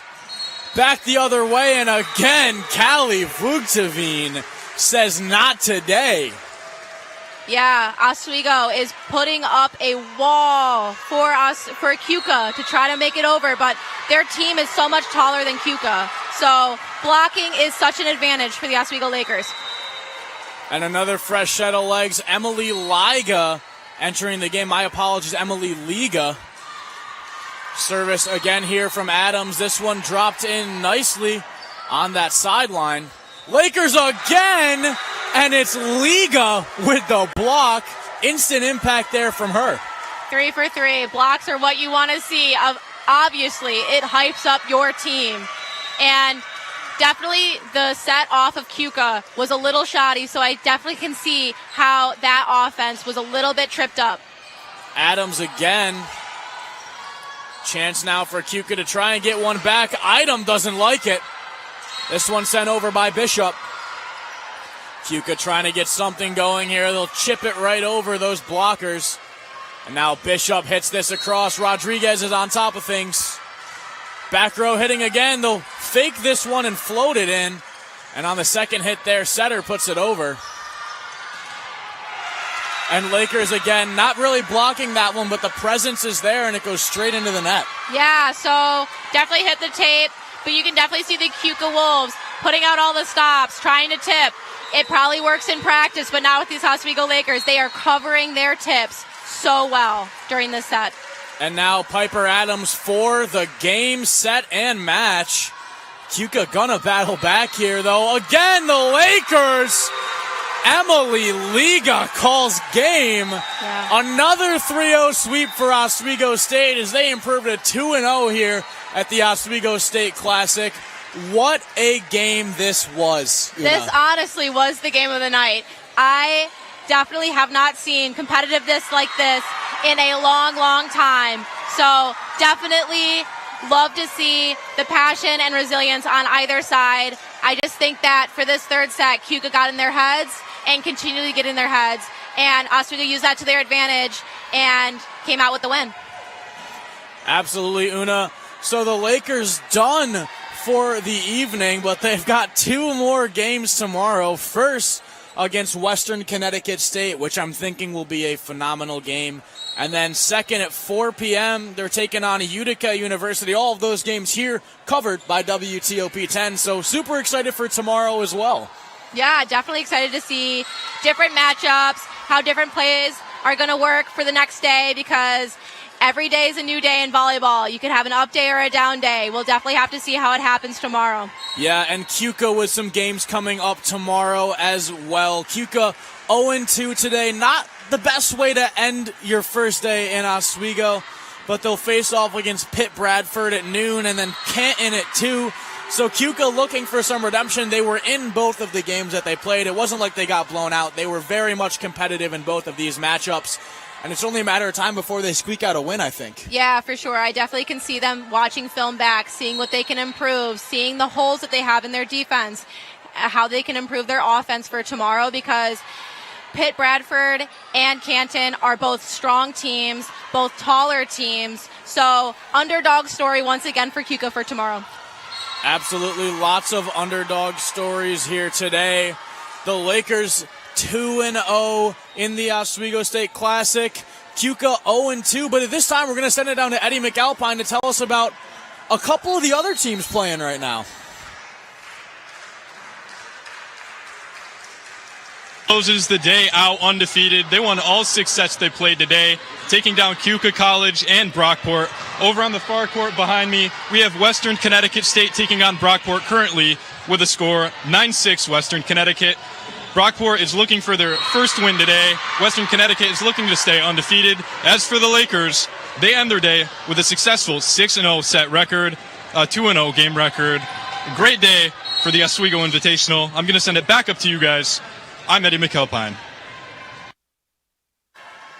Thanks, Eddie. We've got another game coming up in a little bit here, around 35 minutes. But for now, we're going to send it back to break, and we'll be back for that 8 o'clock slated game in just a little bit, right here on WTOP 10.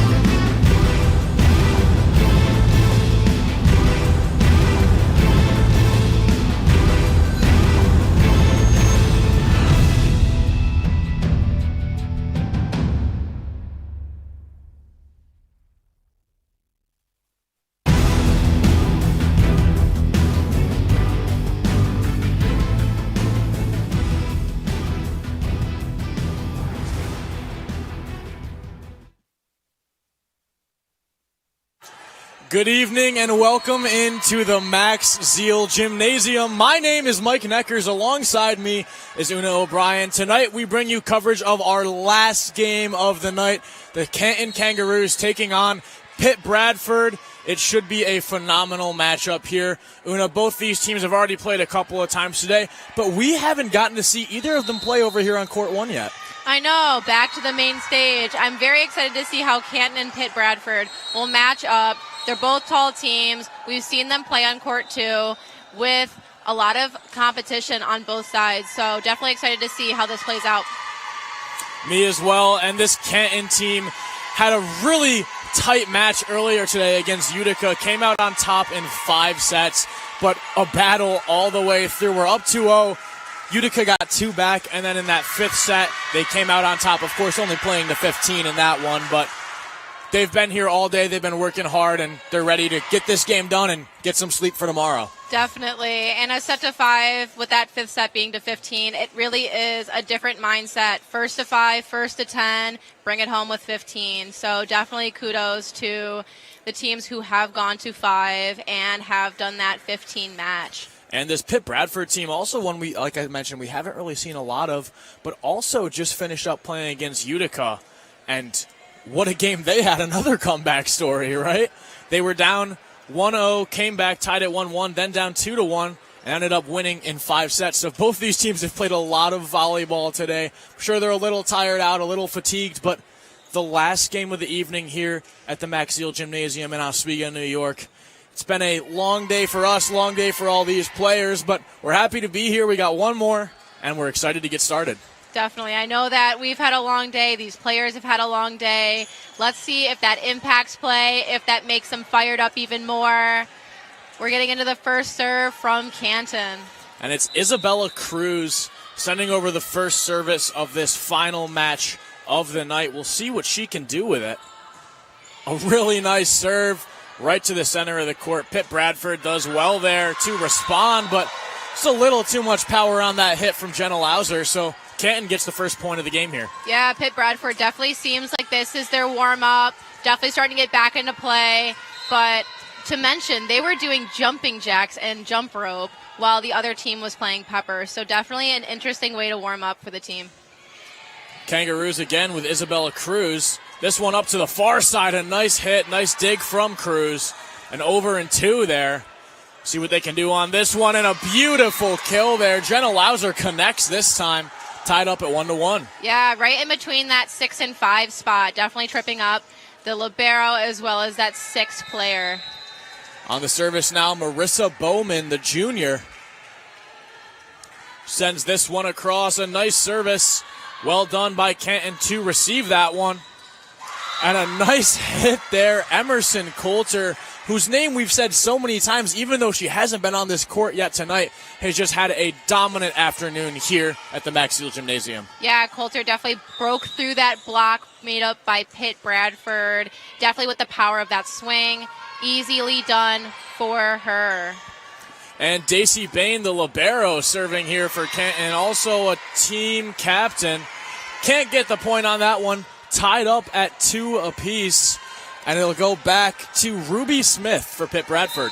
Yeah, Canton definitely got caught up in that block. Definitely tried to get it out somewhere, but it just got kept getting blocked in with that. And just a little too low on that serve. Ruby Smith unable to connect here. It'll go back over to Canton's sideline, but off to a slow start here, Una. For sure. Definitely more relaxed and more calm than what we've seen with this last match with Oswego and Keuka. Definitely higher energy with that last match, but it's the end of the day. I get it. Start slow, finish well. Absolutely. Pitt Bradford puts that over. Libero not there in time. Daisy Bain with a valiant effort, but just couldn't get it done. Tied up at 3 apiece. And serving now here is Danielle Sasuga from Aiea, Hawaii. Quite the trip up here to Pitt Bradford in Pennsylvania. Yeah, definitely a far away from home, but it looks like she is having a great time on the court and definitely from Hawaii, so she's definitely a good player to come all the way out here for it. Sasuga again. Canton does well to receive that one, and a hit there Well done by Sasuga. Nice hit across there from Alicia Wilson. Canton strikes right back. A huge kill from Abby Raven. Yeah, Pitt Bradford, swing and a miss. The play was a little bit short, and then it rolled off right on the arms of that player out into the end zone. Service comes across. That one just a little too far. Nice effort there from Lillian Bentley, but just past that end line. And Una, one thing I want to talk about a little bit with these two teams is the height. I mean, we haven't seen it a lot today, but Canton has four players, my apologies, who are 6 foot tall. Pitt Bradford with 3 of their own. So a lot of very tall players on both of these teams here. Yeah, this is definitely, height is at its advantage. Definitely 2 tall teams. And this is really kind of verging into a higher level of D3 play. Definitely with these teams being experienced and also having that height advantage makes them a higher skilled player, especially on the offense. And a nice little doink over the net'll do it here. What a play from Brooke Dio. Yeah. Canton still leading 6-5, but we're going to send it down to our sideline reporter, Eddie McAlpine. Eddie, how are things going down there? Mike, things are going good for Western Connecticut. They are up 5-2 in the third set with a 2-set lead. They are taking on Brockport on the far court. They are still undefeated on the day, looking to close out the first day of the Oswego Invitational. Currently here, we still have the Oswego Lakers we have Canton and Pitt Bradford. This one's close. It's 7-5 right now. We'll keep you updated on that far game. As for this game, I'll send it back to you from the sideline. I'm Eddie McAlpine. Thanks, Eddie. Abby Raven on the serve now sends this one across. A service ace for Raven. As unable to control it was Alicia Wilson. Yeah, Pitt Bradford using the strategy of hiding their right side to make sure that they have better defense while the setter is in the front row. And with it here now, again, Raven, another beautiful serve. Sasuga slows it down enough. Pitt Bradford puts this one over, but an opportunity now for the Kangaroos. Pitt Bradford's going to come right back. Again, there's Raven from the near side. Cruz, little too much power on that one. Head coach over at Canton, Cooper Colsanti, thinks that it was touched by a Pitt Bradford player, and it appears that it was, so going to stay here with Canton. Yeah, head coach seems a little bit upset with that movement by the defense, but coming back serve with a good pass. And talk about putting your life on the line. Laying out for that one's Brooke Dio. Makes contact, doesn't get the point for her team, but you love to see that type of hustle out here. Oh, for sure. Definitely this late in the game. And also multiple matches played. Having that energy and having that hustle is something that we're going to want to see moving forward in the set. And of course, most importantly, Dio is okay and back up on her feet. Speaking of Dio, goes for the kill.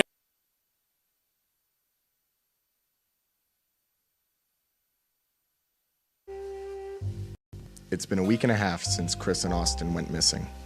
No one has really cared but me and my partner Jaylene. We went to the actual police, but they said, not paid enough to care.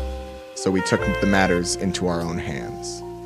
I will not sleep until they are found and saved from whatever fate has been brought across them.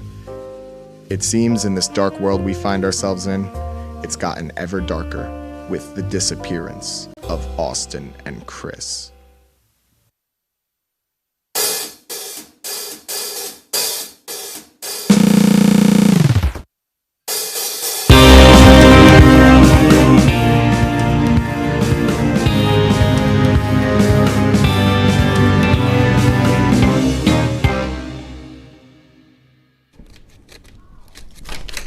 Oh, hi everybody. We apologize for the unusual show, but we currently can't find your hosts. We're trying everything we can to locate them. Just bear with us. Your show will start soon. This is our board where we have evidence and possible connections to what could have happened to them. You see, we got a lot of suspects on the list, including notable internet superstars KSI and Logan Paul. We think they might have, had something to do with it. A lot of prominent names in the WTOP space, Honestly, including. it doesn't make any sense. Like, I think we should have put like Post-its with like the names because I can't keep track of all of this. Yeah, there are quite a lot of names, but you know what? I know everyone's name on this board Oh, because wow. I'm a good friend. Yeah. Okay. Connections to other shows as well, indeed. We have some connections to Mike and Logan Unplugged. They're a shady group of characters. They are. They're I'm not a fan shady. of them, honestly. And they have said some alarming things in the past about more airtime. They might have some incentive to make these shows disappear. A motive, right? A motive, That's yeah. what it's called? I mean, that's what police need. Yeah. We all right. have one of the people on the board in the control room along with Austin's roommate. I think it would help if we asked them some questions. Yeah, that's a good start. Let's go get some starting info. Yeah, we'll continue our investigation after this.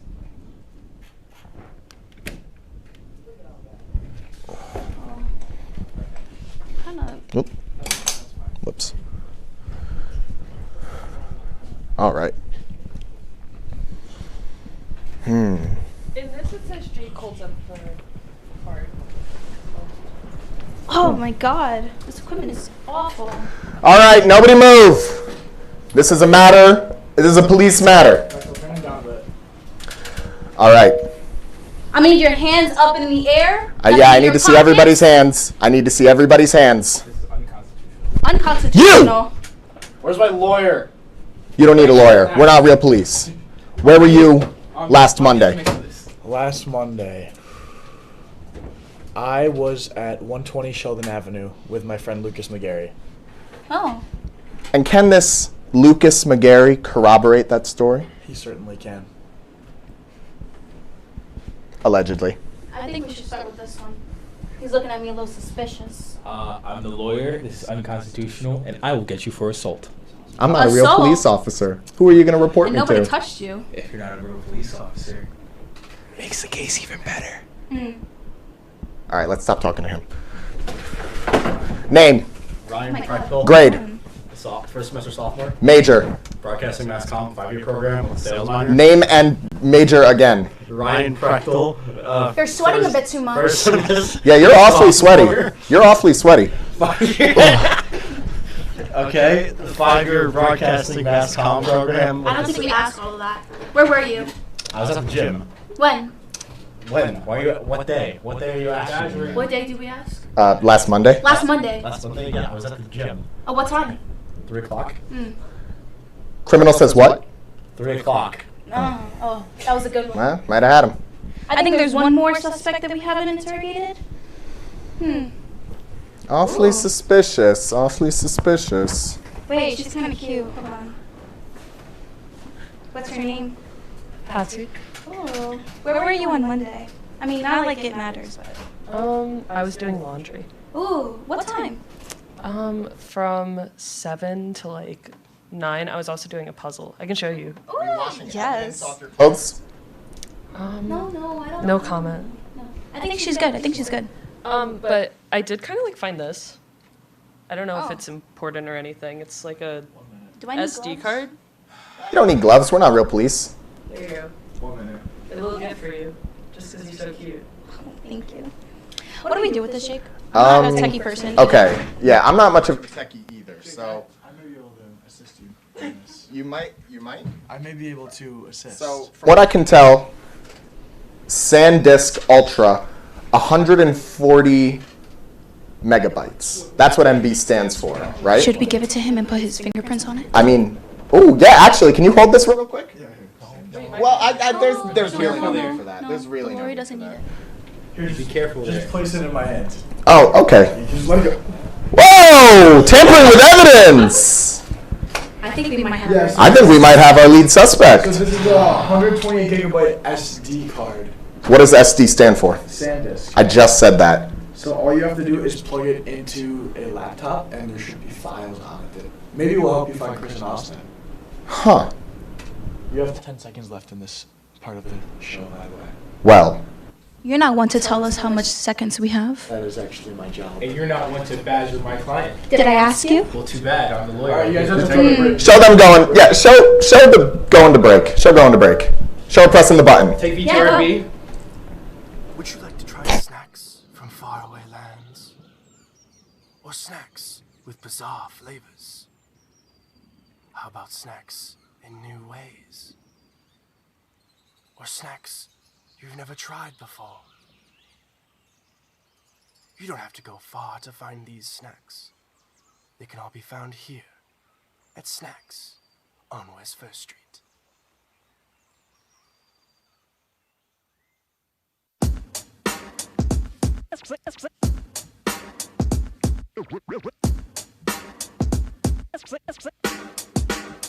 Yeah, we're walking around campus, and what do we see? All these clubs are looking. They looking for me. There's hockey. There's improv. So much to see. So let's go try them out and see how they be. Come on and please watch. Our embarrassments free. Tune in to Amateurs on WTOP.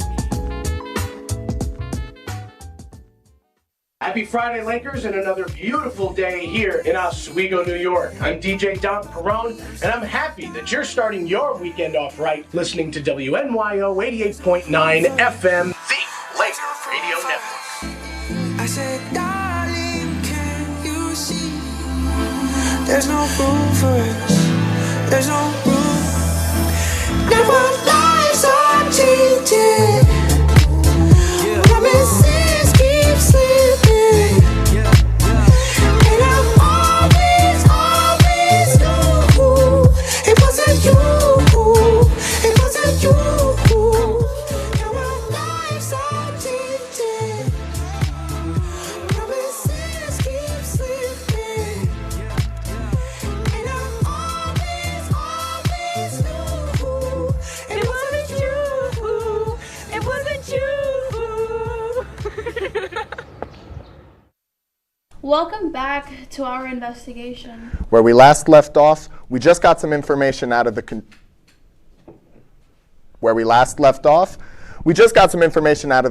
room. And information means this. Whatever that is, I don't know. It is a card. Roll the video. Okay. Maybe not roll the video. Welcome to Talk of the Town. Me and Chris are going to go ask the people of SUNY Oswego what their Halloween costume is today. It's going to be good vibes all around because people are very passionate about what they're being for Halloween. It's just going to be smiles and happiness. Chris, you're getting really close. Oh dear. Oh, get away. No. Halloween episode.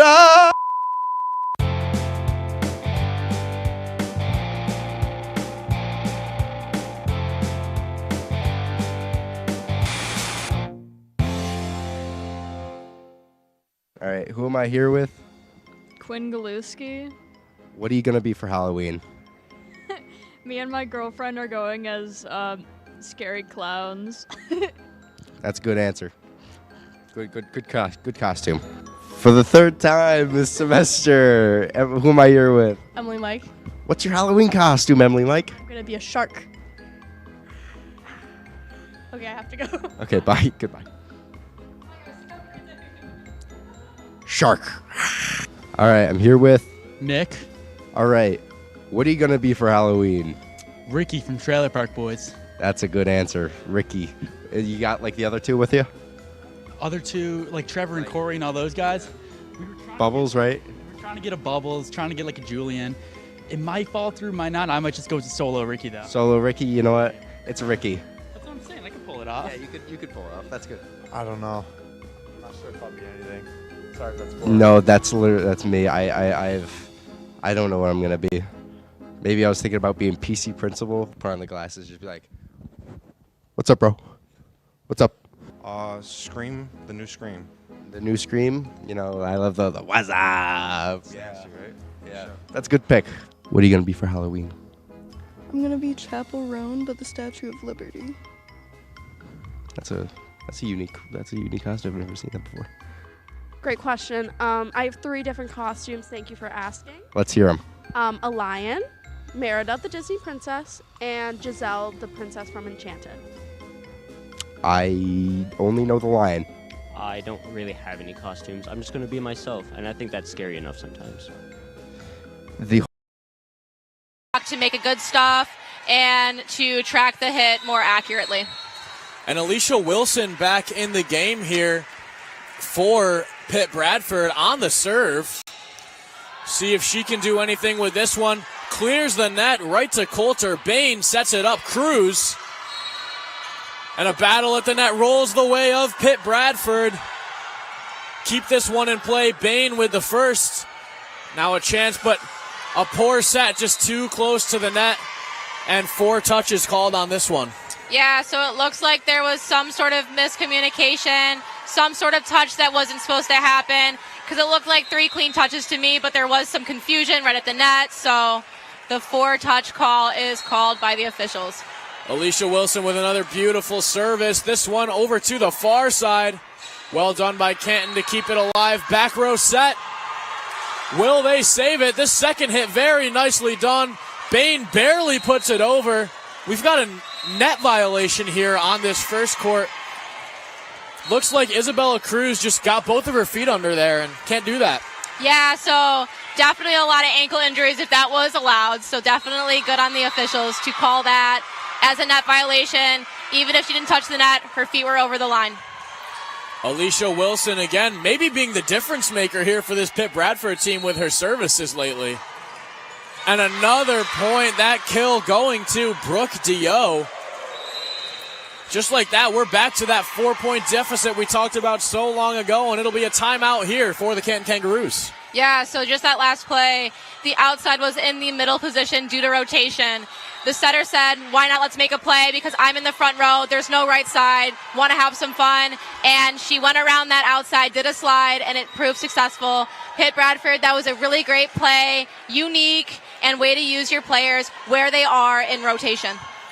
Absolutely, very well done by Pitt Bradford. Still a deficit to try and come back from, but they're taking steps in the right direction. They're doing everything correctly at the moment. And for Canton, I don't want to say collapse, but certainly a step back from where they were at the beginning of this set. Yeah, definitely. It's been back and forth with who is on top mentally, who is on top with consistency. And right now, it seems like Pitt Bradford has the leg up, but Canton just could as easily move back, get that mentality, get that momentum back, and finish out the first set. Absolutely, and now the service still with Alicia Wilson. Sends this one across, another nice serve. Daisy Bain on it, chance for Cruz, and again straight into the net. Also stuffed at the net. Another pin touch, another wave from the line judges. It's the most fun thing you can do as a line judge, so it's always fun to see it. And Cruz just coming in with so much speed on a lot of these hits that she's trying to do and unable to stop herself when she's flying at the net. So certainly something to be aware of for her and for everyone on this Canton team.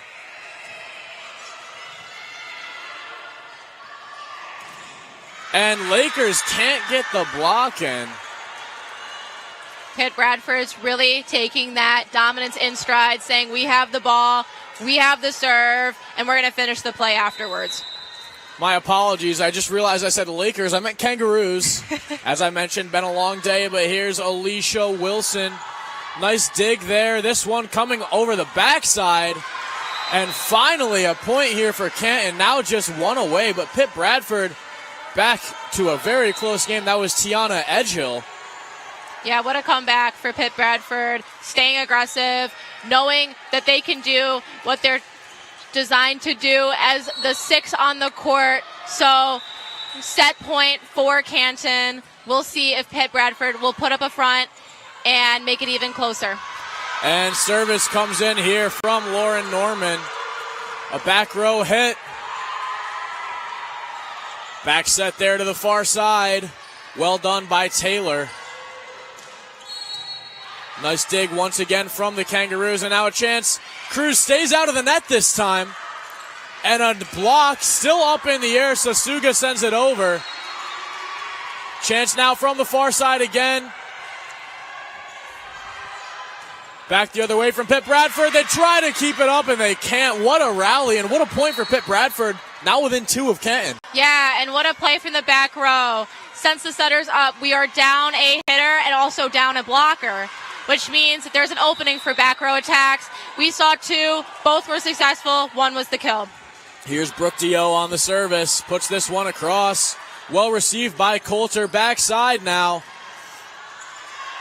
And Daisy Bain keeps it in the air.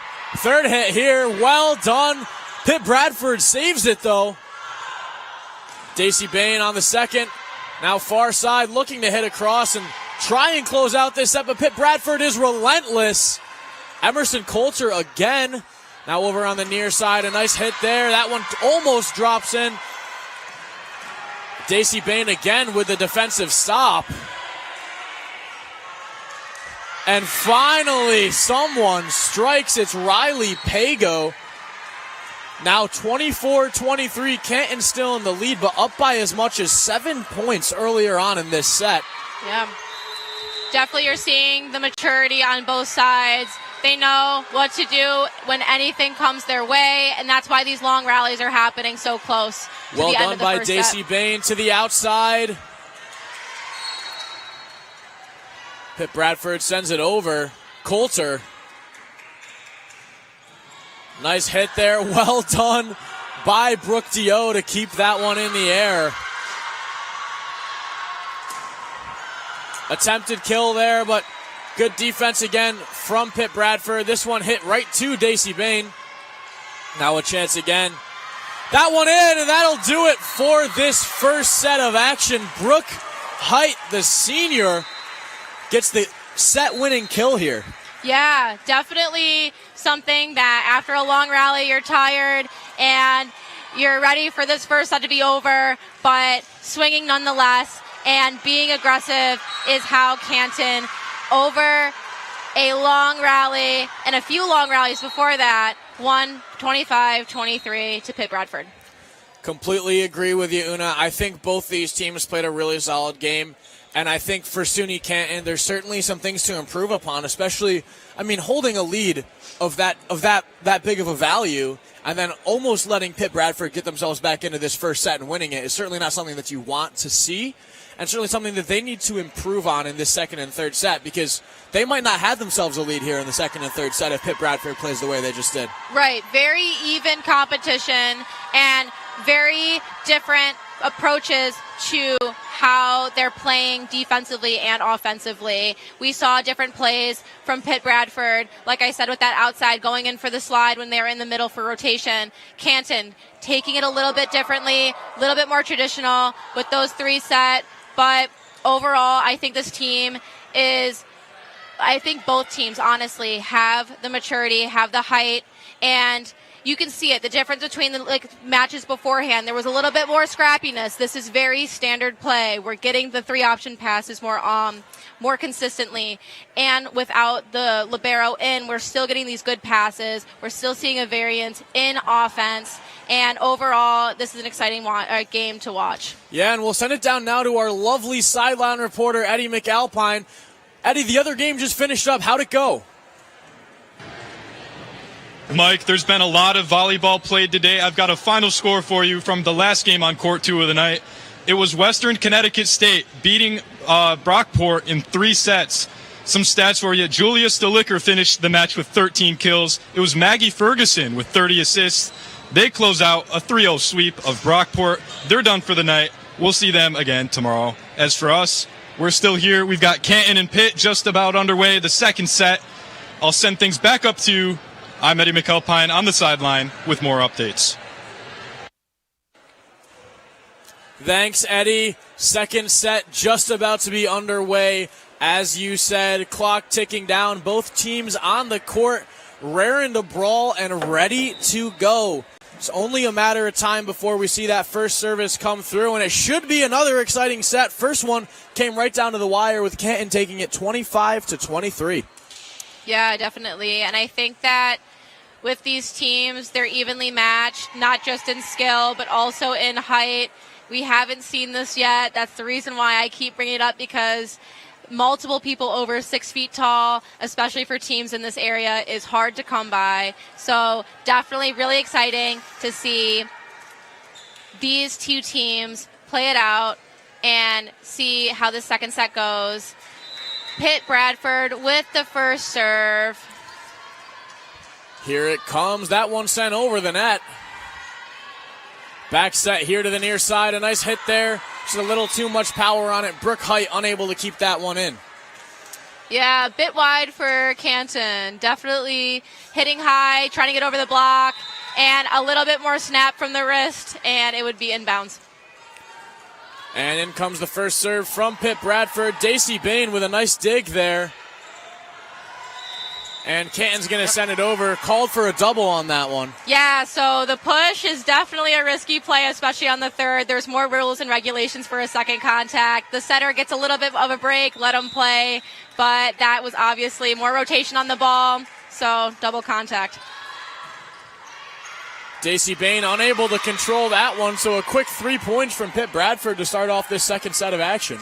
Yeah, this server for Pitt Bradford is definitely a long server, goes deep, so take a step back and move forward instead of moving backward. It's a lot easier that way. Yeah, Marissa Bowman with some really nice serves to start off this second set. This one, Ken able to handle, but a really nice dig from Sasuga.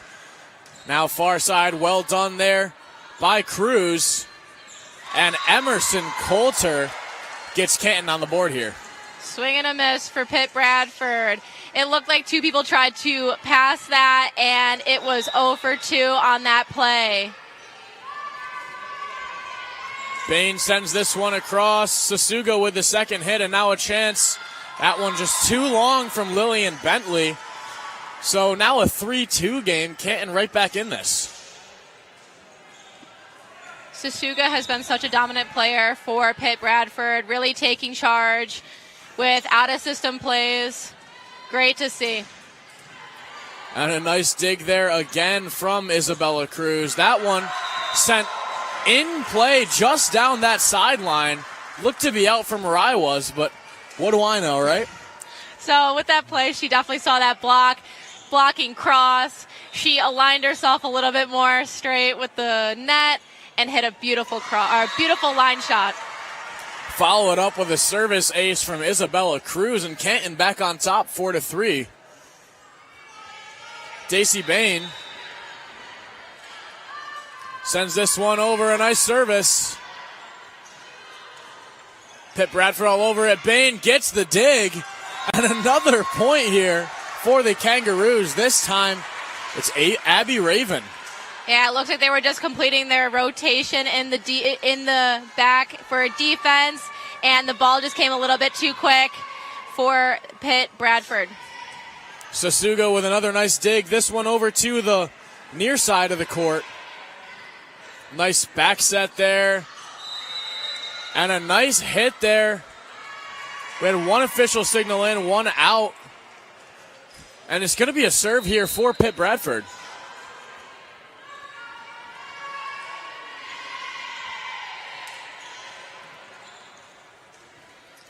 So Pitt Bradford back here now. Hannah Harada with it. Nice service from Harada. That one put in a dangerous spot. And Pitt Bradford capitalizes. As that's Jenna Lauser again, slamming that one down. Yeah, having Harada in the back row definitely gives a defensive edge. Moving in for the outside. Another nice service from Harada. This one sent down, but well done here by Sasuka. I've been mentioning it time and time again, that one spot is super vulnerable. So having that middle push right through to that one, the setter cheated already, so it's a done deal. Pitt Bradford back with the lead 6-5. They send this one over. Too long, though, from Harada, so tied at 6 apiece here. Yeah, so definitely a little bit more competition starting out this set. So definitely fun to see. Both these teams have finally had a little bit of play, got back into the swing of things, and we are sitting at 6v6. So it's 0 across the board. Who will start off with the lead. A nice return from Sasuga. A really nice hit. And Pitt Bradford picks up a point, so Canton now losing 6-7. Yeah, Bentley did have a really good swing on that, really good approach, and set their team up for success. Sasuga sends this one across. Bain with a nice dig. Coulter sends it across the middle, and just too far back to try and hit that from the ground. Abby Raven unable to do it. Yeah, it looked like the ball was a little bit over her shoulder, so it does pose a little bit more of an issue when hitting. She did what she could. It hit the tape. Service comes in. Good dig there, but behind the post. So going to be another point here for Pitt Bradford. Yeah, so Canton has the advantage of being a little bit more scrappy, of grabbing those plays when they are far off the court. Sasuga hits it, serves it right into the net. Yeah, Sasuga not able to get that one over, but a good run from her on those services. Picked up 3 points and gave Pitt the lead back again. So now it's Coulter for the Kangaroos. Nice return there from Wilson. Another great dig from the Kangaroos. This one sent over, but blocked at the net. Brooke Dio says not today. That block definitely caught Canton off guard. They weren't even ready for it. They were like, oh, wait, the ball's already down. So definitely great play by Pitt Bradford.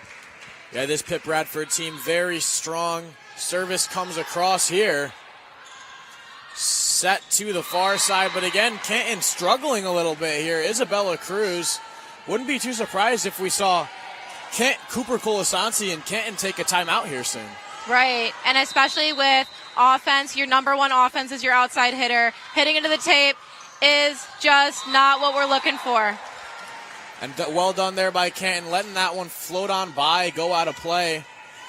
So now a service here coming from Abby Raven again, who we've seen be so dominant in front of the net. We'll see if she can get it done from the back.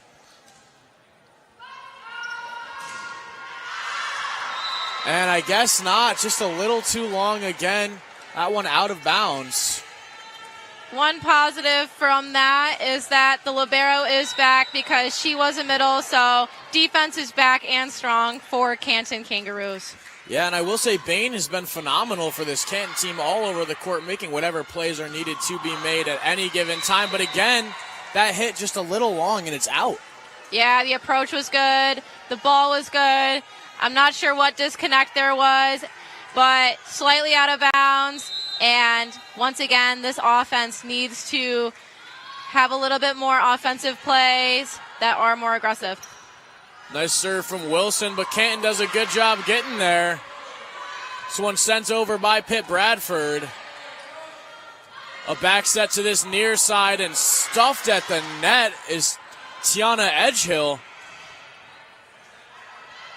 Pitt Bradford coming back the other way. This one will fly over, almost dropped it into the empty little space there in the center of the court, but well done by Canton to be there. A nice dig, and Edgehill tries to put it over, but just can't get there. So now Pitt Bradford leading 14-8, and there's the timeout from Cooper Colasanti. Yeah, so definitely scrappier play we've seen from Canton Kangaroos. Definitely trying to just keep the ball up, keep the ball in play, and get it over the net. Pitt Bradford has shown a little bit more dominance and a lot more offensive plays since there has been a few attacking errors on the Canton Kangaroos, especially on the outside. Yeah, and one thing I think is really important to note is how young and new this coaching staff is at Canton. I mean, you take a look here at our notes, Cooper Colasanti only in his second season as the head coach for the Canton Kangaroos, and Kirsten Morrow, his assistant, in her very first season in the role. So certainly a young coaching staff that might have a lot to learn here.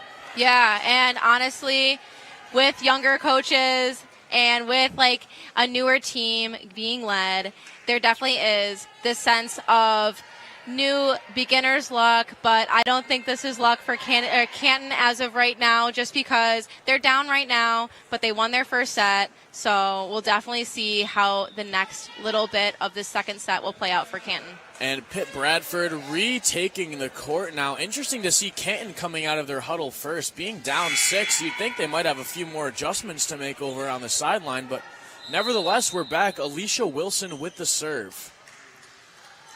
Wilson going through that routine. Sends it over. A really nice serve. Coulter, first hit, second hit, third hit comes to Bain. She sends it over. Now back the other way. A chance for a nice hit. Tips it over instead, but a bad spot to put that ball. Yeah, Marissa Bowman came in with the redirect. She saw that spot on 4 and said, I'm taking it. I'm not swinging. Let me tip it. Let me be smart. And the play was made. And Alicia Wilson again just drops it straight in the back corner. Clearly some sort of miscue from this Canton team there. Someone's got to be there to cover that. Yeah, so definitely a little bit of a communication error, thinking that it's out, but it's actually in. And a big celebration from Pitt Bradford. Yeah, Pitt Bradford now doubling Canton's score, leading this one 16-8. Very different from that first set we saw. Wilson sends this one across again. And Edgehill tries to put it over, but another block from Brooke Dio. Pitt Bradford absolutely dominating this second set. And let's talk about Alicia Wilson. This has got to be getting close to her 10th straight serve here. Yeah, definitely showing that consistency is key with serving. She necessarily has an aggressive serve, but one that is consistent and easily done. And this one set to the near side. Canton just can't get there in time. Coulter lays out, gets a hand on it, but no way to direct that ball when you're laying out like that. That's completely correct. Pitt Bradford now up 10, a serving streak for Wilson, and it looks like Canton is starting to be a little bit more mental with their play. And they'll get this one over. A nice hit from Madison Bigelow. But Pitt Bradford comes right back the other way with a back row hit, slamming it down and getting a kill. Yeah, and as you can see, really loud on one side, really quiet on the other. This is the difference between Pitt Bradford having a strong bench and Canton being a little bit more in their heads. This one sent long. Canton able to control the serve, but Pitt Bradford again, and this one almost accidentally caught by Nadia Freegan. So now 20-8, Pitt Bradford leads this second set. I mean, very, very different from what we saw in the first. And they'll try and bring in a substitution to make a difference here. Yeah, so they're subbing out. Usually a middle blocker was playing right side for number 13 on Canton, which is Lauren Park. Hoping maybe some new legs will make an impact, but Pitt Bradford very solid defensively in this second set, and Canton again just unable to get to these balls that are coming in. Ball was up. The stutter happened from the libero. Play was not made. Ball was dropped. 21-8 now for Pitt. So we'll definitely see the strength and consistency of this serve by Wilson. Yeah, Wilson's still serving. Feels like it's been an eternity, but now 22, and she gets another.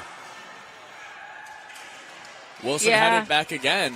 And the overpass attack by the middle shows strong dominance of saying, hey, we're here, we're playing, keep up. And a chance for Canton to finally get back on the board. They do, 22-9. Canton very much needed that point.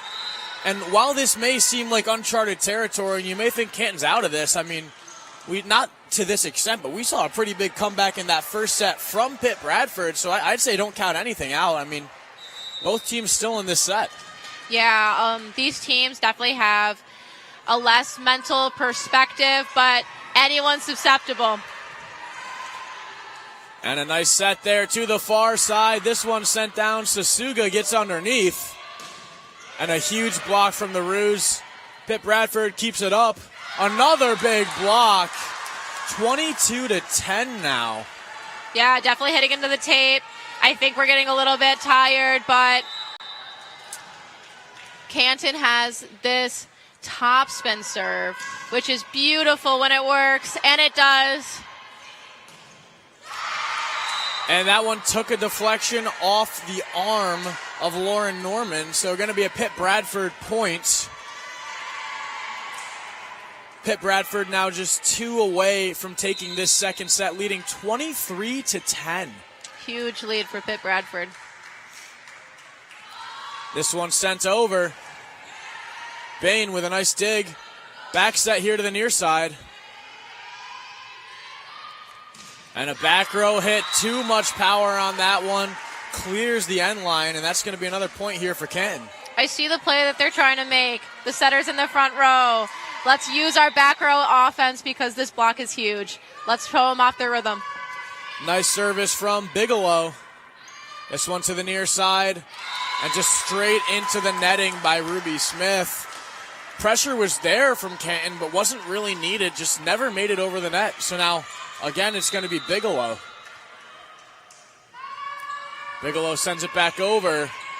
Good dig there. Sent across the middle again from the back row. Unable to get a clean hit on it.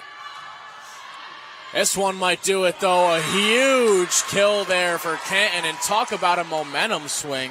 That's Emerson Coulter again. Yeah, Bentley was a little bit too far up on that net. A little bit by the 10-foot line. Went right to them. And it was a kill for Canton. And a chance now for Pitt Bradford to bring it back. Daisy Bain says not today. Sasuga gets underneath that one. And a nice hit. Coulter with the first. Looks like it's going to go back to Coulter. And was that just out of bounds? 24-13. Pitt's leading this one. Match point here. Yeah, she's seeing that line shot works. She tried it again. Went out of bounds. It's a very, very tight line between making a really good line shot and it being out of bounds. And service coming in here from Pitt. Bain with the dig. This one over to Coulter. Coulter stuffed. Bain tries to get there but doesn't. Pitt Bradford takes the second set 25-13. All tied up at 1 apiece. Yeah, we are going to 4, folks. This is definitely a most competitive game, and definitely we had some comeback from Canton, but Pitt Bradford overall had too large of a lead due to Wilson's run of serves. And Una, I'm just realizing over on court 1, where we've been giving this live coverage all afternoon, we've only had clean sweeps this evening, so we have finally a change of scenery. Of course, came at best for last, right? The best time. So excited to be here today. And both these teams battling it out, tied at 1 apiece. We'll see what's going to happen in this third set. But for now, we wait as both teams discuss over on the sidelines what they can do to walk away with a win. Yeah, for sure. We're definitely seeing different approaches to how they're taking these breaks. Pitt Bradford sitting down, taking a beat. Canton, back up, focused, ready for this next set and what they can do better for a good win to win in 4. Absolutely agree with you. And like we've mentioned, both of these teams really, really solid. Both have had very long days, though. Of course, traveling to Oswego, probably either last night or early this morning, being here in time for those 2 o'clock start times for their games, and now playing volleyball pretty much from 2 o'clock on. So long days for all these players. I'm sure they're very tired and ready to get out of here. And gym's pretty empty at this point. Feels like I'm being heard by just about everyone in here. Definitely it feels that way. And I know that from experience, coach buses are not very fun to be on for a long period of time, especially right before a match. So kudos to these teams. I know it's going to be a late night for them. It's a late night for us, but I'm so happy you guys are watching and keeping along with for this third set. I'm pretty sure that Canton will have serve since Bradford had serve last set. And we'll definitely have to see how they use that and utilize the first contact in their favor. Yeah, and Canton back out on the court and ready to go once again a little early. Pitt Bradford just won that set by a pretty marginal difference here. So Canton back out on the court quickly, ready to get things going. Pitt Bradford making their way out as we speak, but we'll see how things go for these two teams. And I want to highlight one player on this Canton team, Daisy Bain, the libero. I mean, she's just been all over the court all evening, and props to her because she's doing a phenomenal job. Yeah, and it all comes down to defense. If you can't get that ball up, you can't have a good flashy play from the offensive line. Definitely defense goes overlooked. And let's mention our setters. They are Abby King and on for Pitt Bradford and Laura Norman. These are the brains of the team, the playmakers. So definitely want to shout out, kudos to them, keeping their team aligned. And a nice hit there to start off this third set between these two teams. This one sent to the far side, blocked there by the Kangaroos, and some momentum from Abby Raven, sending that one right back to the sender. Definitely a good morale boost to get a big block on your first play and keep possession of the ball. This one sent across. Up top now, this nice dig on this one. Sent over to the far side, a beautiful hit there from Emerson Coulter, but well done by Pitt Bradford to keep it alive. And another miscommunication here from Canton's defense, just trying to figure out whose ball that is to play. Yeah, definitely a scrappy play coming out of Pitt Bradford, but communication errors are the death of plays most of the time. Definitely communicate who's got what.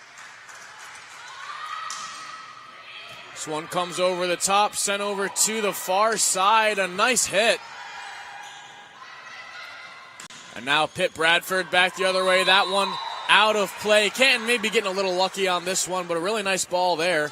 Emerson Coulter on the service now. Yeah, Canton saw that was out from a mile away. Hands were up before the ball even dropped to the floor, so good eye on Canton. Here comes another from Coulter. Received by Wilson over to the far side again and shut down there at the net. McKenna Pellick says not today. Yeah, definitely a little bit of a miscommunication and kind of a pacing issue with that outside. Hitting a little bit too low, right into the block. Nice ball there.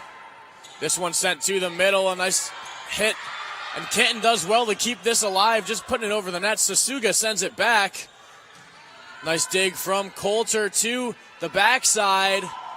That one hit down, makes contact with the ground, and a beautiful kill from Nadia Freegan. Yeah, definitely we saw the potential of what the play could be if the defense took one step further and completed the pass. This one sent up. Sasuga on the second hit.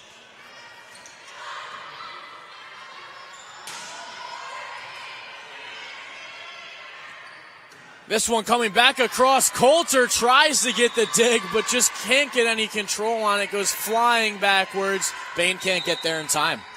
Yeah, I agree completely. It looks like there's a substitution. That's for the DS, number 9, Hannah Hirata, going in for the serve.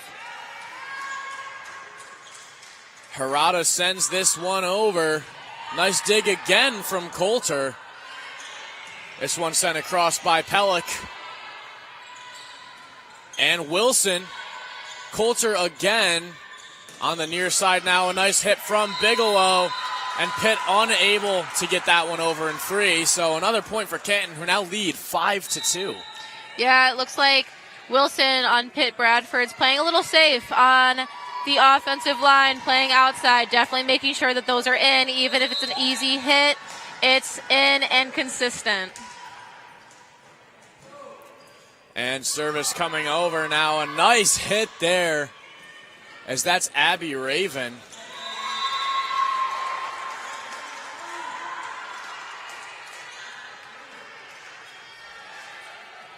I'm feeling a lot more quiet on the side of Pitt Bradford when they keep hitting onto the net. Service coming in here. That one out of play. So it'll be Sasuga again.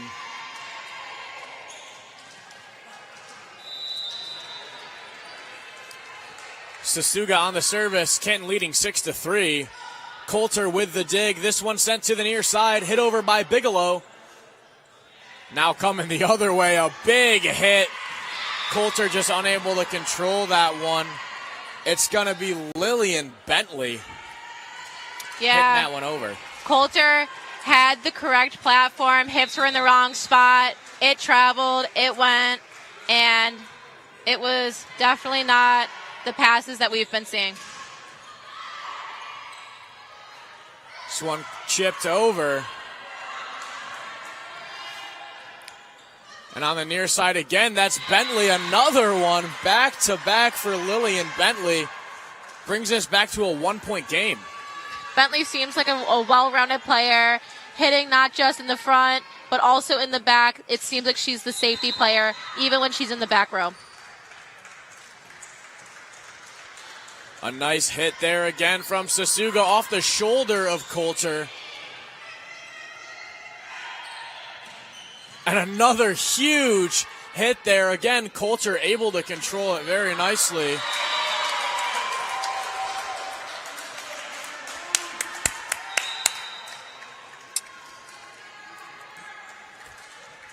Yeah, looks like definitely a little bit of a confusion between Sasuga and Bowman trying to get that pass, but both backed off. Ball hit the ground. And we're going to hand it over to Eddie McAlpine. He's going to do play-by-play for a minute while I go find a new camera battery.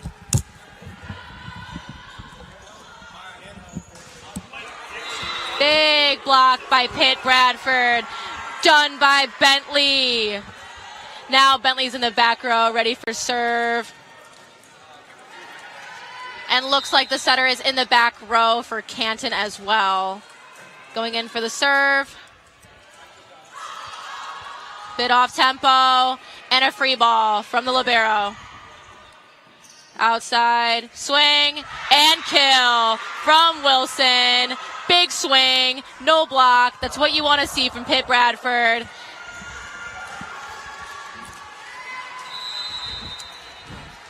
Bentley now up for serve.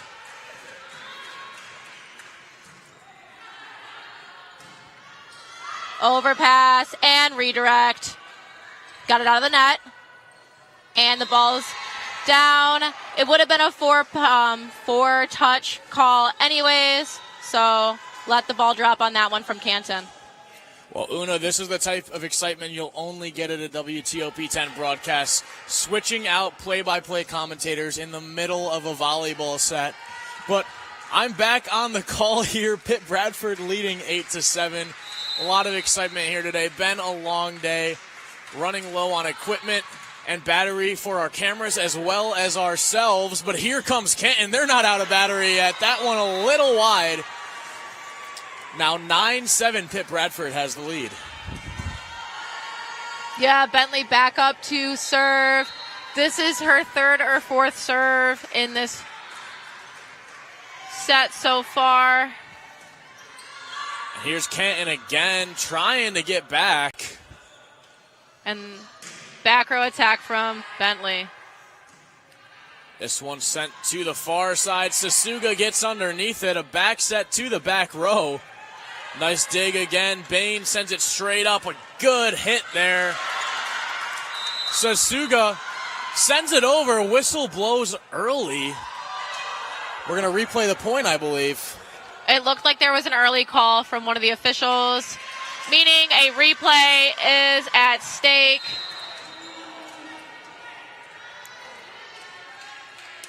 And in comes another service here from Lillian Bentley. This one over to the far side, sent over the top. Pitt Bradford in a dangerous spot. Wilson, well done by Bain to get a hand on that one. And stuffed at the net. Canton able to save it. This one on the near side, a nice hit there.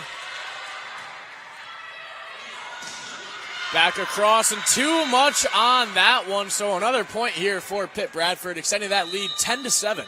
Yeah, great play on both sides. Going into a timeout.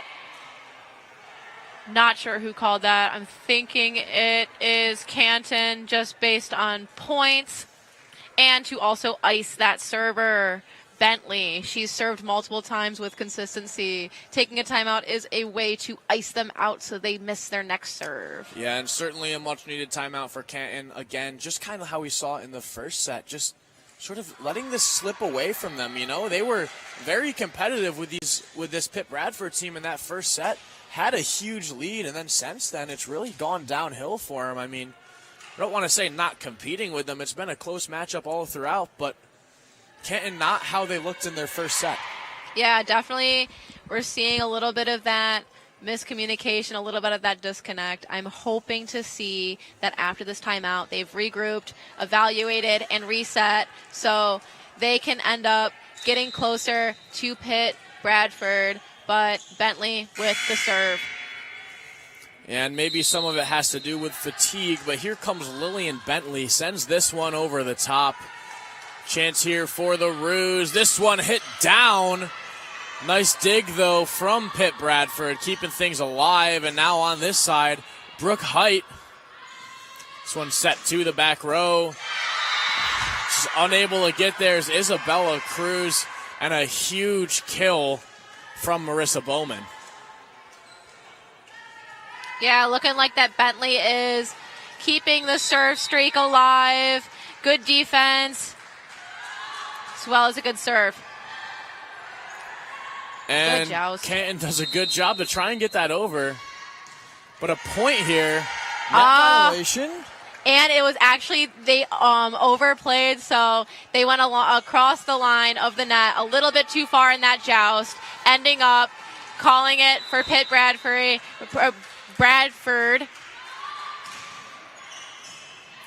Daisy Bain hits this one backwards, able to keep it in.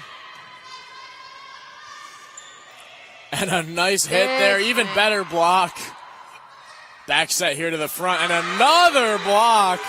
Lauren Park and Brooke Height applying the pressure at the net and forcing mistakes here from Pitt Bradford. What a versatile middle Canton has, going from the outside on one block, stuffing, going back to the right side, and then putting up another block and securing the point.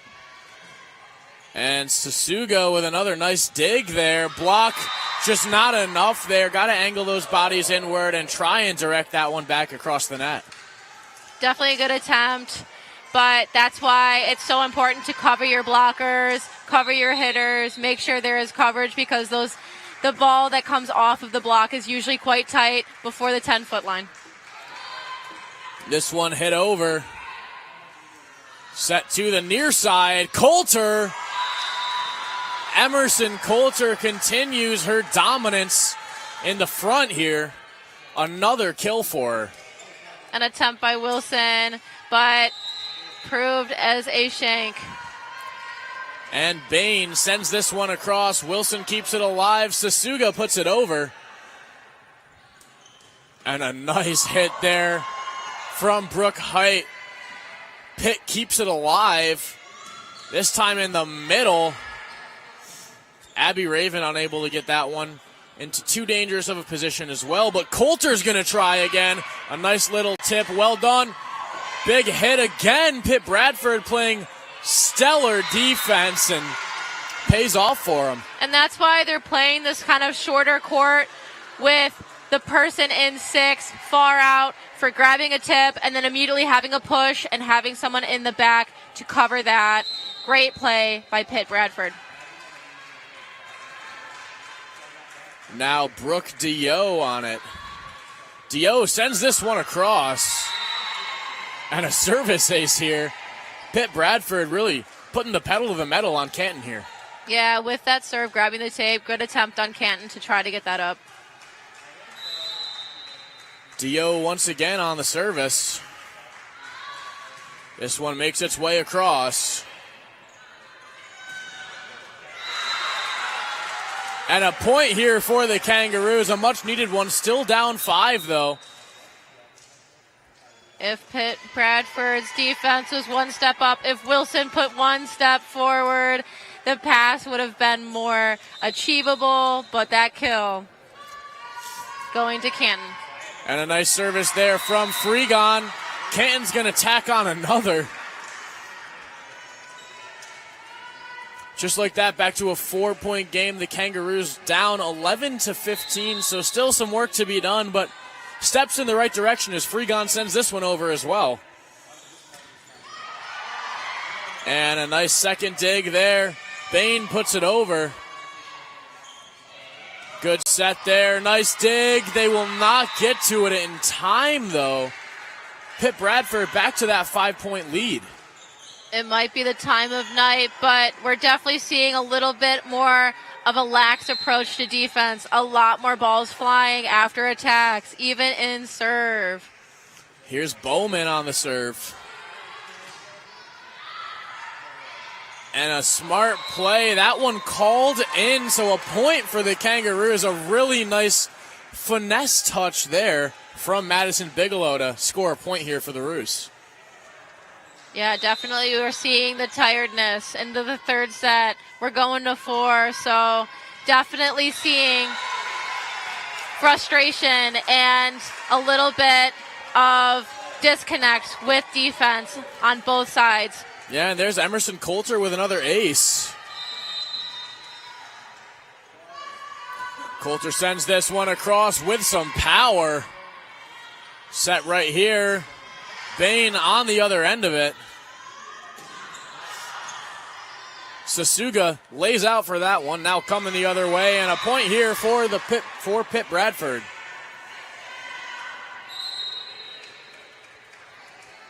Definitely we're seeing each team try to figure out how to finish this last few points up in this third set, and seeing how they're trying to conserve energy for this fourth, if not fifth set later in the match. And a nice back set there. Coulter keeps it alive, but puts it in a dangerous spot. Going to be another point here for Pitt Bradford. Good joust. Joust was won by Pitt Bradford, but there was also a net violation on Canton. Nice serve coming in, but a little too much power on it. Hannah Harada. That one gets the best of her. So it looks like Harada is actually being used as a serve spec now. Going in just for the serve and coming back out so Ruby Smith can play defense. And service coming in now from Madison Bigelow. A nice hit from Bigelow, even better dig from Smith, and a beautiful kill from the front row. Jenna Lauser, 19-14, Pitt's lead in this one. Yeah, definitely strong offense on that play. It's nice to see Ruby Smith come through for the defense after being out from the serve. And this one comes across.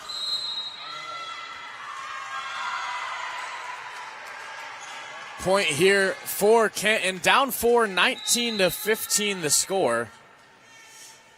Kangaroos bringing in a fresh set of legs.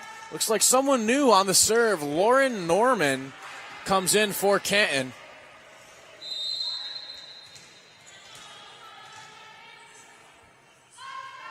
Norman sends this one across and straight into the net. Not what you want to see when you're down 4, now down 5. Pitt with the serve as it's Lillian Bentley backing up for this one. Like I keep saying, that topspin serve is deadly when it works and highly volatile overall. And a nice block there. Well done by Canton to recover from that. This one sent over, blocked at the net again. It's Pitt Bradford defense just relentless, but putting it over again. Canton with it. And Brooke Height just can't catch a break. Pitt Bradford picks up the point on a defensive masterclass out here on the court. Yeah, Coulter almost said, I got it. Wait, no, I don't. Definitely saw a little bit of give up on that last play. Service comes in here. This one sent to the near side. And a kill for White off of some confusion for the Pitt Bradford defense. Definitely seeing communication falter just a little bit. Another serve coming in here. Brooke Height a little too much on that one. Out of play, and now Pitt Bradford just 3 points away from taking this first set. Going to Wilson. She's had a pretty good streak with serving so far. Can we see her do it again? Wilson had a dominant streak in that second set. Starting things off with a nice serve in the third. We'll see if it'll last. It will not. That one hit long by Pitt Bradford, as it's Ruby Smith can't get a hold of it. Yeah, it seems like there was an attempt there for power. Not enough snap. Went out of bounds for Pitt Bradford. Bain sends this one across. A nice hit there. Even better block from the Kangaroos. They'll try again. A beautiful dig. This one sent over. And a nice hit there as well. White. A huge point for the Kangaroos, back within 4. Pitt still leading 22-18, but Daisy Bain heads back for the serve. Yeah, definitely smart play from Canton. Doing a little bit more off tempo. Don't have to swing so hard every time. Trip up the defense, get the point. Yeah, and a nice serve from Bain. This one blocked at the net. Canton needs to put it over here. They do. Emerson Coulter gets the job done. Hitting again from the back row. Jumped just a little early. Linesman hit and then signals that one's out. Definitely had the eye on the ball. Watching the attack go out. Going into a timeout now. Another timeout here. Pitt just 3 points away from winning this third set, but Canton looking to play spoiler, down as much as 7 during this one and clawing their way back to a 3-point deficit here these final few points of the third set. Yeah, definitely a tense third set. There has been quite the fight for who's in front, but overall, Pitt Bradford has had the lead for a consistent amount of time. I believe it's due to serves being over the net consistently and also having multiple aces on serve, as well as putting up a block and covering your blockers. Yeah, and defensively, I think Pitt Bradford really has the edge, and that's what's put them ahead here in that second and now this third set. I mean, just relentless defensive effort here. Seems like they're getting to every ball regardless of how far away it is. So certainly something for them to keep in mind and for Canton to keep in mind if they want to try and beat this team. Yeah, Sasuga has been everywhere, just like now, a 3-option pass. And not sure what the ruling is here. Looks like there was a net violation. Looking from 14. Net violation called there on Brooke Height, who's been so impactful for this Canton team today. Service comes in from Brooke Dio. Bain over to Coulter. And Coulter with the kill, 20-23. Pitt Bradford still in the lead, but this set still belongs to whoever wants it. Smith was just a little bit too close to that block. Couldn't turn around, grab that ball. Canton with the serve. Now Nadia Freegan sends this one over. Nice back set. Went for the block, but Coulter and Raven just couldn't get it done. Yeah, So definitely now- seemed impressive. And then the ball hit on Canton's side. Now match point here for the Kangaroos. My apologies for Pitt Bradford. This one gets sent over the top. Bain. Coulter sends it across. And that'll do it here for the third set of action. Pitt Bradford wins this one 25-20. We're going to head to a quick full screen. We'll be back in 3 minutes for the fourth set here between the Canton Kangaroos and Pitt Bradford.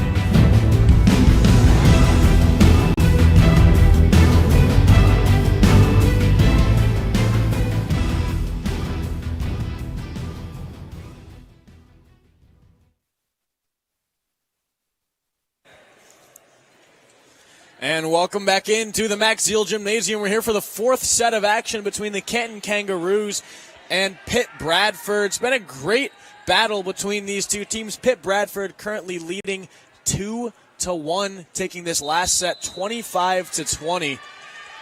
And Pitt Bradford starting with the serve on this fourth set here. We'll wait and see how things go for them. But they'll kick things off with a big kill from Lillian Bentley. Yeah, definitely. We've only seen sweeps, so fourth set, it's new, it's exciting. Last game of the day. Bentley now to serve. Oh, wait, not Bentley. Another player from Pitt Bradford. Yeah, that's Marissa Bowman. Gets the ace on that one. And the fatigue might be hitting the players. It's certainly hitting Una and I up here in the press box. It's definitely been a long but exciting day of game. We're working our way through, and Marissa Bowman again on the serve here. Sends this one across. A really nice serve. Good return from Isabella Cruz. Canton sends it back the other way, and Alicia Wilson can't control that one. A little too high for her to get her hands underneath. Personally, I feel like a sidestep and a pass on 2 feet would be way better than just diving for the ball because she had the time. This one comes over the top. A nice set there from Bowman and a kill.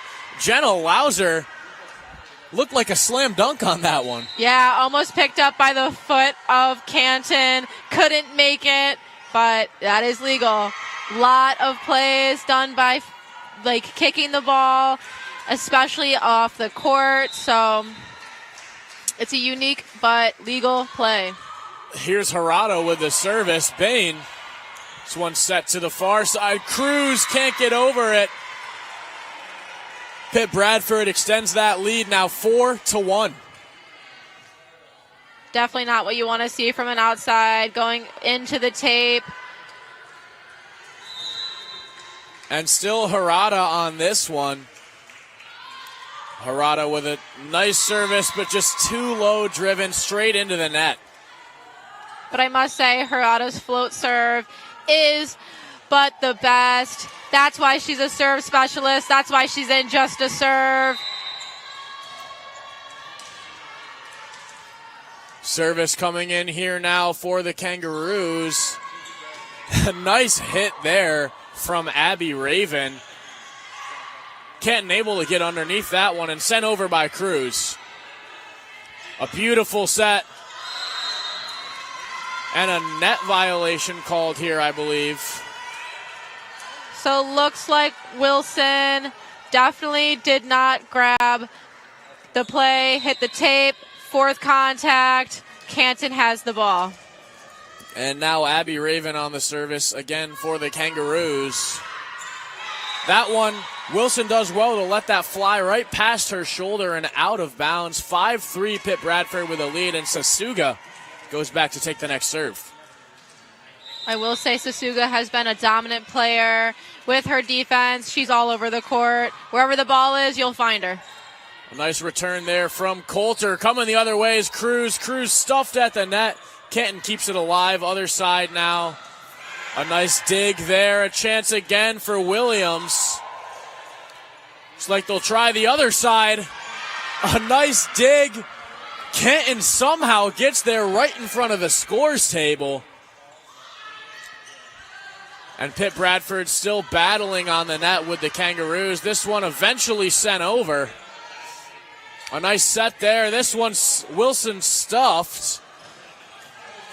Another nice dig from Coulter. This one to Cruz. Sasuga. And Wilson goes for it again, unable to get there. Wilson one more time, and finally into the net. Point here for the Kangaroos. Wilson has definitely had a tough time getting that ball over the net. Definitely needs to watch the play, watch the ball, and make sure if it's underneath the net that she is not swinging. She's doing a different play. Even if it's a free ball over, get it over the net, keep it on Canton's side. Here's Lauren Norman on the serve for the Kangaroos. A really nice serve. Some trouble handling it. Wilson puts it back into the field of play. able to get it over, and now Canton coming the other way. Sasuga with a nice hit backwards. Bain. Cruz tied up at 5 here. Definitely exciting to see in the fourth set. We're still playing aggressively. We're still making big plays. And now we watch this top spin serve. Yeah, and Lauren Norman again. This one set beautifully in front of the net. Good block there from the Kangaroos. But just a miscommunication there leads to 4 hits, and it's not going to cut it. Pitt picks up a point.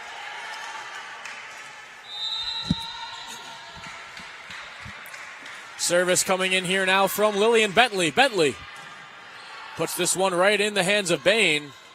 Cruz coming the other way, tries to tip it over. Sasuga's all over it. Dio with a nice hit. Looks like 14 was in the net. Yeah, again, it's the third time we've seen Brooke Height called for a net violation. Definitely being in the net is something of a bad habit for 14 on Canton. We've seen multiple times being caught up in the net. And Brooke Height, a redemption kill there after being called for that net violation. 7-6, Canton behind by just 1. And that really shows the resilience of Height, not keeping it in her head that she just hit the net, going in for the swing and making the kill. Serve comes in from Cruz. Diggs not there. 7-7, tied up once again. Smith just a little bit far on that pass. Canton has the serve. This one coming in from Cruz. Sasuga with the first, Wilson with the second. Dio puts it over. Nice return from Cruz. Set to the near side. Stuffed at the net. What a save, though, from Lauren Norman. But again, a second block. That's just too much for Canton to handle. Canton definitely seeing some lower plays from the setter. Needs to be quicker. Little bit slow on the attack. Wilson on the serve again. We saw her have that hot streak in the second set. See if she can repeat that here in the fourth. This one sent across the middle. Great dig there from Norman, and a nice hit from Coulter. Sasuga's all over it. And a back row hit here. Well, first serve for Wilson results in a Pitt Bradford point. Let's see if she can make it 2 in a row. And we have been talking previous matches about that back row attack, how it is different, and you have to do a new approach to it. Bentley has got that down, and we see her as an offensive player in the back row. Here's Wilson again. Bain keeps that one alive, but now a chance for Pitt Bradford to strike. Good block from the Kangaroos, but rolls just out of bounds. So another point here for Pitt Bradford. Definitely watching your block, seeing where you're pointing the block, and keeping your hands strong. That's a tough point to lose. You know, that ball rolls a little differently off of that net, and you might be getting a point for your team there, but instead, 2-point swing. Pitt Bradford picks it up now 10-7. This one coming across to the near side, stuffed by the net here. Ruby Smith unable to get that one over. Definitely seeing the exhaustion in the fourth set. Definitely being a little late to these attacks. The setter is putting up the ball. Get a little bit quicker on these attacks to get them over the net. And there's Daisy Bain. Wilson. This one right in the middle. Dio with a nice hit, but stuffed. They'll try again. Ruby Smith puts it across. And then stuffed is Coulter. Back the other way. A nice hit there from Abby Raven. Still in play. From the back row, there's Brooke Height. Sasuga keeps it alive. A chance now. And Bain unable to control that. Another kill here for Ruby Smith. This rally, Dane has been on that ball constantly. Getting it up and to their setter. Overall, Dane got by that last attack. And serving here for Pitt Bradford. This one comes across. And a nice hit there, as that's Abby Raven getting it right back for the Kangaroos. Score 9-11. Pitt Bradford still in front. Yeah, that block placed it right into the 4, where the offense should be to cover, but it was a little bit too tight, waiting for that really tight block. And a nice serve there from the Kangaroos. Pitt Bradford puts it right back across. Good set from Freegan. Coulter back the other way. That one a little too long from Ruby Smith. Canton back within 1 here. I will say great defense from Sasuga. Always there in the 5, ready for those cross hitting. Nice serve again from Freegan. Smith. Bain. Freegan. Coulter. Nice return from Wilson. And Freegan with a back set here. This one unable to get it, but a net violation called here. Looks like it did graze the pin on that one from the line judge with the waving flag. Freegan once again score tied at 11 apiece. This one sent over the top. A nice dig there. This one sent back over by the Kangaroos. Smith kept alive again here by Kylie Zakari. What a few plays from her, but Pitt Bradford still picks up the point. Pitt Bradford highlighting Bentley, not just an offensive player, but a defensive player in that back row. Truly a triple threat on Pitt Bradford. And there's Bowman. Again, Zakari making some big plays here. And that one hit straight into the net, as that's Abby Raven. Raven seemed a little bit caught up in her approach. Little bit of a hiccup. Costed Canton. Hit it into the net. Nice hit there. Again, a big dig from Zakari. But just not enough. Pitt Bradford picks up another. And a timeout taken here by the Kangaroos, as Pitt Bradford's on a 3-point run. Yeah, definitely a strong serve from Bradford. Taking a timeout for Canton. Definitely need to reset that defense. Definitely need to reinvigorate the players on the court, saying, I know we're tired. It's the 4th set. Let's bring it home. Bring it in 5. And let's get that win.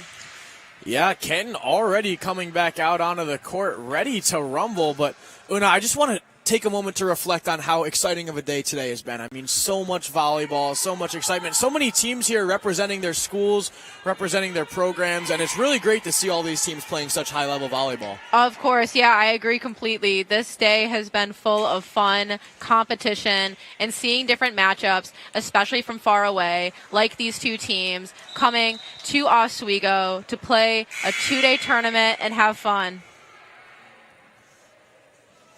And now we wait for the whistle, but it's Marissa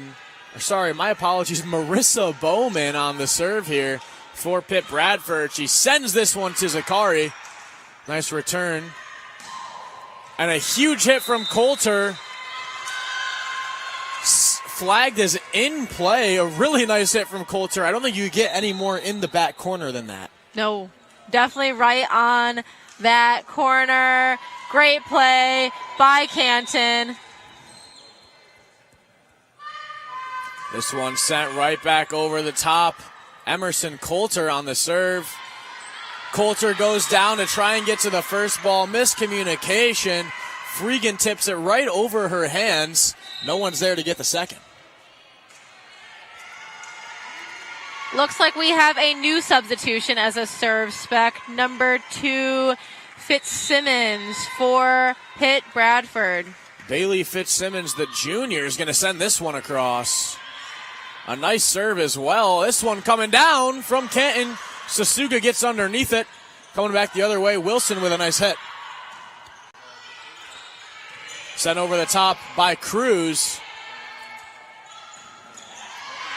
And Canton just unable to get a clean hit on that one. Nadia Freegan tried, but too much power on that ball for her to control it. Yeah, I'm excited to see if Fitzsimmons is just a serve spec for Smith, or will she play in the back row as a DS? And we pause now as Emerson Coulter is tying her shoe. Good old shoe tie. Always Gotta happens love once it. in a while, right? Here comes Fitzsimmons again, a beautiful serve. Bain able to handle it. Coming the other way, Fitzsimmons with a nice dig there.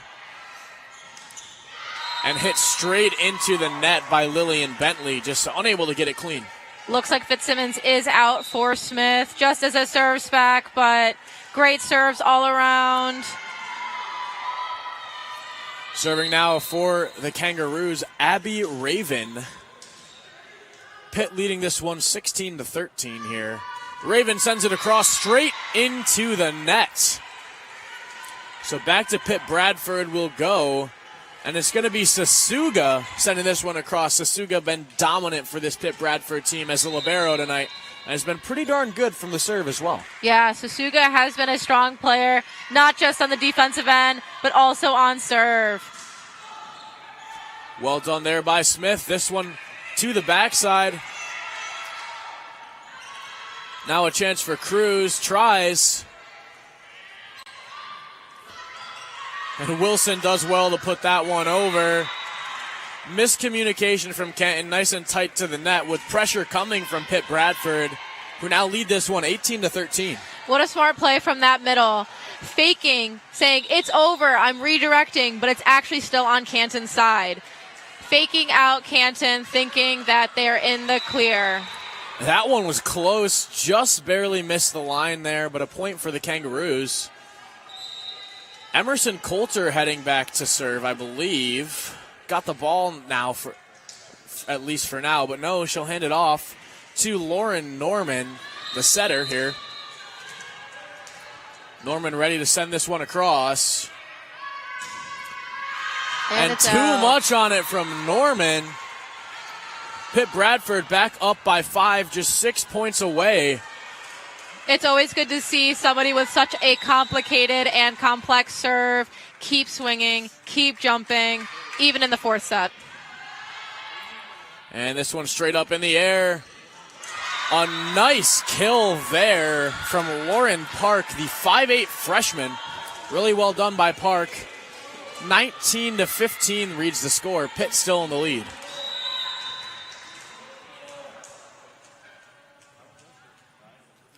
Service coming in here from Cruz once again. Sasuga with a really nice dig.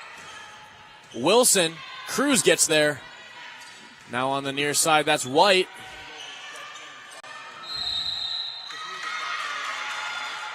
And a double called here, I believe. Yeah, double contact from Pitt Bradford. Not sure who had the double contact, but... Back to Cruz again, who will try and send this one over. Now a 3-point game here in the fourth set. And a nice dig from Smith. They're just going to try and get this one over. They will. But a dangerous position to be in as this one comes flying in. And another point here for the Roos, 19-17. Wow, what a comeback Canton has had. And a timeout. Timeout taken by Bradford. By Pitt Bradford. Again, I think a much-needed timeout. We just saw Canton score 4 in a row. Pitt Bradford was up 19-13. So certainly some work to be done for this Pitt Bradford defense. A minute left here in this timeout. And let's do a little recap these first 3 sets. So obviously Canton took the first one by a score of 25-23. Second set, Pitt Bradford came back and dominated 25-13. Third set, Pitt Bradford won as well, 25-20. Now here we sit 19-17 in the fourth. Pitt Bradford ahead 2-1 and leading this set 19-17. Yeah, and Pitt Bradford just coming out of this timeout definitely seems like a strategic play to ice the Canton server out, make sure that they have a time to reset, breathe, and focus up for this next serve. Isabella Cruz lining up the serve here. 4-point swing Canton's running off of here. Trying to make it 5. Cruz sends it across. A nice set up the middle. Well done by the Roos to keep this one alive. Coulter. Sasuga. Wilson stuffed at the net. Now a clean reset for Pitt Bradford, who will try and get this one in. A nice play by Bain. Diving. That one doesn't quite go over, and a point for Pitt Bradford. A close one. I thought that might get called for reaching over the net there. I thought there was a net call for Pitt Bradford, but the officials said otherwise. We're so far from the net. We see one thing, the officials see another. But Wilson for the serve. Yeah, just 5 points away for Pitt Bradford. Alicia Wilson ready to send this one across. Nice service from Wilson. Zakari all over it. And Canton gets that point right back. Some excitement in that huddle that we haven't seen in quite a few plays. Yeah, it definitely seems like they got awake from that play, got some celebration in. Morale is seeming to be high on the Canton side. And Daisy Bain on the serve here. Bain sends this one across. Wilson. Now Smith. A nice hit from Ruby Smith. Gives Pitt 21 to Canton's 18. Headed back to serve is, well, I guess we'll wait and see. So with Canton, their block was strong, but not strong enough for the power of Pitt Bradford. Coming in, swinging hard, and disrupting the block. No one to cover. Block turns around. A little bit too far to reach. Point, Pitt Bradford. Now here's Brooke Dio. Sends this one across. A nice dig again from Zakari. Coulter. That one called in. 21-19. Pitt still in the lead. Pitt Bradford with that play, with the defense strategy of having their wings up at the 10-foot line and having the person out of 6 playing back. There is some downside when it's off the seam of 5 and 6. Definitely harder to attack. And just a complete error there from Alicia Wilson makes it a 1-point game between these two in the 4th set. On the serve is Nadia Freegan.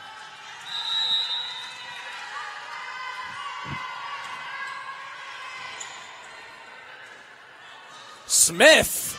Big swing from Smith. Puts it back to a 2-point lead for Pitt Bradford. They'll get the serve. Definitely the closest we've seen this set so far. The most energy we've seen on both sides of the court. And this one's going to be Marissa Bowman sending it across.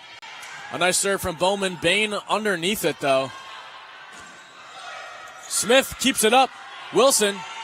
Now Sasuga has to play it across. And a dangerous spot. Wilson keeps it alive.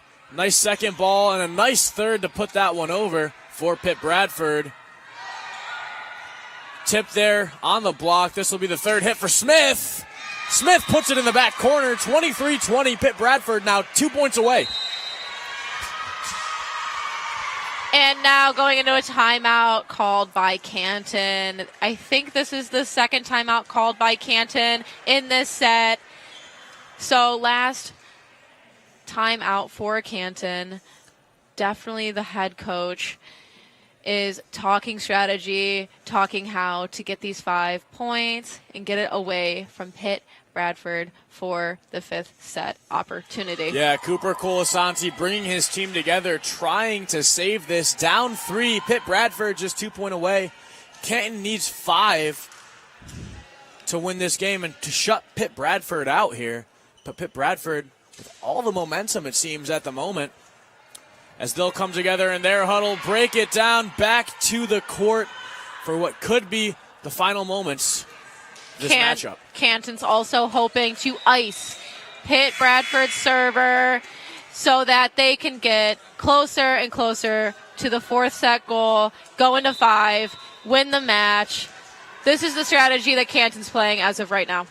Here's Bowman again, sends it across. Zakari.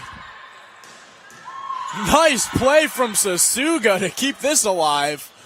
Stuffed at the net. Pitt Bradford puts it right back over to the back. A dangerous person to be hitting that one.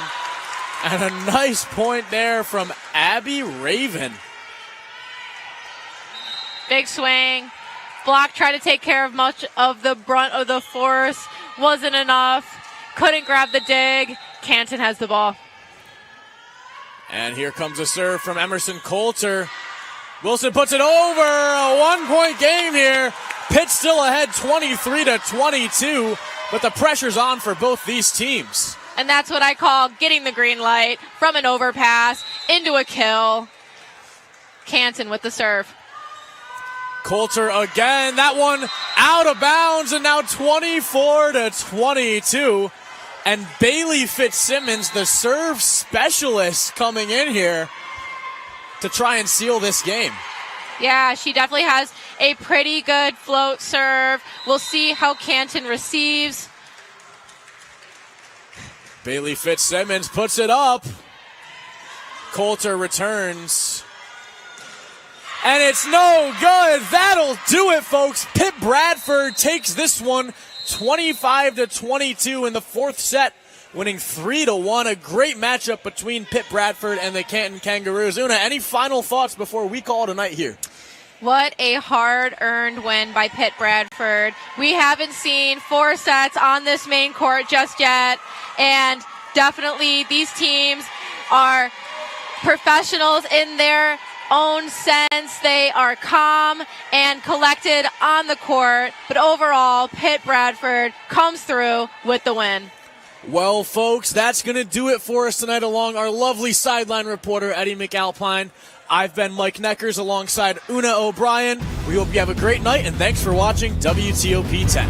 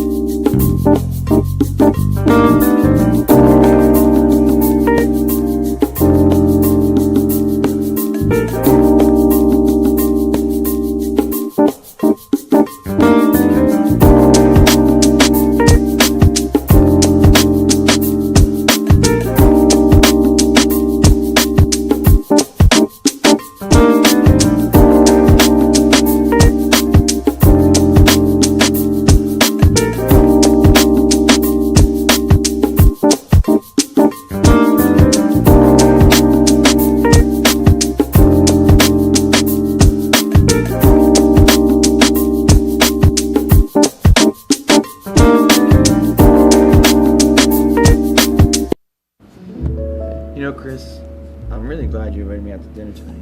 Yeah, of course, man. I actually had something I wanted to ask you. Okay. Okay, guys, welcome to the Topper Restaurant. I'll be your server today. Can I get you to start off with drinks, appetizers, anything? I'll get a Pepsi. Is a Coke okay? Coke is lovely. Okay. All right, then can I get a Coke? Is Pepsi okay? I guess, yeah. Pepsi will be fine. Pepsi, okay. Can I get you to start on any appetizers? I recommend the TOP desk leg sliders. They're really good. Can we give us a second to think about this? We just sat down, so. Yeah. I mean, that'd be great. Okay, but you know, they're really good. Yeah, we'll take a look at it. We'll take a look. Okay. So, the reason why I asked you to come to dinner with me is because there was this. I really had an important question to ask you. You know, we've been friends for a long time now. I'd say we're in a really good place in our friendship. Of course. And I was really wondering if. Okay, so we were out of Pepsi and Coke, so I found this. I hope that appeases you guys. That's not a liquid. That's literally a solid. That is fully a solid. You figure it out. Now, do you want entrees or what are we doing? Well, okay. Can I get a chicken jockey? We're out of those. I'm sorry. It's fine. I'll take a French onion soup. Okay. Do you have any like Durburger sliders? I can ask the chef. I have no idea. All right, I'll just take like French fries as like an appetizer. Okay. I'll be right back. All right, perfect. Thank you. Hot jambalaya. Anyway, so what I really want to know, like let me just get to the point. We've been friends for such a long time now. I think you're an amazing person. I think you're really funny, and I was wondering if you would. We have Durburgers tonight. Can you get out? Okay. Trying to ask him a question here. Jeez. You're upsetting me. Unreal. Some people. I just got to do it. Jesse, you mean so much to me, and I wanted to know, would you be a guest on Entertainment Breach? I'd be honored. Yes. Yes. Come here. Come here.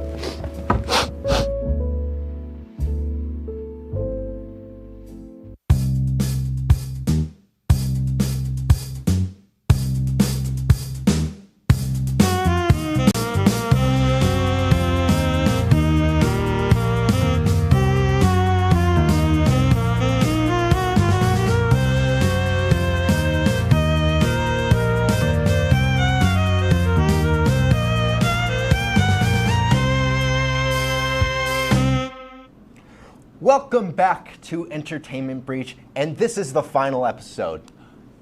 April Fools! I'm Austin Claus. No, I'm Austin Claus. Oh, you're a funny guy. No, I'm Austin Claus. I'm Chris DeLuca.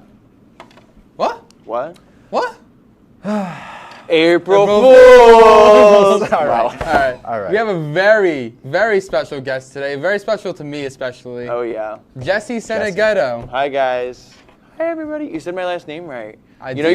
you were like one of like I three used to people call that it say. Santiago. Yeah. Well, yeah, because Jolie Santiago was. Yeah. Like everyone knew her last name. They just assumed it was yours as well. You know, it took Shetler like it probably took him like a full year for him to actually spell my last name right and say it. Really? Well, yeah, it's we're pretty just embarrassing. coming back from spring break right now, so let's get into some photos that we. Chris, I don't think you entered any photos, but I didn't even know we had it. Put in that's photos. okay. Yeah, put up some photos of our spring break.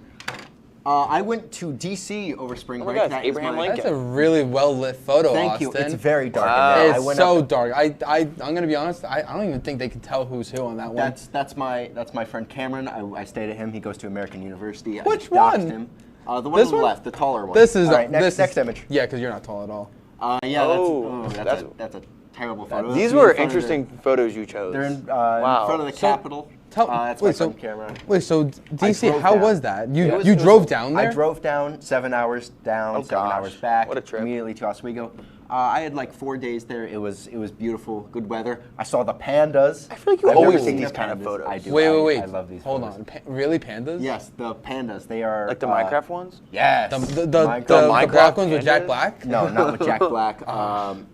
And then this is the state. Why are you so?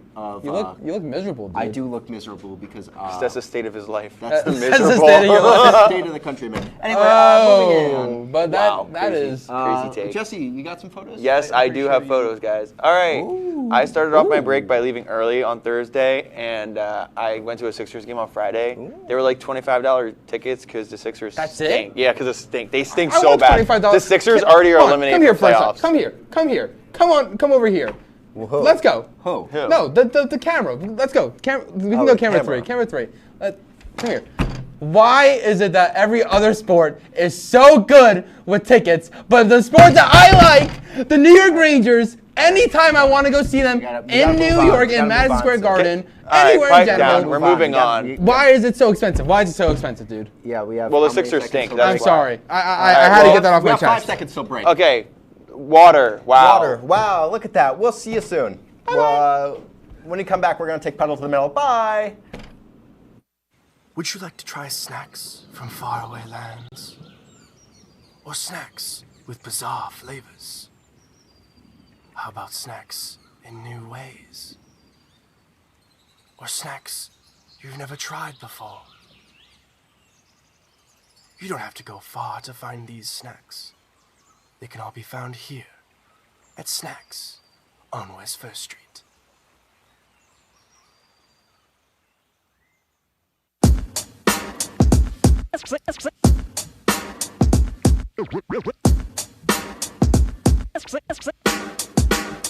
Yeah, we're walking around campus, and what do we see?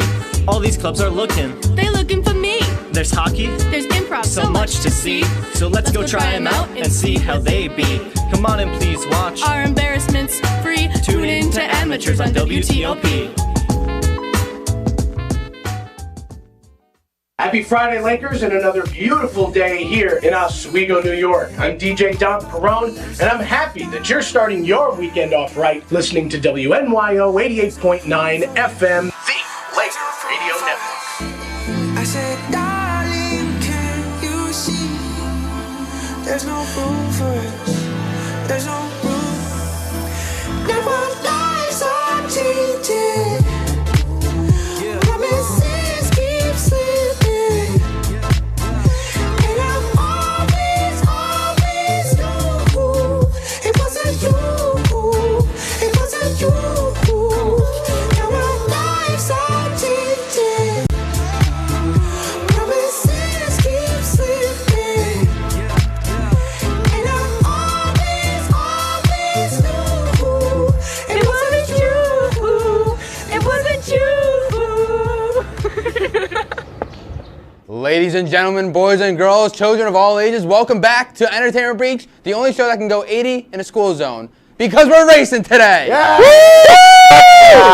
Look at all of this. Look at all these cars. Great racetrack here. I will not be racing. I will be the officiant today, the judge, if you would. And I think we're just about ready to start here, guys. Yes, we are. All right, so get ready. On your marks. Get set. Go! By the way, I don't think we said this, but I am the police car. I'm the Get out of my red way, car. Austin. Oh, whoa! Contact! Contact, you're cooked, buddy. Oh my. That's what you get. That's what you get. Bye. See you later. See you later. Oh, we gotta go this way. Coming back. No, get out of here, buddy. I think we're doing, I'm guessing 5 laps today? We're going to try. Yeah, 10 laps. Okay, watch out. Get out of my way, buddy. And the police car is in the lead dude, right I am now. cooking him right police now. car I'm coming around cooking this him right big now. bend over here. so There's going to be a collision in the front. But there's not the red Oh, car. Wait. see ya. Police car is on the 3rd lap. The red car is only just starting to get onto the 3rd lap right now. Police car. He's so coming ahead around of the me. next bend. Oh my gosh, here we You go. gotta get Oh to my it. god. Oh, I Police car's in the groove and he hits the pole. And The we're red car's not far gosh, behind. Oh gosh. If the red car I'm can ahead of just you by get like a in lap, front, dude. he can I take know. a head, but the I'll police lap car you, takes buddy. right back off. He's on his 4th lap. The red car, he's just not doing too Dude, good. dude. Police car's about to lap him and he lapped him. Oh, The police car's lapped him. you almost The red got car's on his second 4th lap. But the police car, he's I'm struggling. fumbling. I'm fumbling But can right the now. red car take advantage of this, ladies and gentlemen? Yeah, you're I do cooked. not You're think cooked. so. It's right. Here we go. Here we go. But can he? Nitros! As the police car, he's on his final lap, and he I'm on has my a final huge lap? collision in the red car. I did not He has realize- a chance. Okay, here we He has go. a chance Now here, get but outta the here. red car See gets ya, hit by Austin. the police car, and No, I'm not letting you. I think it's all See ya. but over, ladies and gentlemen. The police car Drifting, is, drifting. Come here. Oh. The police car is your get cooked. winner for tonight. I got to finish my race here. The Go red to car- bump cam. This is embarrassing. The red car- This is embarrassing, This guy, dude. he Come on. can't finish the race. The police Put win. him down. The police Put him win. Did not finish. Did Wow, not that's finish. embarrassing. Did not finish. Wow, that's sad. It's unfortunate, I but don't you think know I've what? ever won anything on TOP. Man, that's because you No, stink. because you stink, dude. Sorry. You stink. Yeah, no. It's the name of the game, buddy. It's That's how it unfortunate. goes. But Go to I mean, bump cam. I want to look at the sky. you want to look at the sky? Let's look at the sky here. What is this? Austin does smell. He's really bad at racing. Mike, So I gave you this job. Austin whoa, smells. whoa. Okay, you know. sorry, I'm sorry, Let's that was calm so down rude. now. All right. Wow, wow. All right. Don't hold your Well, authority position So like that. I gotta ask, Jesse, you won this race. Let's get these cameras back over here. Yeah, we can bring Here, them ready? back up. Wow. We're Here still he on comes. bump cam. Here we go. Yeah, Here we're we still on go. bump cam. This is And Cameras are back wait. to where they're. cameras are somewhat back. We have 3 people. Oh. Whoa. Whoa! Here we Look go. at We that. got this guy over here. Wowzers. Oh, hello. All right. Hubba. We got Okay, hi guys. All right. So I gotta ask, Jesse. Yeah. You won the race today, Austin. Actually, Austin, can you just go to the green screen for a little bit? Yeah. Just. Yeah, we This don't- is the winners table right here. Yeah, thank you. So Jesse, Thank come you. here. Yeah. Jesse, Yeah, that's I mean, this is why I invited you on earlier. Kicked today. off my This own is why I show. invited you to dinner. Yeah. This is why I asked. You know. 'Cause you knew. I knew. I just knew you could. You know, take- I just put my whole mortgage down on that. absolutely. On that race. Yeah. And it's just. you put the whole mortgage. The on whole race? mortgage. Yeah, don't tell me about We it. have a would you do minute. that? I put the whole We're under. Why would you put the whole mortgage? Because I knew it was that bad at racing. Have you seen his car? It's like It's like the It size. is pretty. I mean, Can we get a little zoom in over here? Look at this. Take a quick look at this car. Like that's not no Lambo. While I cover, it doesn't even have a logo on it. It's just not That's an off-brand. good. It's He probably ordered that from Temu. It's cool looking. It's cool. Hold How on, much time I'm do we have, getting a call. Austin? Yeah, how much does anybody even know how much time Austin, we have? how much time do we have? I think we got another like minute or two. We're 40 seconds under and we're 30 Are you seconds. calling somebody in the? Hold on. I'm getting a call right now. Well, can we? Hello? Who's calling you? Hi. Oh, hi. Who is he actually on? Are you actually taking a call? I just got a phone call. It's the winner's table. Go to the Yeah, winner's you're right. table. Yeah, let's go. Let's go back to it. Let's keep talking about winning. Let's just come back here. You know what we can also? I'm not wearing the hat. You know what we can also talk about? The Eagles winning the Super Bowl. Just like the Eagles, you came out on exactly. In 30 seconds, put the break. Okay, yeah, we'll go to break in like 30 seconds. But yeah, we can talk about the Philadelphia Eagles. Yeah, won the Super Bowl. So, thank you, Saquon Barkley. We love the Eagles, but however, I need to ask you. Yes. What was your mentality going into this game? Mentality? Okay, so that's actually all the time we have right now. Wow. You did a really good job, Jesse, and we will see you after the break. The break. Cut to me. Don't go to him. Don't Let's go go to to him. break. Winner's table only. Let's do winner's table. You go to break. Please, I beg you. Go to break. Get us out of Go here. to break.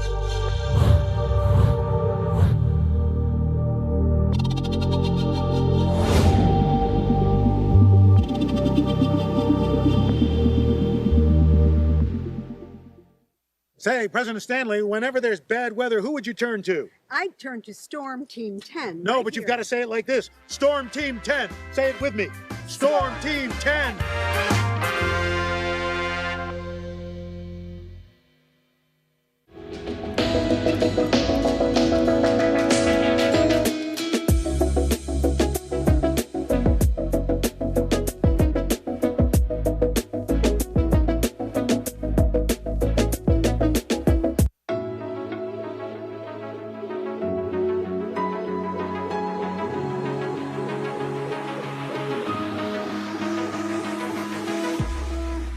Roll it.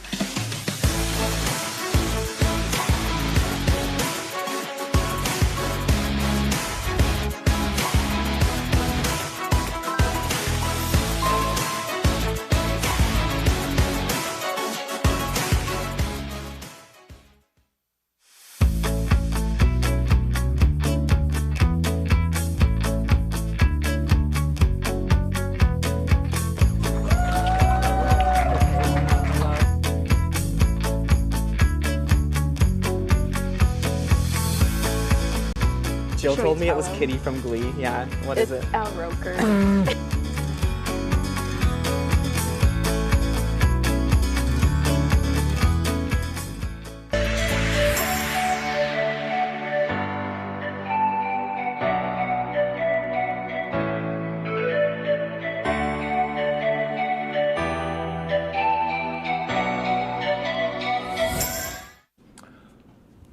Hello, welcome back to Entertainment Breach, the only show that briskly breaks boundaries with brilliant banter and bold brilliance. Why do you have a power drill? Wow. I don't know. I just kind of wanted it. Because he's an engineer. I'm an exactly. I'm an engineer. He's an engineer. Yeah. I am the engineer. There's no That's other engineer. Whoa, that's a lot of talk. That's a lot because I count as an engineer. No, I am just a equipment manager. Productions manager. Okay, well I'm the equipment manager. That counts as We got Brian Kalinowski. Brian Kalinowski. Yeah, but he's Brian, not. But he's not here right now. Yeah, he's not here right this second, and I'm the engineer that's here right this second, personally. I mean. I don't I'm going to talk something really off topic here, but I was just talking to DeLuca how I really am excited for the collab between McDonald's and the Minecraft movie. I'm also very excited about that. That is exciting. Dude, I'm just excited. I'm for sorry. the This is Minecraft like movie in pushing on general. my head. My like my scroungy beard right now is like rubbing up against Well, this. I mean, But, we can keep talking about this in a second because we got to talk about the town. Oh yeah, and talk of the town. Of Yes. the town. Let's roll that, baby. It's Student Admissions Day, and we're going to go ask them some odd questions. We're going to see how it goes.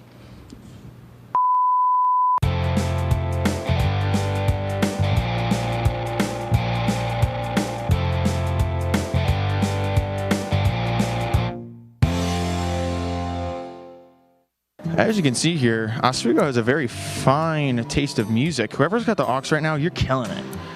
I love myself some classical jazz, baby. All right, let's go. What is like a weird piece of knowledge you guys know? Just like a random fun fact. Random fun fact. Yeah. The Romans really liked this sauce called garum, and it's just fermented fish that's been so fermented that it's a liquid. What? Yeah, it's like the nastiest type of fish sauce. Ancient Romans. Maybe we can get it. I don't know where you'd find. You can make it. It's just rotting fish. Wow. Maybe this is maybe we get that a new segment we get in there. No.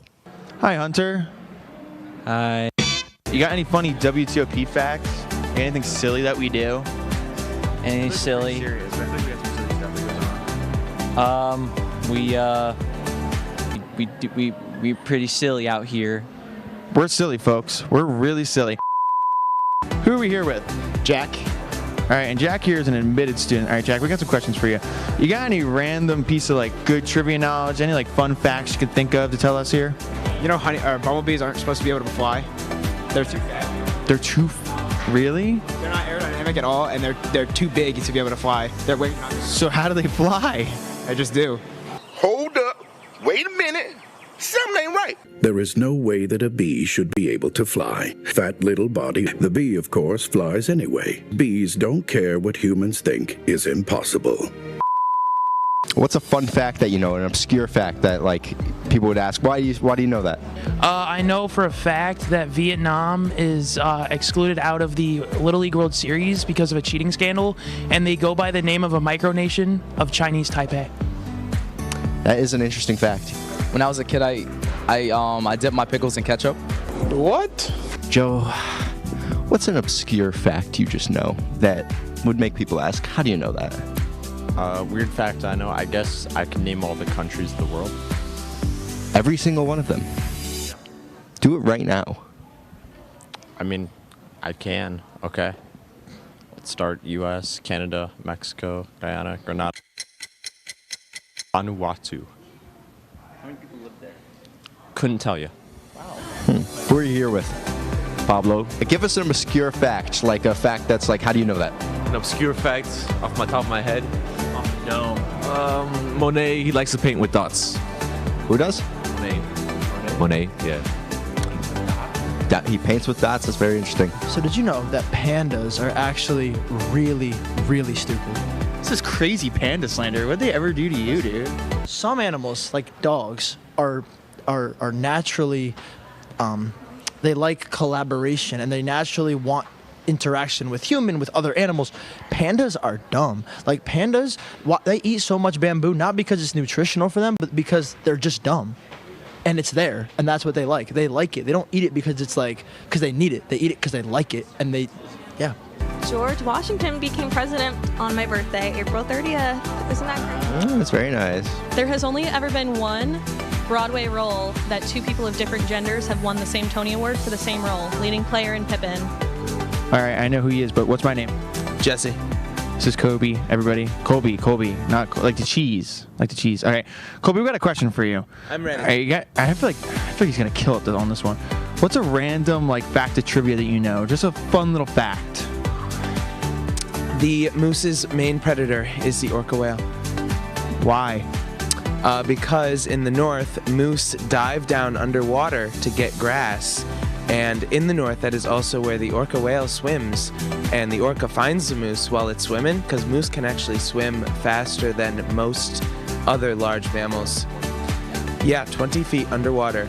And to get the seagrass, because it loves seagrass. Man, I love seagrass. And so the orca finds it and is like, dude, I'm gonna eat you. Wow, that might be the best fact we've had today. What's an obscure fact you just know? Facebook released a VPN so that they could track what you send on Snapchat so that they know like about the competitors. Who am I speaking with? Hi, Sana Zakiri. What about you? Amanda Schwartz. All right, guys. So our question is, what is your most obscure fun fact that you know? It's illegal to own one guinea pig in Switzerland. Really? Yeah, they need friends, so you need at least two. That's great. What about you? If someone like licks your elbow and you're not like you don't see them, you're not gonna feel it. Really? Yeah. You only feel it if you know it's coming. It's true. It's true. I promise. What do you feel about these facts? I honestly don't believe the elbow. Okay. Yo. It's wait. true. It's true. I Wait, promise. hold on. we're gonna film this later, but I'm gonna try my best to lick Chris DeLuca's elbow and not let him know and see if this works. We're gonna try to. We should. Okay, well, sorry, Chris, that you're seeing this. Maybe I would have already gotten you by now. Who are we here with? Chuck. All right, Chuck. What's a fun fact or a weird fact that you know? Fun fact about me is that Burger King follows me on Twitter. Really? Have they ever commented or liked or replied or anything or?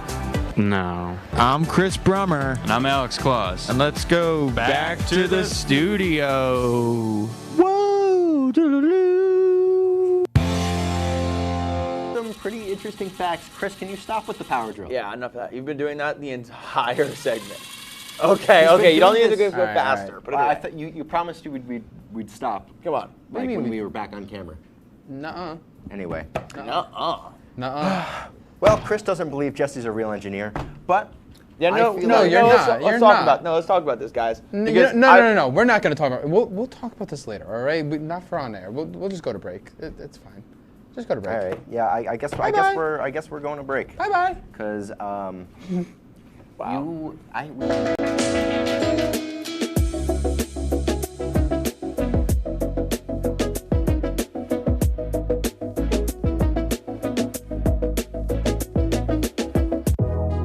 Welcome back to Major Discussions.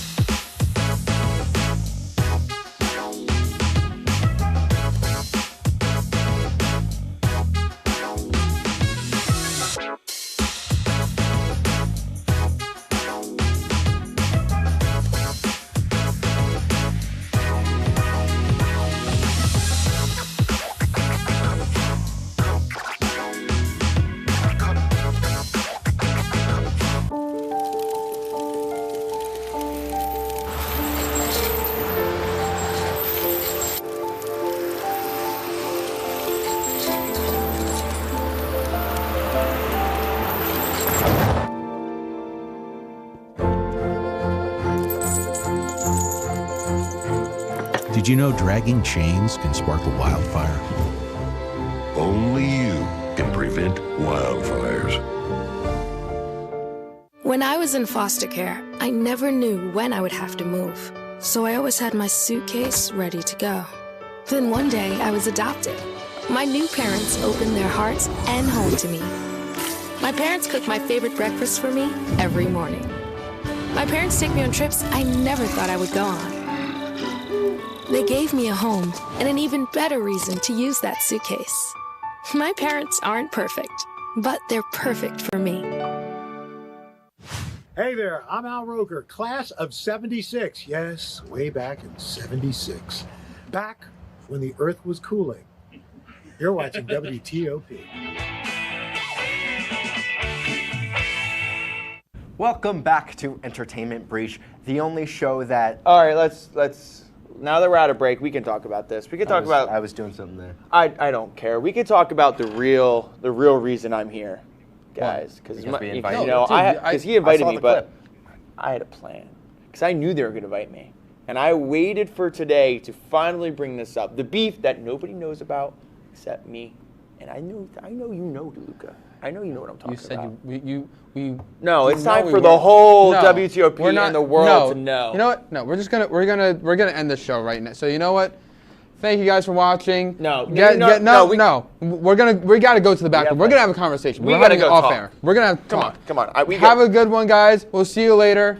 We gotta go. What do you mean we gotta go? We're on camera, dude. Are you kidding? We have a show. This is serious. We have 5 minutes left. Dude, no, we don't. I don't care. You don't do this on a show. You can't tell me what I can and cannot do, DeLuca. You understand me? Just because you have the same position I do. We're both tier, tier 3, my friend. Whatever. You know what? Let me get the mic. Wow. Just let. Yeah. Oh wow! It's getting really stuck in there. This is embarrassing. It is really embarrassing. What do you need? We gotta go talk in the room, guys. We gotta. There's something we need to look at. Come on, guys. We need to go look at this stuff. Come on. All right. What you want to talk to us about? Guys, what is this? What is this? The camera that we use. Why does it look like this? Well, because we needed, we were filming outdoors, and some stuff happened, but we took care of it. It's as good as new. Fixed. I'm pretty. This doesn't look good as new to me. What do you mean? You got this sitting here. Oh, well, we tried to fix it. You got dust on it. I mean, come on, guys. This is. I mean, what? Does that say Jesse's smells like dryer lint? I mean, well, it's true. Yeah, you do smell like dryer lint, like all of the time. Really? Yeah. Yeah, like it sounds like you're like just came out of the tumble dryer. Is that my address? Okay. Well, why is my address on there? Okay, in case we lost it or left it somewhere, some good Samaritan can yes, like someone can return it to you. Like, yeah, I think. I think. Okay. Why? I think it's fine. It just needs a little. Oh! What are you doing? Okay, no, it's fine. Do not touch it. Let me. Why are you? What are you? Oh my. Let me. Kenny's gonna kill me. No, guys, you're gonna fix it. Okay, it might be a. Guys, this is bad. It's fine. Just this is really bad. Circuits and buttons. Oh my. Oh wait, it's fine. Yeah. See, look at us. Look. Yeah. See, we're just like kind of getting there. Oh God! What are you doing? You're holding it. You hold it. You had it in your hand. Get out. What do you mean? Look, we're gonna fix it. All right, we're gonna make it up to you. No. Sorry. We're gonna take. Get out. No. Whoa. Get out of my house! Put the bat down. Put the It's bat gonna down. be okay. No, We're not gonna do that. No. See, No. Look, it's You know good what? as new. No, It's like, you know what? Like right off no, the if press. you want to be like this, you want to hope. You know what? Fine. You know what? I'll tell you what, Chris. I'll tell you what. What are you You gonna like golf, do? Jesse? Yeah. I do like golf. I'm an avid golfer. I'll tell you what. Oh. Don't you No, dare. don't do it, Chris. Birdie. Don't. Chris. That's How expensive. You know what, Luca? I've had enough of this. What do you mean? It's about time you get what you deserve. Hey! Ah! You. Ah! Ah! Oh, dear. This is. Come on, let's go. Let's go. Ah! That's why I thought to Luca. You Are you stay down. kidding me? Oh! Oh! Oh! Oh! Oh!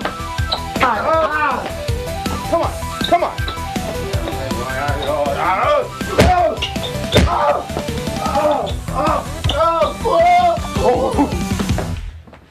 Oh, my leg's okay? cramping so bad. My leg is cramping. Are you okay? Man, this is a. This is a. Man.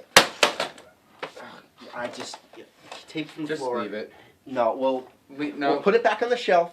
It'll just be good as new. He'll forget about this entire thing, and it'll be all right. Jesse, just gonna thank you for being a guest on our show. All right. Good riddance. You're a good guest. You're a great guest. Thank you. We had fun. All right, let's go.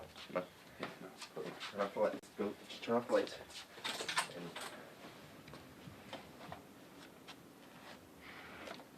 Chris, was that really necessary? He swung at me, Austin. Okay. He swung at me. Okay. You saw that. I'm not taking that. Let's go. I'm sorry, Jesse.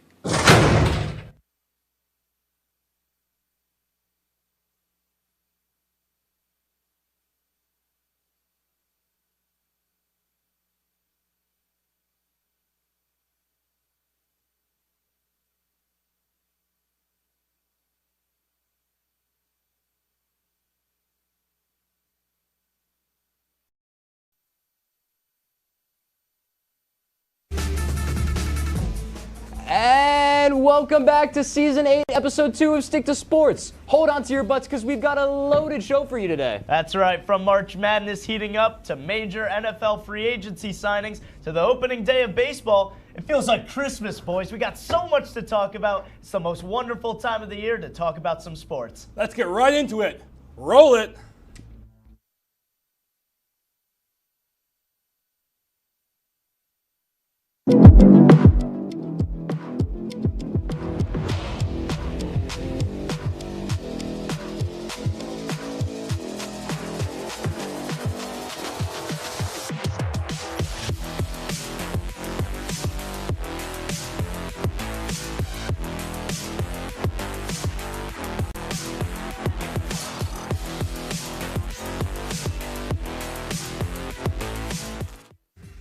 Folks, finally our new intro video, but let's get right into it. One of the best stories in college basketball this year came to a tragic end this past Saturday. Rick Pitino and St. John's fell to John Calipari and Arkansas in a heartbreaking upset in the round of 32. After such a disappointing end of the Gray season, Connor, I want to ask you, what were your biggest takeaways from this game and this team? I mean, first of all, a tremendous season for the St. John's Johnnies. I mean, this was their highest seed in 25 years. They were a 2 seed, their first tournament appearance since 2019. I mean, they were nicknamed New York's team during their amazing run during the 60s, 70s, and 80s. But they really had fallen on some tough times, almost like the New York Knicks before they kind of got their new brain trust led by Tom Thibodeau. But I mean, a very unfortunate way to go out. But the fact of the matter is, when you shoot just 28% from the floor in the second round of an NCAA tournament game, you're not going to win. Yeah, absolutely. I thought I heard gunshots. No, that's just them shooting from 3. St. John's shot abysmally in this game, going 2 for 22 from 3 and 28% from the field. They even benched their star guard R.J. Lewis Jr. He got benched down the stretch because he went 3 for 17 from the floor. Yeah, Alex, only put up 9 points. I just got to say, this reminded me a lot of the Oswego State Lakers in the playoffs. Just abysmal shooting beyond the arc, and even from jumpers, 2-point jumpers, just unable to do anything outside of the paint. Yeah, no, and good for John Calipari in Arkansas. I mean, he's back in the Sweet 16 for the first time since 2019. And, you know, it's really cool to see a good, stellar coaching matchup. Absolutely. I mean, Arkansas had a great defense. They've been turnover prone all season, and they weren't this game. They really weren't. Absolutely. On the topic of teams with great coaches, Dan Hurley and the UConn Huskies fell short against the Florida Gators on Sunday. This snapped a 13-game win streak in the tournament that left UConn short of an illustrious three-peat, with their season coming to a disappointing close. Alex, what can you tell us about Dan Hurley and the Huskies? Well, I mean, Dan Hurley probably should have taken the Lakers head coaching job that he was offered at the beginning of the season because, I mean, hats off to him, kudos, all jokes aside. I mean, they fell short to Florida by 2, and Florida is the #1 offensive team in the league. This snapped a 13-game tournament win streak, and that's absolutely amazing.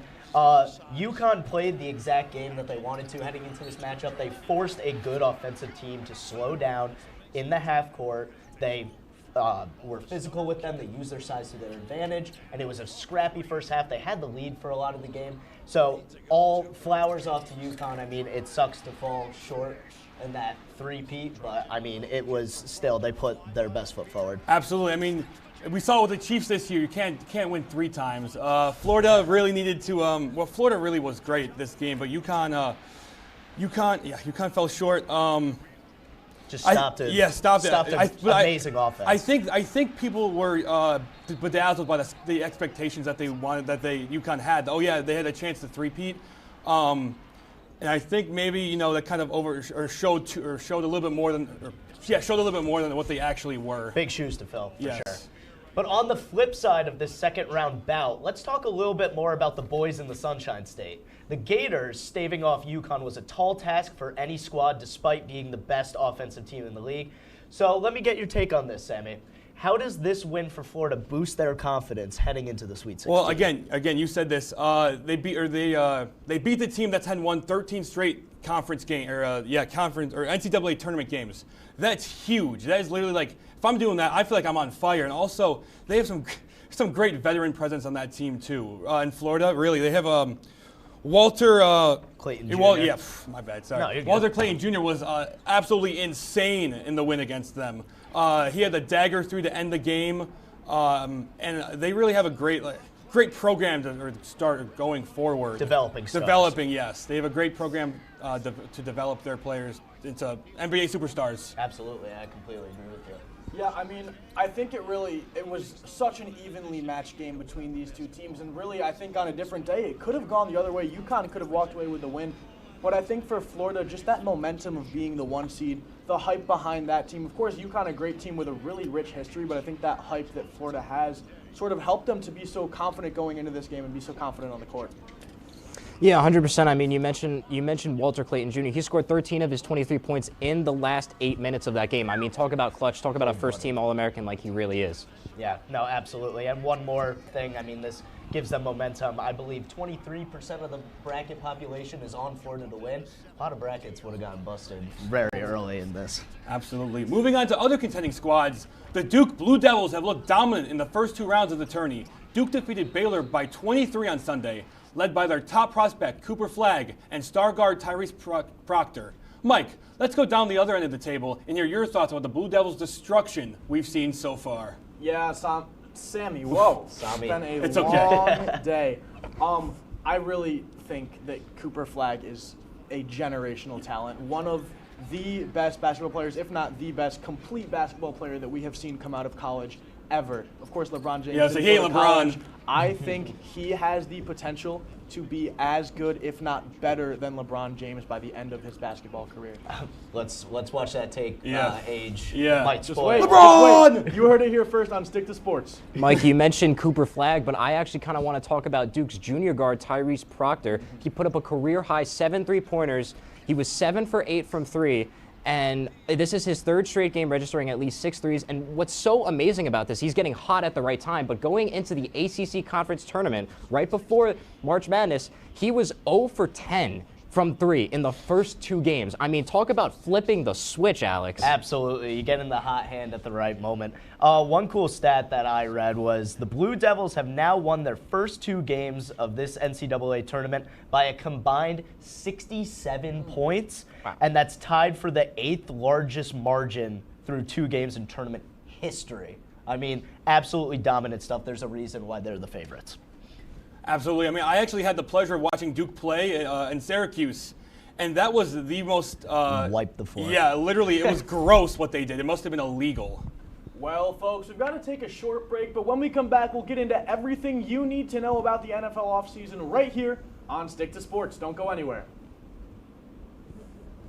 I didn't know we were...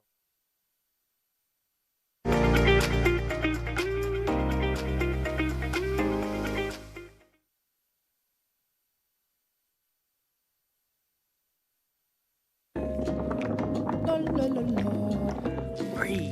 La la la la la la. La la la la. Free.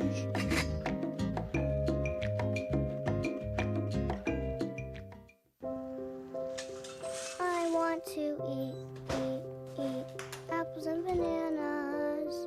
I need to eat apples and bananas. Why can't I eat apples and bananas? Support the Feeding America nationwide network of food banks to help provide meals to those in need. Join us at feedingamerica.org.